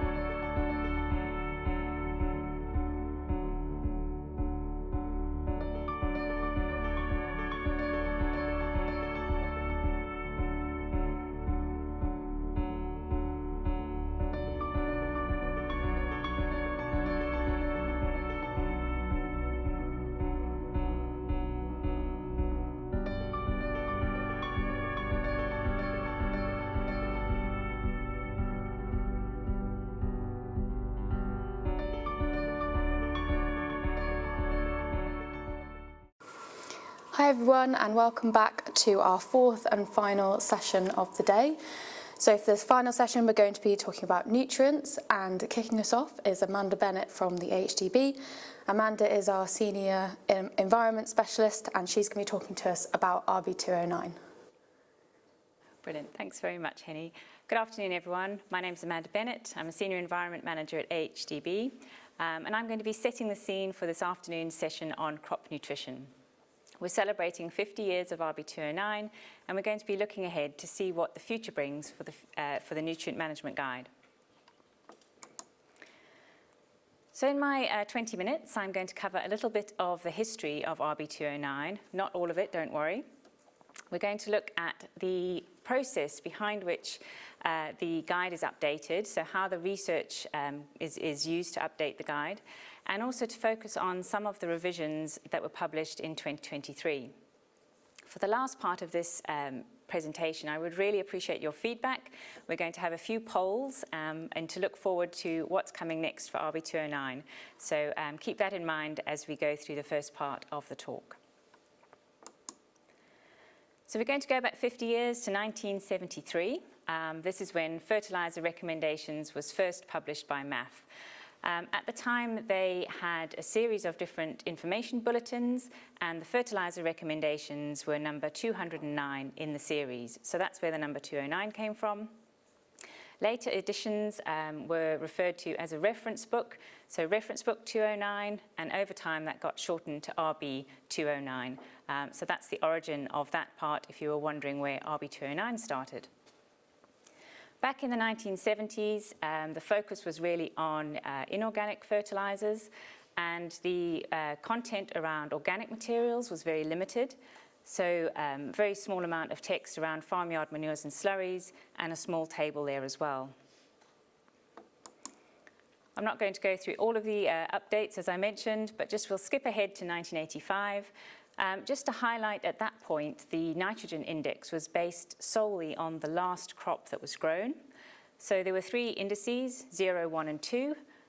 So if the last crop had left low reserves of nitrogen in the soil, it was an index of 0, something like a cereal crop. Beans might have meant that the index was 1, and something where there had been a large amount of farmyard manure applied might have meant there were better reserves in the soil, so an index of 2. At this time, there was nothing to reference the soil analysis.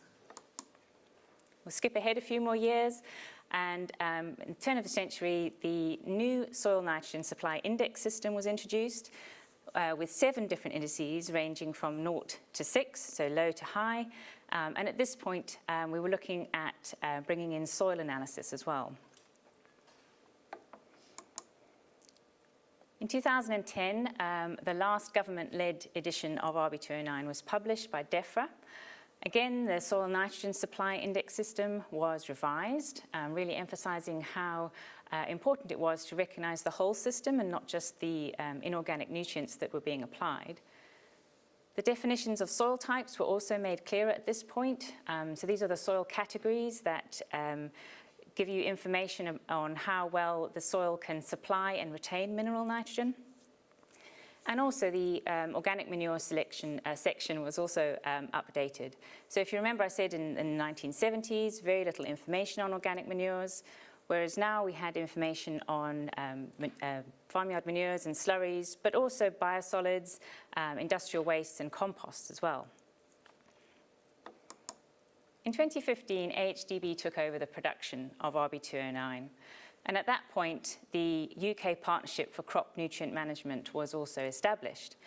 So this was, or is, an industry-wide group of stakeholders, also including Defra, and representatives from the devolved administrations, really working together across the UK to bring together the best possible industry guidance on nutrient management.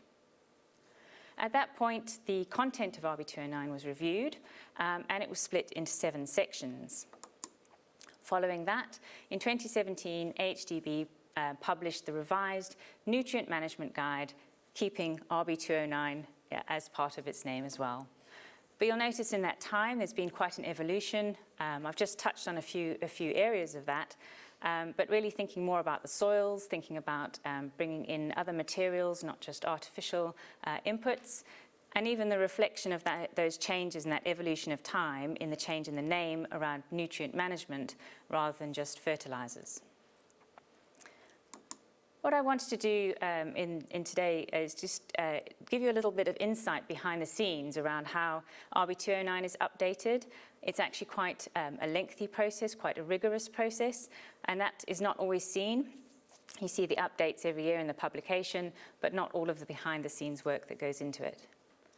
So as we know, RB209 is used by FACTS-qualified advisors and farmers, and we get feedback and gaps are identified around either crops or different nutrients or systems that we need more information.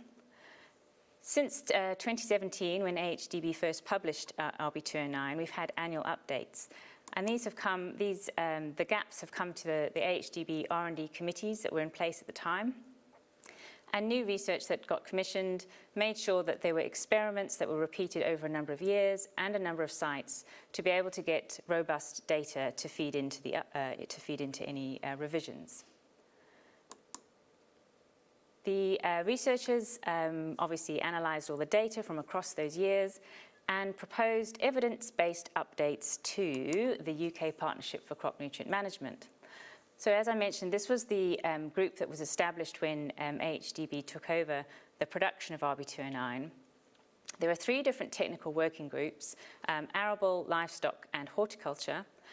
And these have representatives with really good technical knowledge of nutrient management for those different sectors.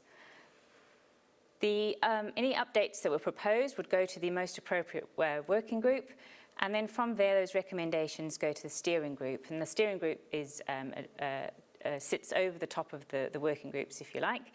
And they would also look at, scrutinise and approve any proposed updates. There is that link back to the AHDB with some of the members of either the technical working group or the steering group also sitting on the committees. So once the proposed updates go through, this gives the green light to AHDB to make the technical changes to the guidance itself and go through with the revisions that get published. So this is sort of a long-term process behind the scenes. You can imagine it takes several years to get new information forward. But since 2017, we've had annual updates, things like yield adjustments for nitrogen for wheat and barley, sulfur recommendations, looking at phosphorus management, and looking at things like the economic optima, break-even ratios with changes in fertilizer prices. And also we've had updates to spring barley based on a number of years of field trial data. This year we also published some more updates. So we have updated sections 1 to 4. You can find the information about what those updates are on the RB209 website, and all of the updates are listed so that you can look through each section and see what has changed. You can order these as hard copies, but they are also available to download off the RB209 website, along with sections 5 to 7, the potatoes and horticulture sections, which we did not update in 2023. I just want to go through a few of the updates that we made this year, just to highlight them to you, particularly for section 4 for arable crops. I'm not going into the technical detail of this. The research was presented at last year's Agronomy Conference, but I have referenced there at the bottom of the slide the research project report if you wanted to go back and look at the detail of that. So for winter wheat, on page 27, there's new information really focusing on the key considerations about whether or not to apply additional nitrogen to winter wheat for bread making. So really important to sort of look at those considerations before making that decision. The oats section has had a big update. So for winter oats, page 29, the recommendations for nitrogen are now based on expected yield, which I've highlighted there in that table. So that you can read that across, and that now mirrors what's happened with the spring barley in previous years. For spring oats, similar, we've had the nitrogen recommendations are also now based on expected yield, and we have some guidance around the timing of application, the impact of nitrogen on the spring oat quality, and also the effect of economic changes on nitrogen rates. And just to put that up as well, so previously we had a table for the economic changes of nitrogen rates for all cereals, but based on a research review that was carried out in 2022, there was sufficient information to be able to pull the oats information out into a separate table. So that's been updated this year, and you can find now 2 tables, one for cereals excluding oats and an oats table as well. And just to reference, you can also access this through the nitrogen fertilizer adjustment calculator tool. That's also available on the AHDB website. So that was just a very quick whistle-stop tour of a bit of history, a bit of evolution around RB209. And what we would like to do next is see what's coming up in the future. So we are celebrating 50 years. And to me, that is an incredible achievement that we've had this industry guidance for that long. But the real secret of its success is that it has evolved and it has changed. And I picked out a few of those things around soils and organic manures. What we want to do is keep it moving and keep it live and keep it relevant for what you need today. So I'm going to have a couple of polls coming up. Hopefully you're familiar now with the Poll EV the app to ask questions, but also to respond to any polls. So, as we are celebrating RB209, my first question is, what does RB209 do well? What would you like to celebrate about RB209? So just to let you know, this is going to come up as a word cloud. So keep your answers to one word, please. If you need to put 2 together, you can use the underscore to link them so that they don't fragment off across the word cloud. But I'd be really interested to see what you would highlight as what RB209 does well. So there is the QR code if you have not seen that already, or if you can join with the web link that is there.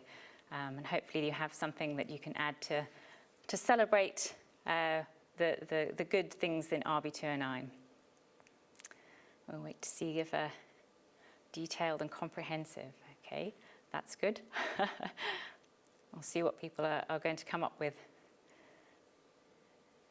I think comprehensive is getting quite a few votes. So just, if you're not familiar, I'm sure everyone is familiar with how word clouds work, but the more people that add the same word, the bigger it gets in terms of its font.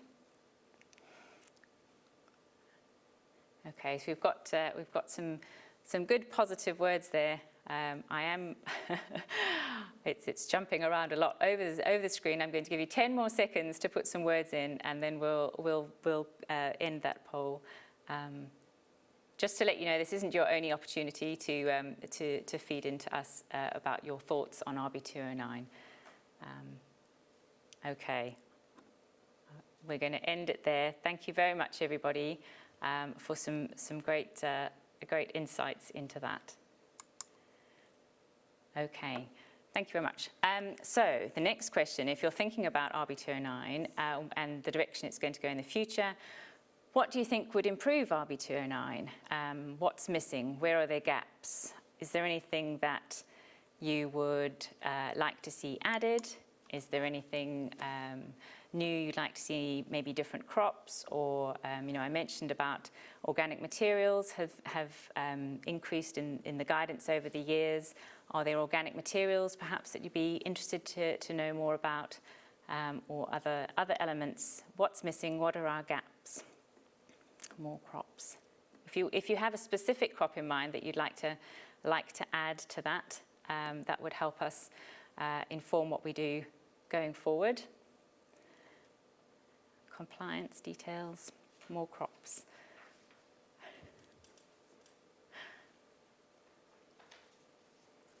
Okay, I'm picking up on the word discuss and widen.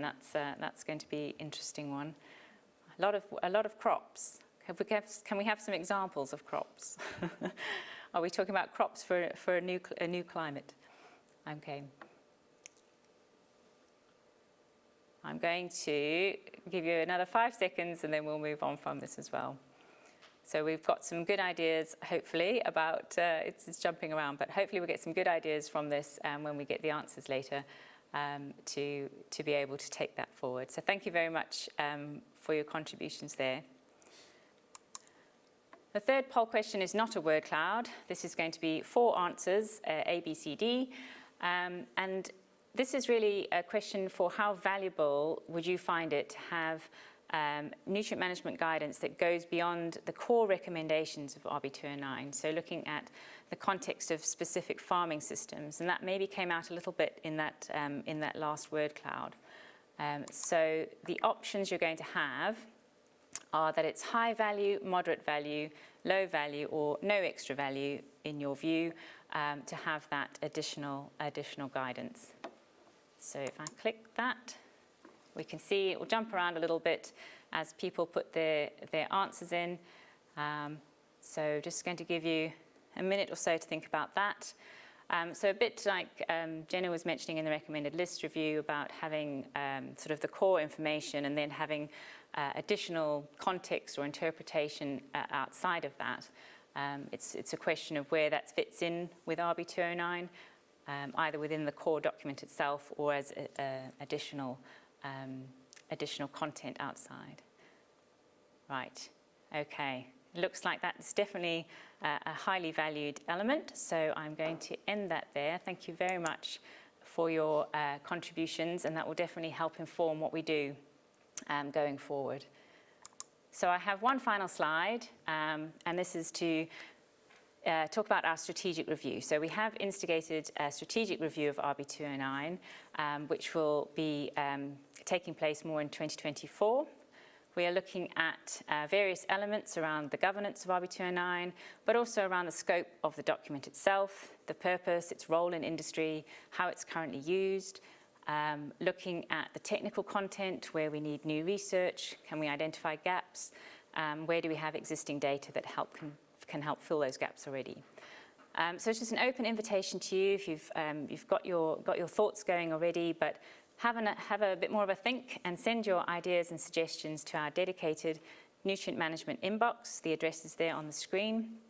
And if you include RB209 strategic review in the subject heading, then we'll know best where the query relates. And any contributions that are received by the 1st of January, we'll consider that as part of the initial phase of the review. And as I said, it's not your last opportunity to contribute. We will definitely have a lot more engagement around this in 2024. So this is just to help shape our initial thinking. And that's it from me. So thank you very much for listening. That's great. Thank you very much, Amanda. And it's really nice to have some interactivity in the afternoon. So thank you for including that. So we're going to move on to our second speaker of this fourth and final session of the day. So we're going to be hearing from Tamara Fitters from ADAS. Tamara is a crop research consultant and is going to be talking to us about grain nutrient benchmarking and the YEN project. Thank you for that. Right, so I will be talking to all of you about nutrition management and what we have found in our YEN data set, where we do a lot of grain nutrient benchmarking. So first of all, as we've just seen, crop nutrition has a very long history. The RB209 is 50 years. We're celebrating that today as well. And ADAS has been involved for quite a bit as well with recommendations for the RB209. We started out in 2009, and through to 2018, we've worked on several projects that helped with the guidance in the RB209, such as phosphorus management and things like that. Then after that, we have continued to do so, and in 2019, we helped determine the phosphorus critical value in the grain of 0.32%. And this has now been included in the RB209 as well. Additionally, we have a new project together with AHDB, which is called NutriCheckNet, which will also look at nutrient management. And this is an international project that started this year, and it will finish in 2025, where we look at different management strategies that are occurring in different countries. So how do other countries decide on their nutrient management? So obviously the RB209 is a big part of that in the UK, but other countries might have completely different methods. So we're trying to work that out and see if we can learn from others as well. However, grain analysis is more of a recent thing. So we have started doing this in the N, but this isn't a common thing yet across all farms in the UK. However, we at AHDS think that it should be a more important part of farm management. So what we've been seeing with the yen, where we've been doing grain nutrient benchmarking, is that we started the yen in 2013, and from 2016 onward, we decided we're actually interested in what is in the grain as well. So from then onward, we analysed 12 nutrients in the grain. In 2019, we decided we wanted to focus a bit more on nutrition as well. And this led to yen nutrition. Again, this is used by AHDB monitor farms and strategic farms. And we are looking at the yield and all the different nutrients in the grain. And then, as I mentioned before, from this year onward until 2025, we are involved in NutriCheckNet. And the AHDB strategic farms are involved in this as well as the RB209 experts. So there's a lot going on in terms of nutrition that we collaborate on. So I've been mentioning benchmarking a few times, but what is benchmarking? So when I say benchmarking, I mean that we're trying to understand a field's performance by comparing it to a lot of other similar fields. And this way we can see, wait, if I do action A, it could lead to this result, but if I perform action B, it could be completely different. And that's how we can learn from each other, which is a very important part of benchmarking. However, to do so, we need to share our data, so mainly our agronomy data, and in the end, we do so anonymously. So people send in their data, and we anonymously bring that out and show you, look, this is where you are in a group of data, but you don't know who's related to that.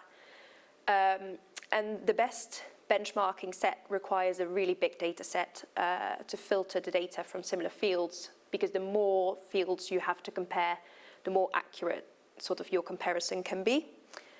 So that's where a lot of the agronomists come in. We do need your help in getting all this together and help. Once we have all that information, we can help you as well make decisions on farm too. So if we look at an example of a benchmarking diagram, this is just any nutrient measurement, it's just an example. So on the left side of the scale, we've got a deficiency. On the right side, we've got an excess, and if you're in the middle, you're sort of sufficient. We then have a threshold of concern, or we have a critical value. The critical value is only known for 8 nutrients and only in cereals, so we don't have that value for every crop and every nutrient. But if we do know it, we use it, and otherwise we use the threshold of concern, which is the lowest 25. It's where the lowest 25% of the values are within the yen data set. So what we then have, we can plot a box plot of all the values. So if you look at the line represents, from left to right, it represents all the values that we have. The middle, the grey box, represents the middle 50% of the values, and the mid value is the line within the grey box. We then add your value on top of that graph so that everyone can see, oh, this is where I sit within this big group of other people who have like similar crops and fields like me. And we do this for a lot of different parameters. So this is an example of a grain nutrient benchmarking report where we basically have a lot of different values. So what we can learn from this is we can see there's 6 fields here, 12 different nutrients. And if we look in a row, so for example, if we look at sulfur, we can see that sulfur is consistently on the higher end of the spectrum for this example, which gives an indication of what sulfur is like on farm, which means in this case that sulfur on farm seems to be sufficiently applied and available. When we look down a column, we can see what happens within a field. In these examples, the fields all look pretty good, to be fair. They're all sort of in a good range. However, sometimes we see that there's a lot of low values, for example, for a certain field, and this could indicate that there was an issue in the field. So, for example, if we see there's lots of low values, it could be there was a rooting issue with the crop, for example. So by using this graph, we can learn about a farm scale nutrient approach, and we can learn about what's happening in the field. So this is really adding value to sort of what we know from the farm already. So the value of grain analysis lies in two different things. First, we find a value in balance and maintenance. So we know what we apply in terms of nutrients. We know what the crop captures, so we know what the loss is. And then we know what the offtake is, which means there is a residue, which we can then calculate. So the other value is in diagnosing deficiencies and excesses. So I will talk about the balances and maintenance first. And I will do that with this example here. So we've called this a field nutrient account, which is sort of a balance for your nutrition on farm. So this isn't available online, but this is just an example we've made, and you can make something similar for your own farm. So first of all, we have the demand budget at the top, where we estimate that the yield in this case is going to be 6.5 tonnes per hectare. So that would require the following nutrients that are listed under each of the nutrients. So we then know what's in the soil supply. We do soil analysis regularly, or we aim to do so. So we can add any information on that, so mainly PK and magnesium. But if we have any others, we can add those as well. We know the indices of the soil as well. Then we know how many nutrients we've applied, so we add that information to it as well. And this could be either through organic manures, or it could be in fertilizers and sprays, so we can split that out if we want to. Then at the end of the season, we harvest our crop and we know what the yield is of our crop, which in this case is 7.5 tonnes a hectare, so it's a bit more than they expected, which means that the amounts of fertilizer used or captured have been higher than anticipated. So then we're going to look at, well, what's the demand difference then? So we check what we thought we were going to need and how much we've actually needed. And this is a little different. So in the case of nitrogen, we see that we used 54 kilograms a hectare extra compared to what we thought we were going to need. So what we can then do is we can do leaf analysis throughout the season at different growth stages, and we can add that information in. And we do grain analysis, which in this case is quite important, because it allows us to understand what we have actually taken off the field, and it helps us to calculate the harvest offtakes. Once we have the harvest offtakes, we can calculate the soil balance at the bottom in the orange line. And that means that in this case, we see that actually for a lot of the nutrients, we need to add a bit more for next season. What is valuable about this is that we can see how much we potentially have excess, how much we have a lack of, and we can adjust that on a field by field basis. And this could help with, I mean, nutrients are an expense, quite an expense on farm, so this might actually help us lower those expenses. I do have to make a note that the offtakes are often exaggerated just because of how they are estimated. So a lot of the offtakes here are going to be slightly higher than they are in reality, so we might even need slightly less nutrients than we calculate here. So the monitor farms use the nutrition a lot. So James and Michael Parker from Sherwood Farms in Lincolnshire, they mentioned that the nutrition results lead directly to actions. So the reports have gone out last week for nutrition, and so that means that people have that information ready for the coming season. In this particular example, the Parkers have changed their manganese doses to match the crop needs, and they've also moved from making a field-by-field decision on nitrogen, as opposed to a farm blanket approach. So this could have economic benefits for those on farm as well. So I mentioned there were two different values in grain analysis. So we've looked at the balances and the maintenance. Then there's also diagnosing deficiencies and excesses. So when we have a grain, we obviously, once the grain starts forming, not all the nutrients that are going to be in there are going to be there. They will redistribute later towards the end of the season to the grain. And we see that there's a lot of, some nutrients have a lot of redistribution. For example, phosphorus. Phosphorus redistributes about 80% of its total plant supply to the grain. And other nutrients, such as potassium, don't really change that much. It's about 30% that's being redistributed to the grain. So by knowing this information, we actually know what the whole plant has taken off, because we know the proportion in the grain, we know the proportion in the straw, so we know how much has been taken off as well. And this really helps us understand what's going on.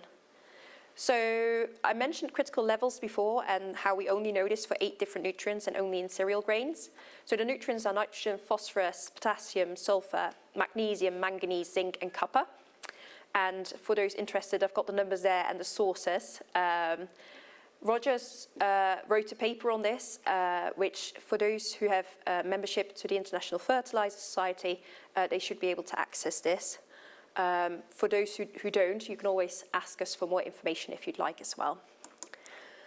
So when we have all that information, we're going to be looking at, well, are there really like a lot of deficiencies then, or are there a lot of excess amounts of nutrients in the soils?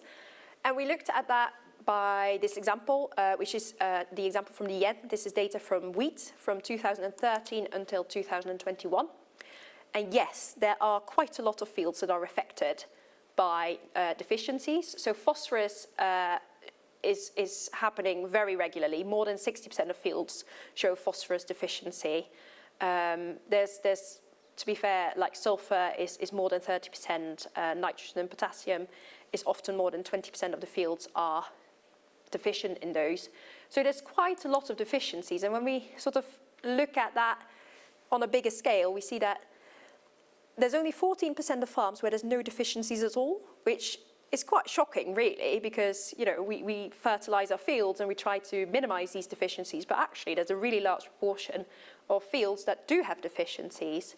So about half of the fields have either 1 or 2 deficiencies. So that could be phosphorus and nitrogen, for example, or any other combination. And then there's 16% of the fields that have 3 different nutrients deficient.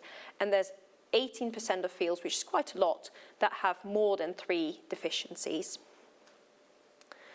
So there's definitely scope to improve this. And because if we can reduce those deficiencies, we could potentially increase yields or just general crop health, which could help with disease pressure and things like that.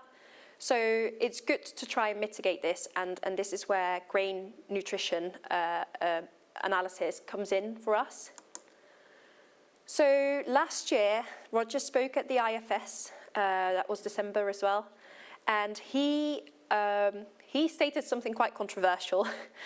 A lot of the times we look at the soils and we look at the soils we measure them and we make our nutrient decisions based on that.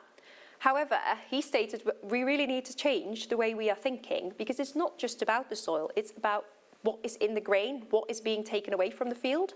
So the talk's really interesting. There's a recording available for IFS members if you click the link in the on the slide. But this was quite controversial, and we really think that moving forward, this is something that we should be doing. We should be looking more at what the grain's taking off on top of just looking at the soil. So when we look at the overall sort of lessons we've learned here, is that grain analysis enables crop nutrition management. We know nutrients, we can't see them with our like going out in the field and just see like, oh, well, there's some nitrogen lying there or whatever. Managers must measure the crop nutrients outputs, and they should do so on a field-by-field basis to get more accurate representation. Progress in this area depends on whether we understand our field variation and whether we can achieve better control of that variation. When we look at the Joynt data, which has been very valuable to us, we see that standard nutrient offtake values are often exaggerated, as I mentioned. So that means that the offtake values we use are often higher than what we actually take off. There's also a lot of variation in crop nutrient concentrations, and this is often as big as the yield variation. So there's a lot of variation there, which we need to keep in mind, and we need to take that into account when looking at things. We do see that a lot of the crops have nutrition issues. Like I said, only 14% didn't have any deficiencies. So there is a big proportion of fields that have nutrition issues. And the variation that we see is often farm related as well. We want to try and mitigate this, because this is something, nutrition is a very high cost on farm. It's an important cost post, but if we can improve this, we might be able to improve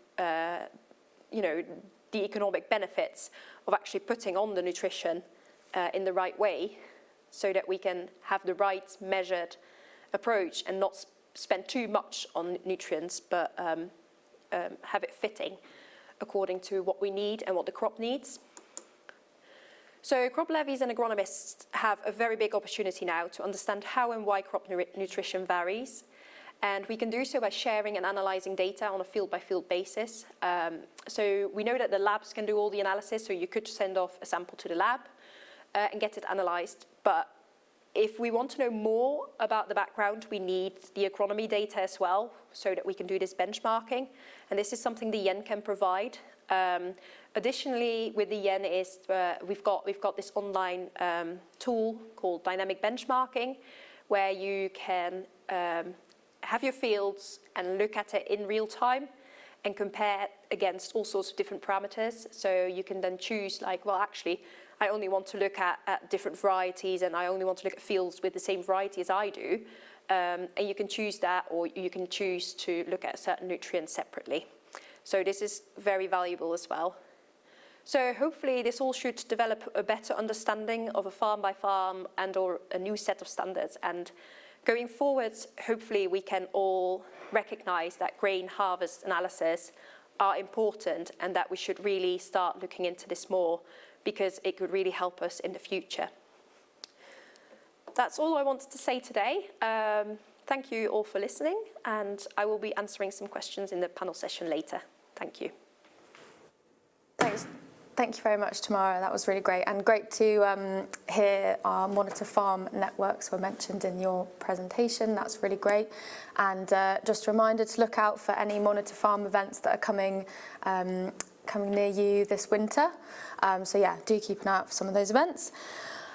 So coming up next, we have got Mark Tripney, who is a soil scientist at iSoils, and Kevin Havekes, who is an agronomy and forage services sales manager at Fane Valley, and they're going to be talking to us about liming. Good afternoon. Thank you very much for the introduction. Both Kevin and I are presenting today are both members of the Agricultural Lime Association, and really are passionate about pH remediation and the supply of calcium as a nutrient and the importance of it. Liming has been around for millennia. It's not exactly something new, but it seems to be a little bit of a novelty act that really isn't enough spread. Part of that might be to do with the fact that there was a subsidy between 1939 and 1976, which paid 6% of the cost every 5 years for this mythical 2 tonnes per acre, which we still recommend, and to be quite honest, is slightly lazy agronomy, not really working out what their actual requirement is. So the peak usage of lime back in that era was 7.5 million tonnes. Currently, we're only using somewhere in the region of 2.5 million, with an estimated losses annually of 4.25 million tonnes of calcium carbonate. There's quite massive regional variations in soil pH as well. Only 14% of England and Wales are actually calcareous soils, but there seems to be a view that calcium's not required, both as a nutrient and both in terms of pH remediation. And some of the soils and some of the evidence coming out of the analysis laboratories suggests that there is a real problem. So what generates this soil acidity? Climate certainly does, acid rains particularly in the past, maybe less so now with the desulfurization of the atmosphere and the reduction in sulfur deposition. Certainly microbial activity has a bearing with roots producing organic acids. Fertilizers have a huge bearing on the acidification of soils. You know, your choice of fertilizer or your recommendation of fertilizer can have a major impact. Ammonium sulfate, actively used in different parts of the world as an acidification fertilizer, requires nearly double that of ammonium nitrate and urea when you look at calcium carbonate replacement. Animal manures, also the application have a significant impact depending on the form they're in. Also, there's crop offtake of cations as well. Quality of lime is key to pH remediation.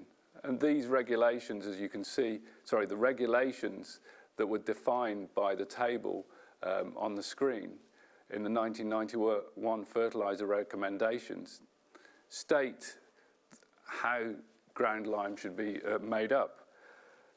The reality is that most of the lime that's supplied on farms is screened lime or coarse screened.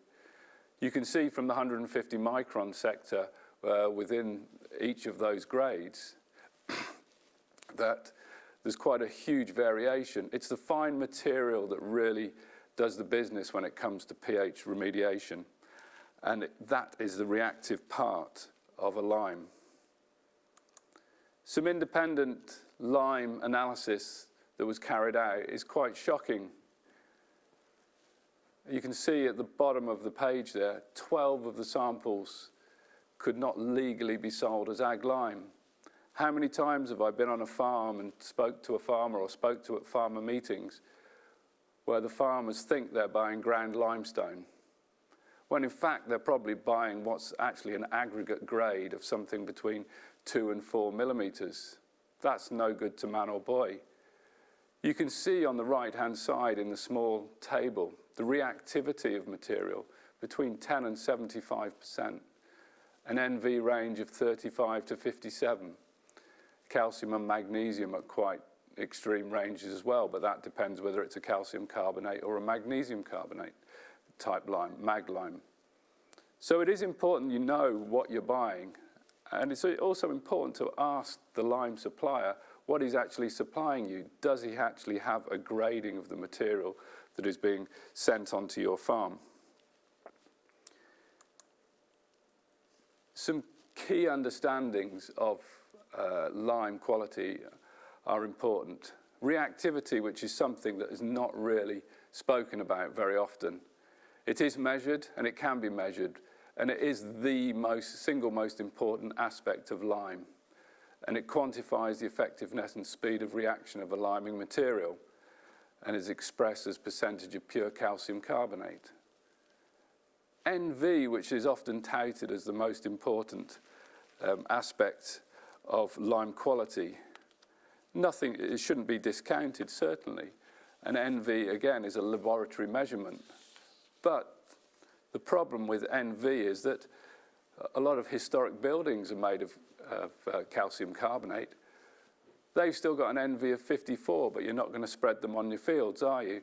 The point is, the finer the material, the more reactive the material.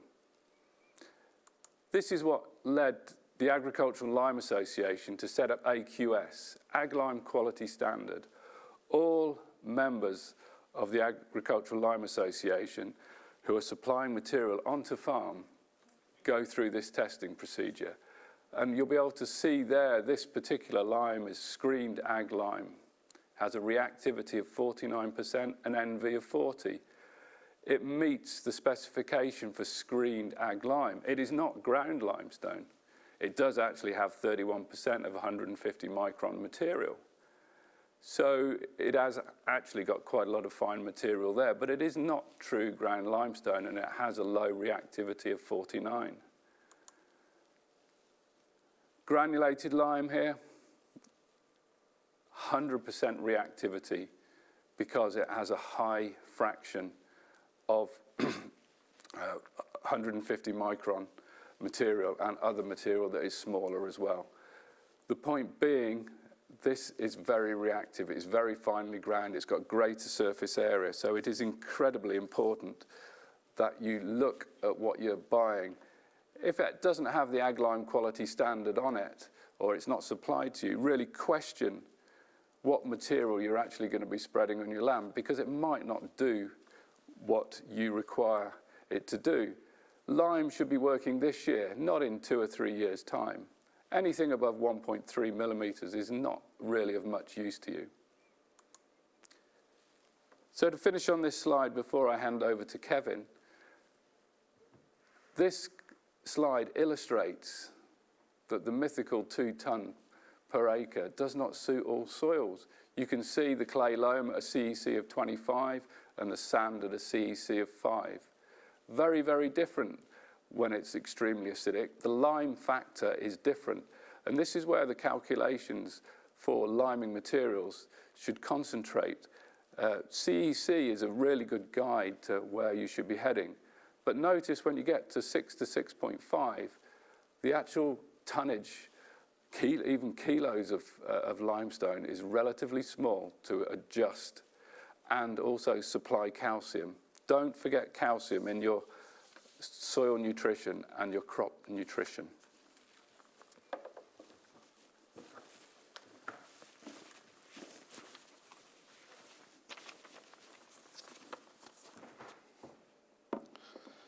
Thanks, Mark. Some very good information there, and interestingly noted that the reactivity score on limestone and that not all limes are created equal.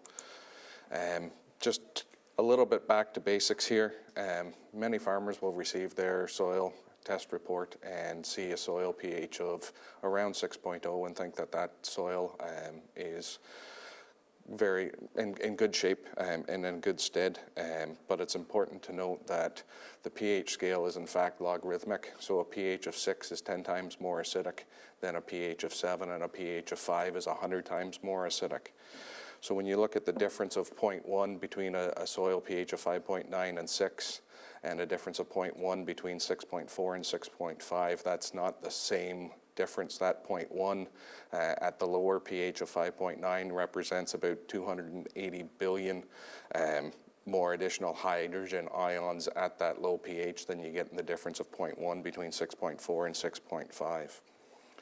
So going back to the lime quality argument then, it demonstrates why the quality is so important. A kilogram of 1 millimeter limestone material will have a surface area of about 6,000 square meters, whereas if you grind that 1 millimeter product down to 0.1 of a millimeter or 100 micron, you're getting 6 million square meters of surface area to react with the hydrogen ions in the soil and really have an impact on addressing the pH that's there. You can see the coarse material would take a very long time to break down and to have an impact on that pH. So this chart here demonstrates that even at a pH of 6, only 20% of the fertilizer, 20% of the fertilizer that's being applied is wasted. It's locked up or lost altogether, and the plant doesn't have access to those nutrients. As your pH begins to drop to 5.5, that wasted fertilizer increases to about 33%. So the financial implications of this are quite significant. So using a 20-10-10 fertilizer at a market rate of 440 pound a ton, at a pH of 6, you're losing 88 pound of value out of that fertilizer.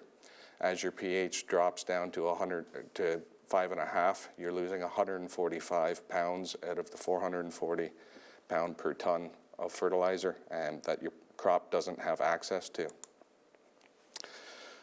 So there is a yield benefit in addition to maintaining your pH to maintain your nutrient use efficiency.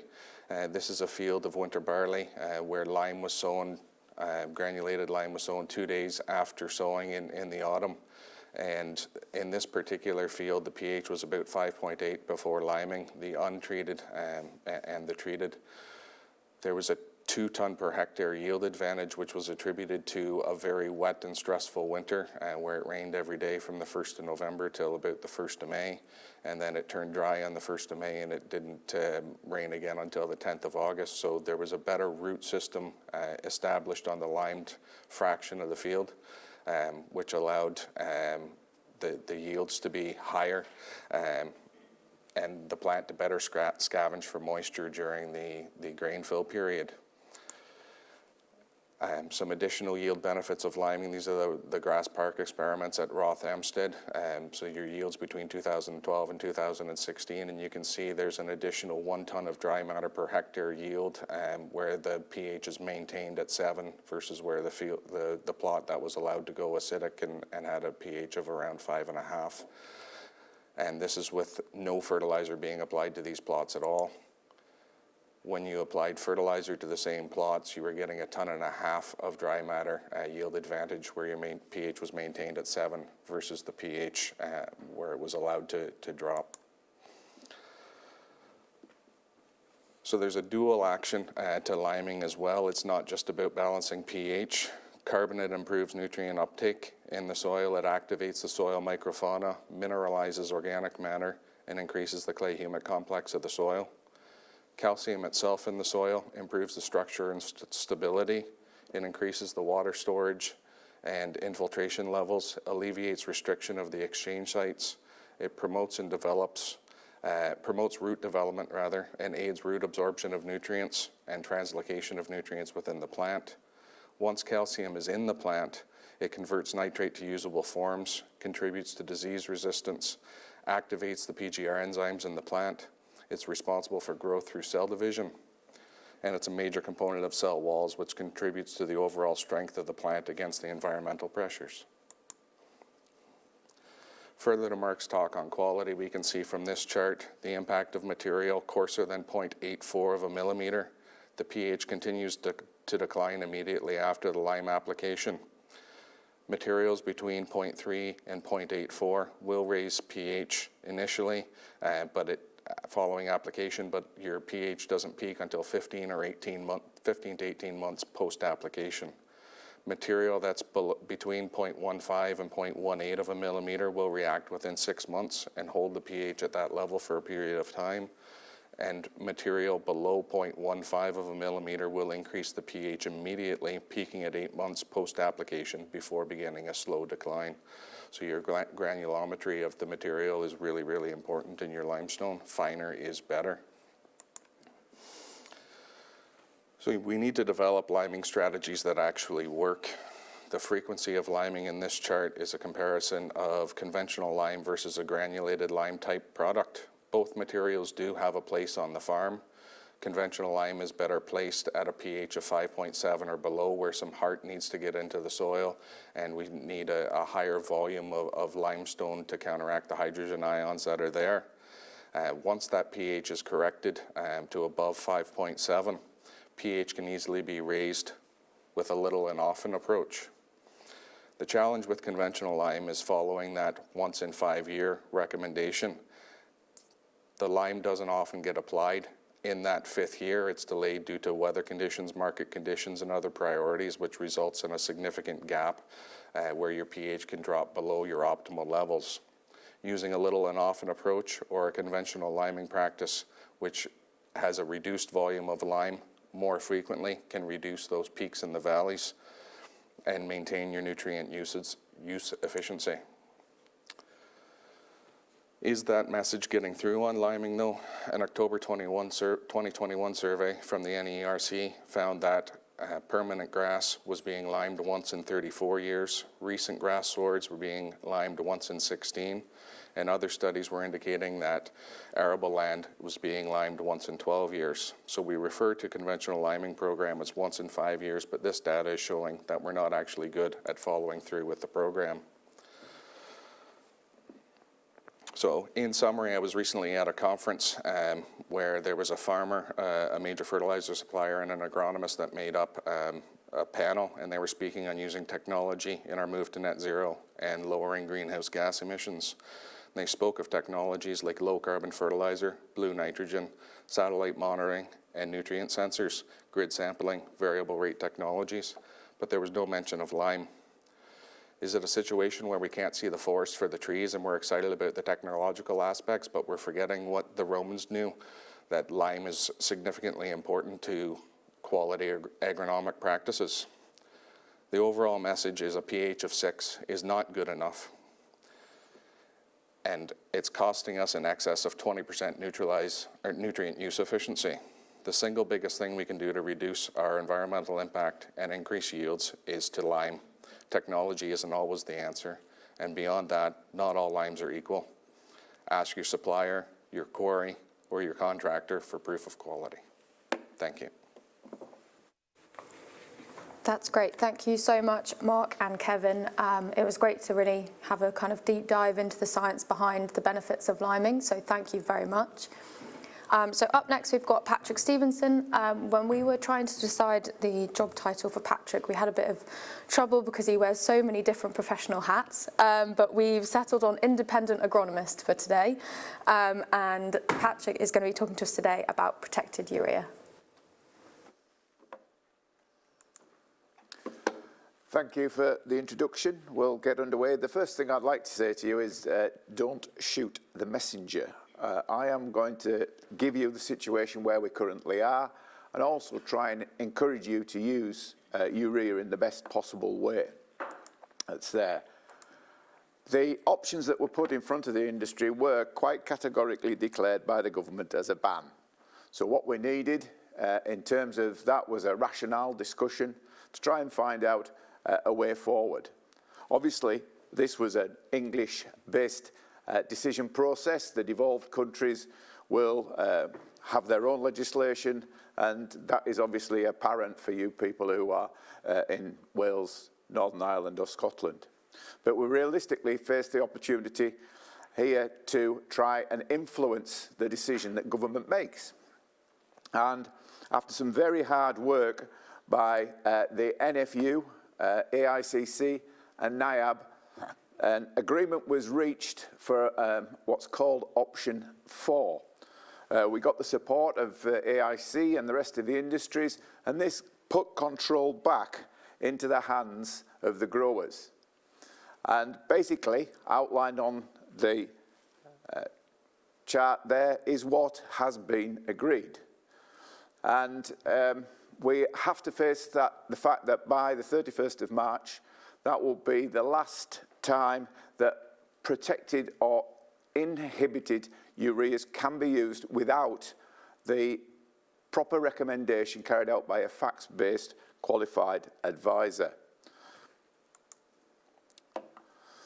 The goal is to strike a balance between the environmental impact and practicality uses for farmers.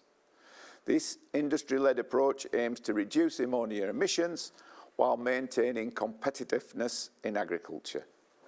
So that's where we are. If we look at the world, the amount of urea that's used is roughly 53 million tonnes. If we look at the amount of urea that comes into the UK, it's approximately 1 million tonnes. But not all that is destined for agriculture. In fact, the amount that goes into agriculture in the UK is probably nearer 200,000 to 250,000 tonnes that's there in either it's a straight urea or in liquid formulations as in UAN. Now, this will vary, and it will vary from year to year depending on the price and competitiveness in the marketplace. But we can see that, roughly speaking, somewhere in the region of 1/3 of the amount of nitrogen applied to land will be coming from urea.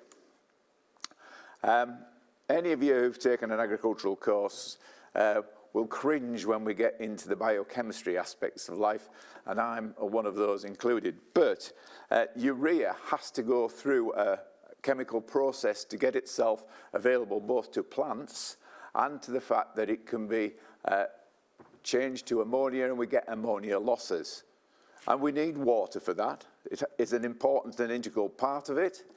And as you can see from this picture in the diagram there, that we need hydrolysis to get to that, and how the pH changes as that is around the granule. And we can see that this process that we're looking at now takes over a period of time. So it's important to understand what is happening, where the risks of producing ammonia come from. And when we look at it, we require water to start this process, but this can just be a dew. The pH around the granule increases to about 8, so we can obviously see that there are soil types where this is more likely to be a problem than others. Soils with a high clay or high organic matter content tend to hold on to the product a lot better, and release of ammonia is greatly reduced. High temperature, stronger winds, both increase the risk of volatilization. Therefore, if we have crop cover, is it better to reduce that because the plant can actually absorb some of the ammonium gases given off. So in short, we start with these issues that there as problems where we can look to see where the risk is minimized of creating the release of ammonia. And the ways to reduce it, obviously, the obvious one is to use ammonium nitrate. And that's particularly as we get into the warmer months of April and May.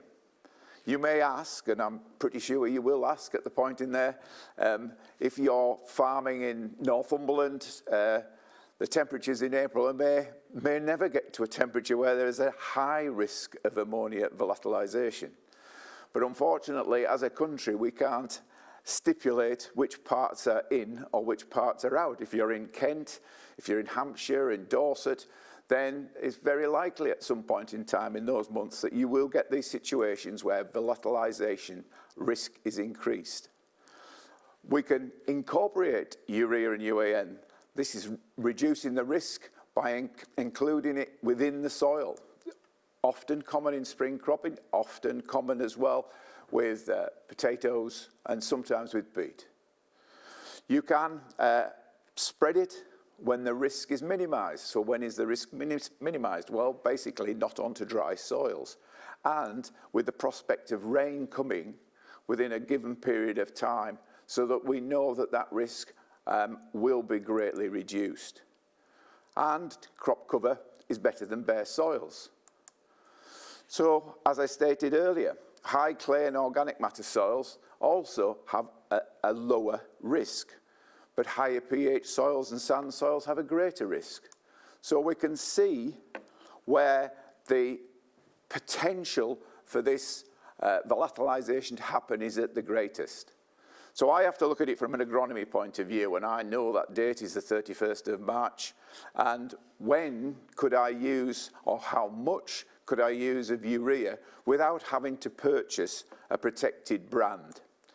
Well, with winter oilseed rape, I could potentially use 100% of my requirement. The same could be said of winter barley. You could have up to 100%. Spring cropping, by pre-drilling, mixing in the soil, maybe up to 50%. First wheats, we're going to have our lowest quantity, maybe only 20% of unprotected or uninhibited urea. Second wheats, maybe a little bit more in that first application. And then we move on to what about the protected inhibited rapes? On the screen you can see a group of them that are available. There are other products also available in the marketplace, but these I've picked out as just ones to sort of dwell on. And what do they do? And you know, how successful are they at what they do? Well, basically, most of these started life in America. As you can imagine, in America, they do a lot of pre-seeding, as they call it over there. Well, they will inject the fertilizer into the soils, often at this time of year, where the temperatures are sub-zero or very low, they're very dry, and they're coated and they're protected. Then in the spring, as we warm up, these products break down, the soil microbes get into action, and we start to release the product. There's a list and the biochemistry pathway where they work.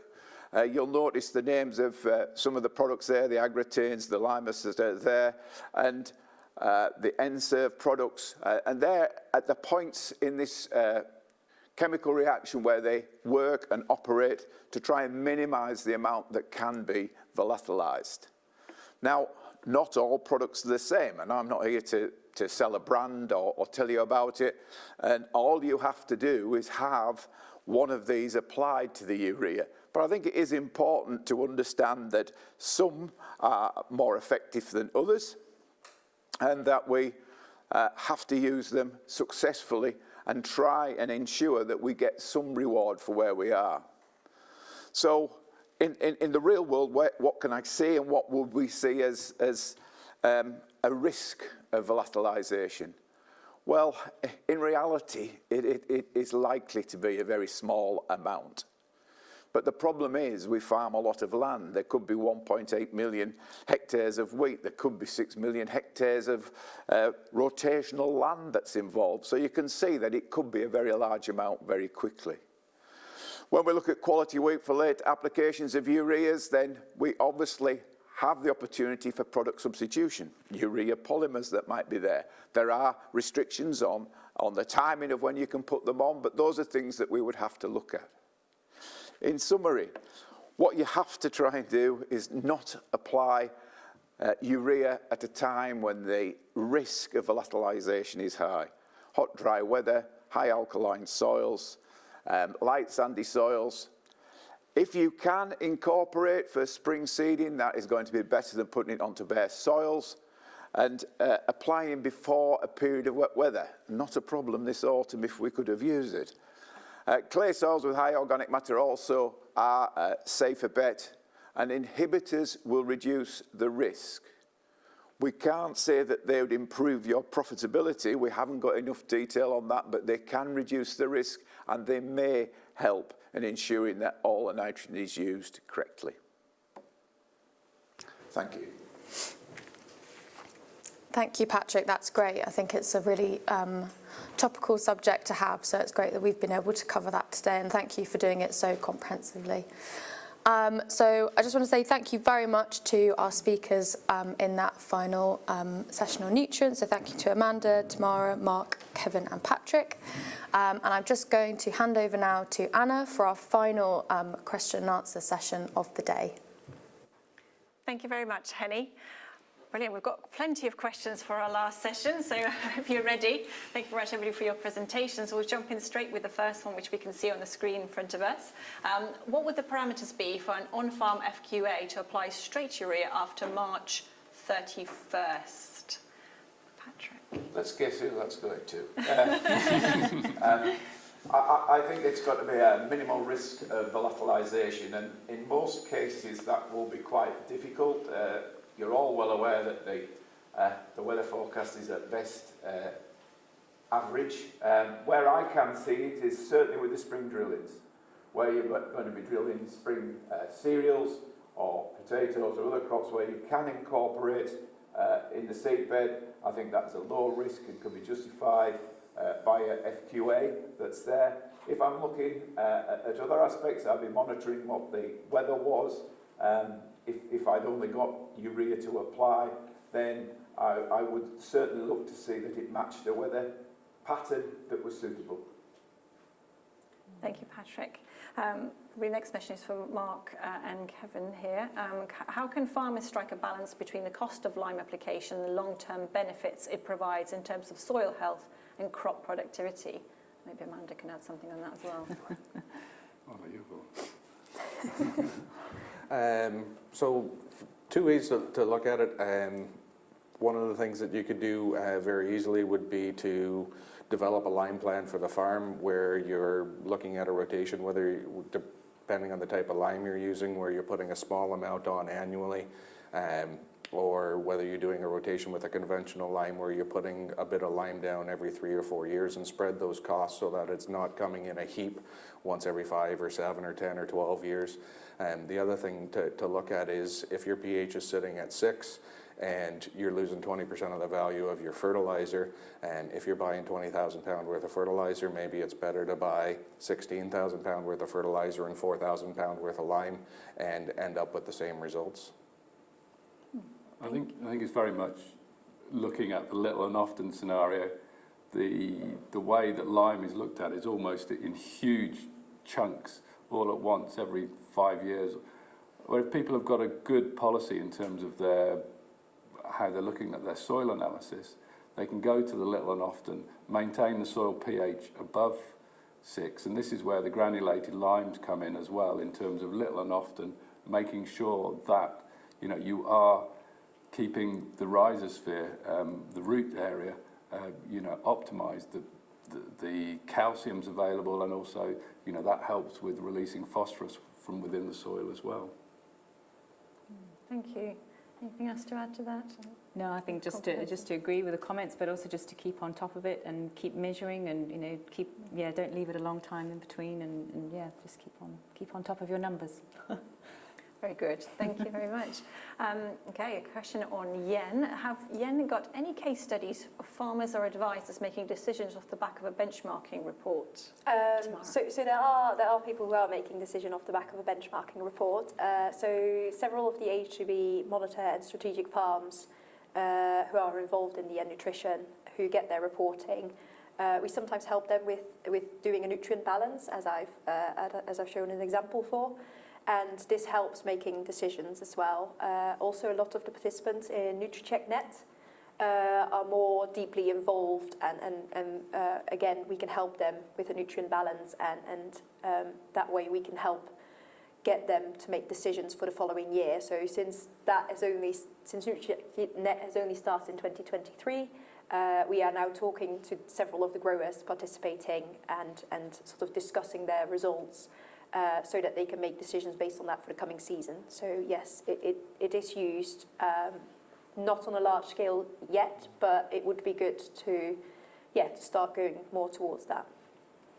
And will those case studies be published anywhere for everybody else to read? So the NutriCheck.net ones will be available on the NutriCheck.net website. I don't know exactly when they're going to be available, but yeah, that's definitely a place to keep your eye out for. Great. Thank you. Can grain be manipulated by pre-harvest inputs of nutrition to enhance plant emergence and vigour from that seed in the next sown crop? Who wants to take that one?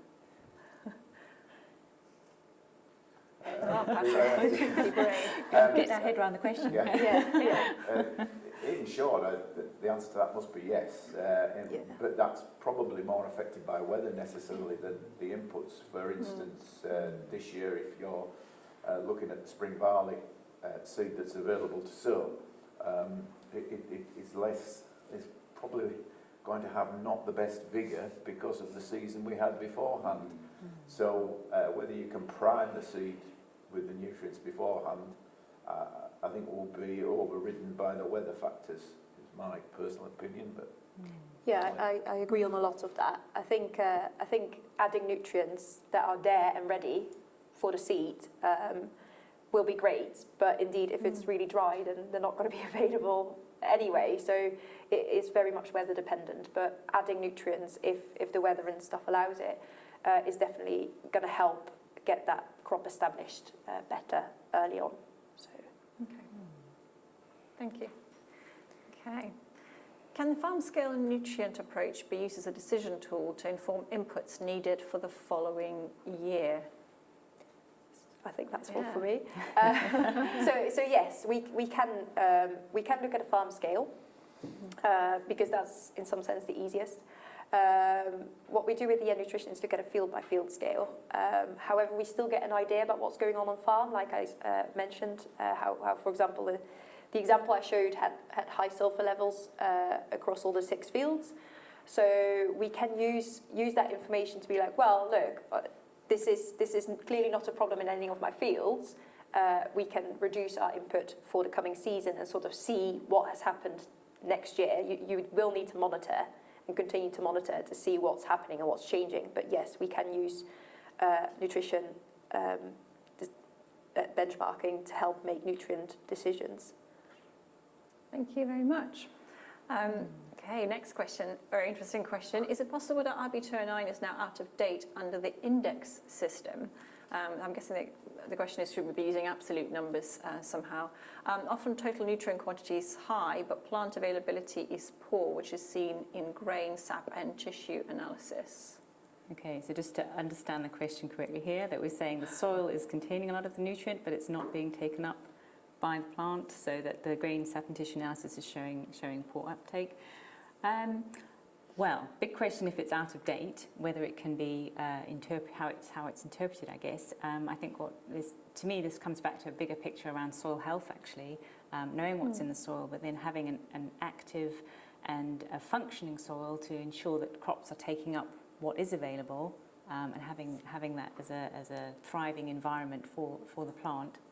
If you're looking at the decision-making process around the soil nitrogen index system, that's something we could certainly have a look at in the review process if it's something that we came out as a very important topic in our feedback sessions, and something we could look to take forward in the future. So absolutely, if we can put a pin in that one for later. Yeah. Okay, that's really good. And I suppose another way of asking that perhaps is, are there plans for a review of RB209 in terms of the best practice on accessing the total pool of nutrients in the soil, and maybe how that could be enhanced in the rotation by use of crops and biology and everything else? Yeah, so I think this comes into what information do we want to include in RB209 as the guidance book, nutrient management guide, and what comes sort of additional information around that in terms of knowledge exchange or additional research that can enhance that and build on that core information. So yeah, that will come out hopefully in the review. Brilliant. Can I just add to that one? Yeah, absolutely. I mean, one of the things we have to remember in terms of measurement is what are we measuring? Are we just measuring pK, mag, pH? And then when we come to tissue, all of a sudden we're measuring an awful lot of other stuff. Mm-hmm. Yeah. So do we actually have the full knowledge of the soil? Yeah. And are we measuring a broad spectrum of nutrients? And I think we talk about technology now. We've got that technology there, yet, for example, statistics from land crops show that only 31% of soils in the UK request a calcium measurement. So why are we not looking at some of these base saturation issues which might have an impact upon the availability of nutrients?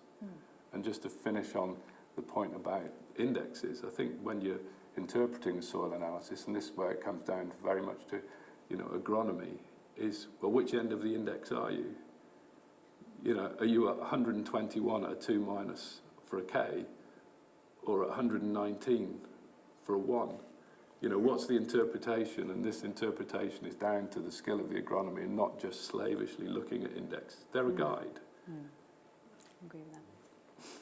I think the other part with it as well is the grain analysis or the tissue analysis might highlight a problem, but it doesn't tell you why you have the problem, which is a key part of it, which often is Lyme. It is the cause. It can be disease in Turkey. So to expect the RB209 to account for all those things is an impossible task. Yeah. So, but it may point the grower to try and resolve an issue that's there, like Lyme, for instance.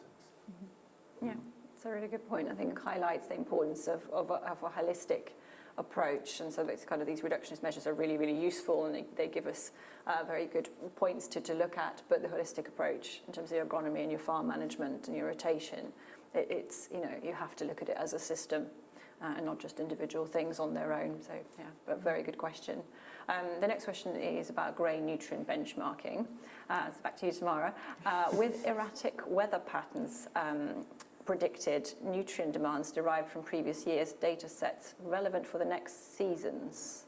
Are predicted nutrient demands relevant for the next season? So for example, 2022 drought versus 2023 very wet season, we need to adapt inputs to the season. Yes, well, that's obviously, that's absolutely correct. So we do see, when we compare different years, we see that there is a statistical difference between the years. When we benchmark, we try and benchmark against only that year to mitigate any of the sort of weather patterns that have changed. And then it's up to us as well to have a little think about it. We can't just rely on just these numbers because, as has been mentioned, there's a lot of other factors that that determine whether nutrients are being taken up or not. So this is a guide to help us understand what's going on the farm. And with that guide, we can help make decisions, but it's not a decision-making tool on its own. it is something to help us make decisions and help the farmer make decisions. So yeah, however possible, we should try and take things like the weather into account. If we've got a really wet winter, for example, like we're having now, we need to keep that in mind when making our nutrient decisions. But having that nutrient grain analysis will help us make those decisions based on what we already know. It's just a bit of added information to make a more informed decision. Great, thank you. Back to RB209, if it was possible to provide more tailored RB209 advice, so for example, effects of cover crops, biostimulants, including all those things, how long would it take to be put in place? I'm not going to give a year answer on that one. Obviously, there's a process we need to go through for any updates. I would say for things like cover crops and biostimulants, they're a huge, broad topic. And I think we've already touched on the fact that it's very much farm-specific interpretation around the site and the rotation and the system that's in place. And even if you think about cover crops, for example, we have ranges of species in a mixture, then different ratios of those within the mixture, and then the seed rate, and there's lots of things to consider. So I think the first question would be about understanding what the question is, what are we looking for what's the output, the outcome we want to have from that, to be able to have a more defined series of questions if we're looking at research. And to go through that cycle of updating guidance if it was going to go into RB209, the nutrient management guide. But as I've mentioned before, if we have this additional layer of information, obviously then information that we get can be very readily transferred. We have monitor farms that are looking at this. We have discussion groups. It's a great way that peer-to-peer discussion and learning about farmer experiences can really help stimulate conversations around that and help guide in that sense what decisions could be made or what people might like to try in their own situation. In a more formal way of putting that information into RB209, I would imagine that would take quite a cycle of going through the research process, as it were. But I do think there are definitely other opportunities to be able to have those conversations and move that knowledge forward that are already in place and can be accessed. So it's just pulling it together. Yes, brilliant. Thank you. Absolutely. So yeah, I mean, we don't need to wait for RB209 necessarily to be updated to have that knowledge already out there, and those are already lots of it out there.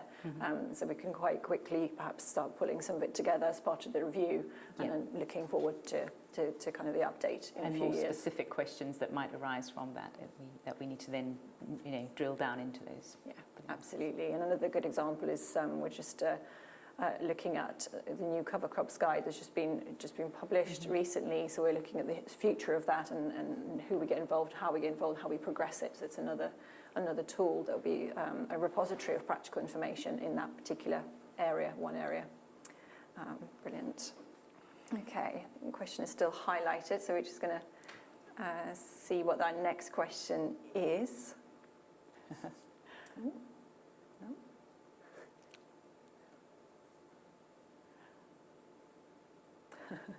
Okay, well, what we're going to do now then is we're going to finish there because I think we're up to time. So thank you so much for your presentations and for answering the questions. And what we'll do is we'll send you the rest of the questions that we didn't manage to get to, and we'll then circulate the answers afterwards, so you're not going to miss out.